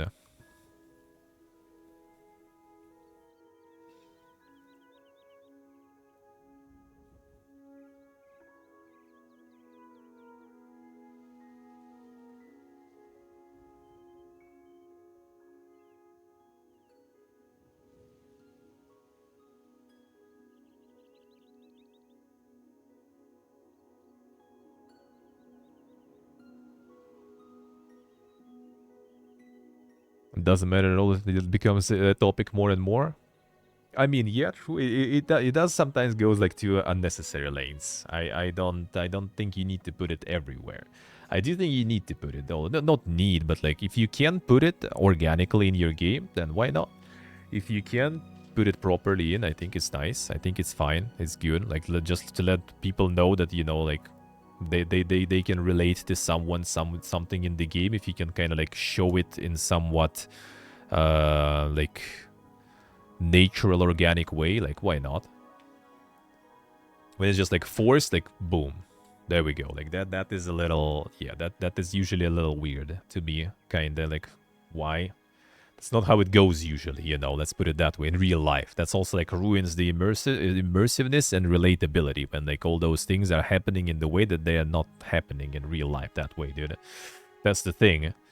Like it's just like disconnected from reality, so it's even harder for you to relate to.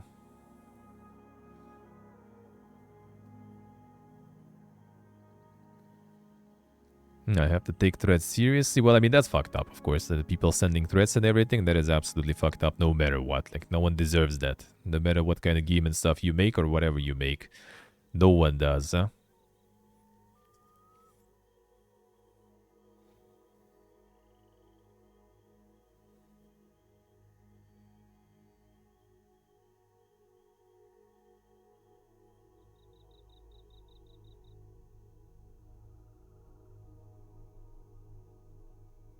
I expect debate over some of the more obviously politically correct aspects of the game.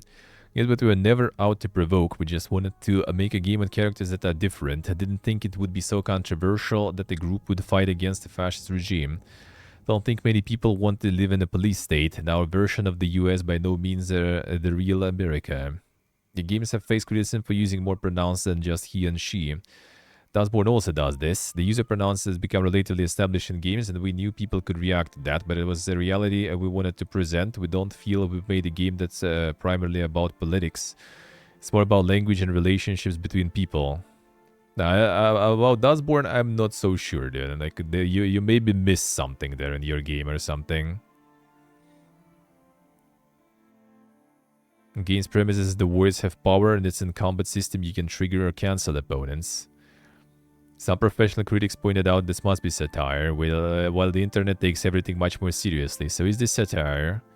I think satire. I think the game speaks for itself. It's over the top in many ways. It's colorful, inspired by comic books, fight sequences against giant robotic mascots, and it has a sarcastic view of the world. It doesn't take itself very seriously.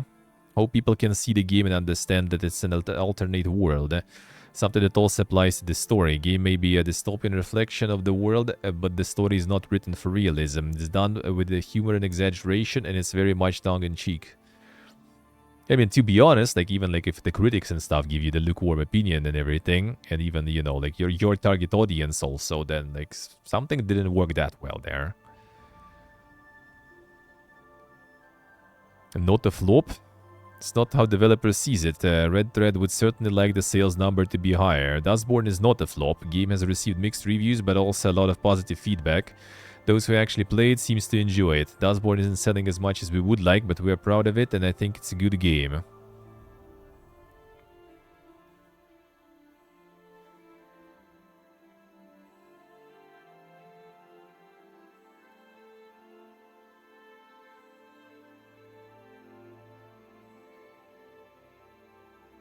The interesting character has to be different. Well, I mean, it's fine as a shtick, as a thing, right? To just make them super different, right? That actually also, like, why not? That would work probably, right? But, like, I guess something is not that good. Like, it's not like people, like, there were some people probably who went out just to buy their game and just to shit on it, right? Like, there probably were such people, absolutely. But still, if it would be good, there will be still way more people who would kind of outweigh the criticism and everything, right? So that means that even, like, for people who kind of, like agree with their messaging and everything, they still didn't really, like, appeal to them that much with the game in the end. Which, again, like, you know, it just kind of, like, that is also what I don't like because of all this, like, grifting going and all this, like, you know, like, the wokeness and stuff going on. Or criticism for that and everything, is that like, it just kind of like shifts and pivots the conversation completely towards that. So it's like, you know, like, oh yeah, the game failed not because, you know, like, the writing had issues or something. Game failed because, you know, like, the gamers are bad and bigoted and stuff. And, like, when, like, with AAA games, like, when, you know, like, investors call and they just like, oh yeah, gamers just, you know, like, they're not grown up enough to understand such a game yet, you know. So it's not our fault. We didn't fuck up performance and everything. It's just gamers bad, basically.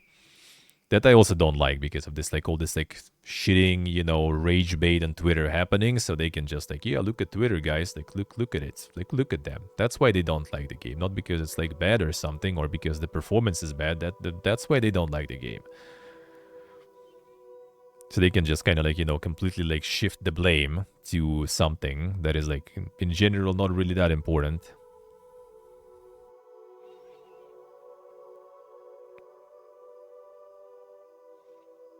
Still, they keep going out of love of the work. Significant part of discussions surrounding Dustborn has been the game's public funding. 14 million Norwegian kroner. 150,000 euro in the EU grants. Once they're financially stable like Funcom, they will focus on giving back to the industry. Ah, I see.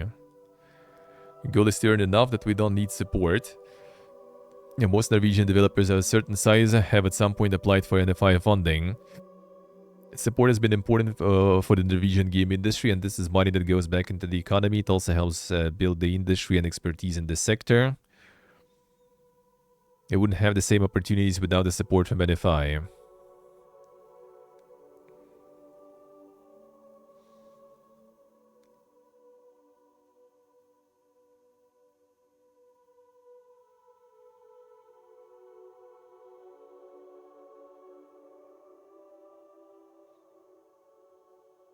People go out of their way to find some agenda, interpret weakness in something. Yeah, that's the thing. Like, people, like, looking for that. People looking for that everywhere. As I said, like, the alien already gonna be woke and stuff.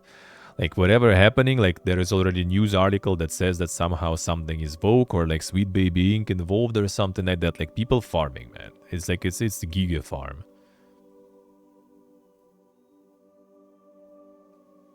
Like, all the news networks and stuff, everyone's farming. A lot of content creators kind of pivoted to that kind of grift too, and everything, talking about all this, like, you know, the DEI stuff and everything. That just, like, brings, you know, you engagements, brings you viewers and stuff. People just go, and that's pretty much it. That's pretty much it.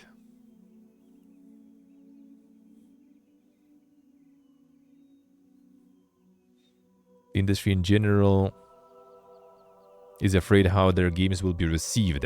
Start questioning decisions around character design, narrative, wording, PR, and even game mechanics.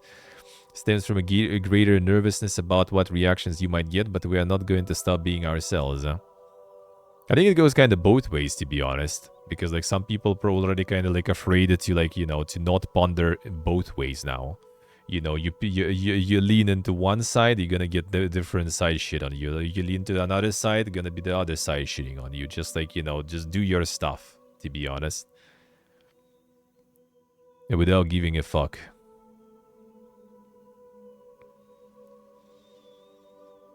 Yes, Steve, yeah, I do think so. Well, I mean, the people who are mad, they're gonna be mad regardless. Like, you can't ponder it. Like, you'll ponder to anti-woke crowd, and then the woke crowd gonna be mad, you know? Like, you can't win them all, man. Just do what you want to do. That's the main thing. Just do what you want to do. It's the artistic vision. That's it. It might be anything, honestly. Like, I don't really, like, care, like, for example, like which way something leans if it's interesting. Like, if it's a nice story, nice game, I don't really give a shit about what it is, who you play as, and everything. Like, I never really cared about that stuff.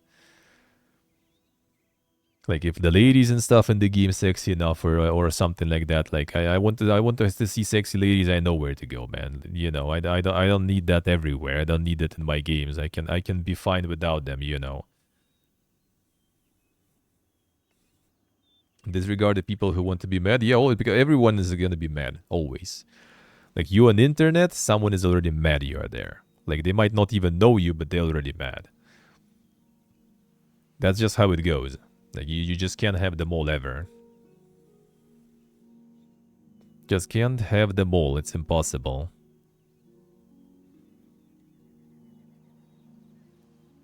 The reception dashboard affected your approach to development and the messages and storytelling going forward.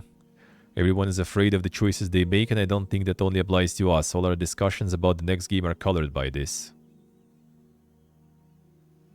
I agree that we can aim for diversity in industry. Diversity always been essential to Red Thread's games. As I said, like what they had in the game is not even diversity. It was like completely like over the top, way too much stuff, in my opinion. It's just like unreal. That's why like no one managed to relate to it, and no one in the end kind of ended up playing their game, more or less.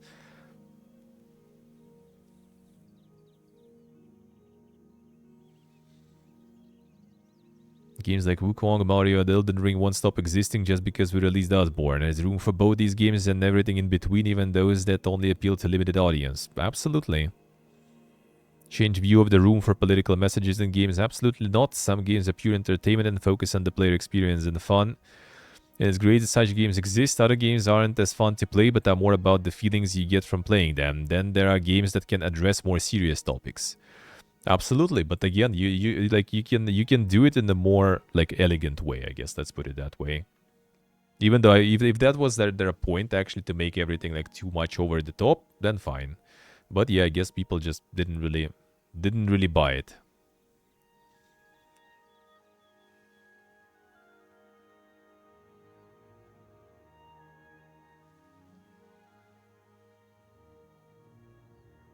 They also aren't the same people molding about the Stellar Blade and etc. Yeah, I already like even saw what's the name? The Suda's game. Something of the Dead, whatever, right? They got the remaster now. And yes, some people already molding about it because it's like some misogynistic stuff and everything, because, you know, is the dude saving his like girlfriend or something like that from like the hell, from the Satan or whatever. It's like, dude, relax. Both sides of the rage baiting spectrum are PPG shit, man.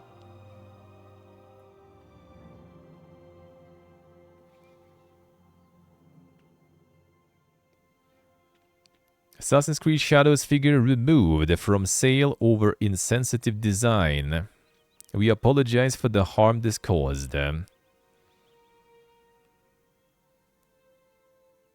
6-inch collector is the Assassin's Creed Shadows Yasuke Noe.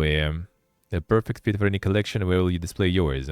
The Lollipop Chainsaw is a different story. Lollipop Chainsaw, I actually kind of like didn't really see people talking about a lot. I wasn't really looking specifically. It's different one. It's what was the name of that one? It's from the same like studio and era, but it's different one. I forgot the name already.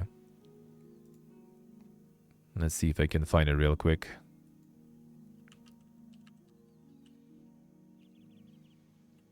Can we find it this way? I think we can. They're mostly negative recently, that game.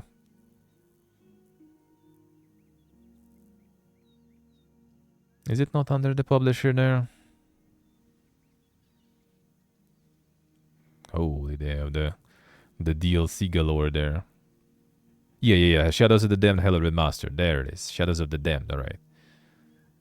Yeah, this already, like, when I was, like, gathering news today or something, there was already one review that is, like, you know, misogynistic there and everything. Because you play as, like, some sort of, like, you know, mega giga chud who's gonna be saving his girlfriend and stuff, I guess. Like, dude.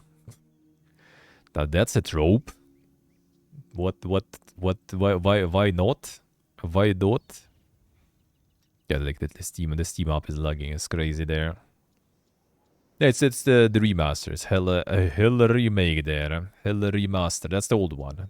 Shadows of the Damned is the old one. It's gonna be out 31st of October.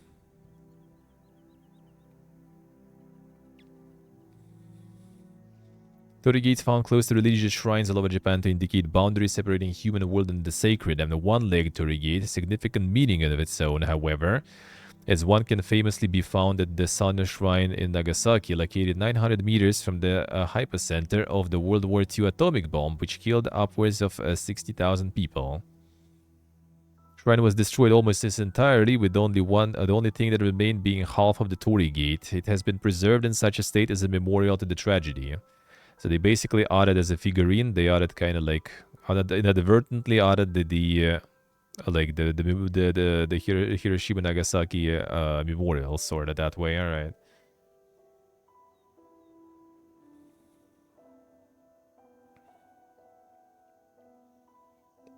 True, Rev. True. Yeah, so as I said, like all the narrative from both ways is quite often PPG. It's not just one side. Both sides, to be honest, are fucked in the head quite often. Age ratings mandatory in German stores starting November 15th. You can use our built-in rating system for your game on Steam. See, games that are not rated on Steam now, not gonna be available in Germany starting 15th of November. Not anymore.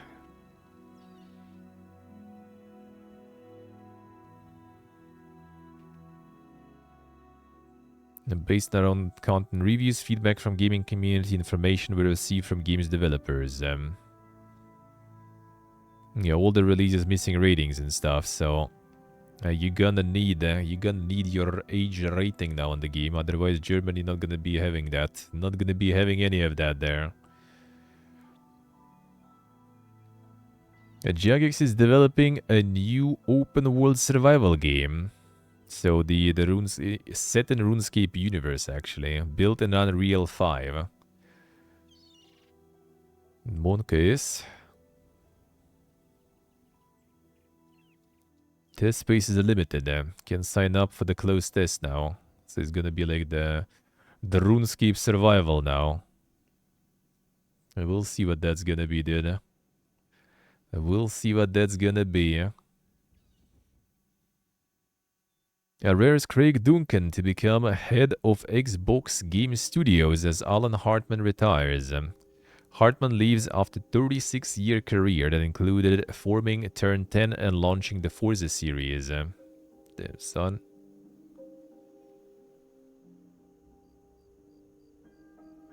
Now it's gonna be the Rare Studio boss guy. Ruling over that Xbox. Nice. We'll see where that goes. We'll see where that goes. And now it is over. It's 9 p.m. here already. The time The time zones, man. Just get some tea, chill a bit, and go to sleep. Easy life. Easy life. So, that is going to be all for us today. Let's read Mr. Teresa.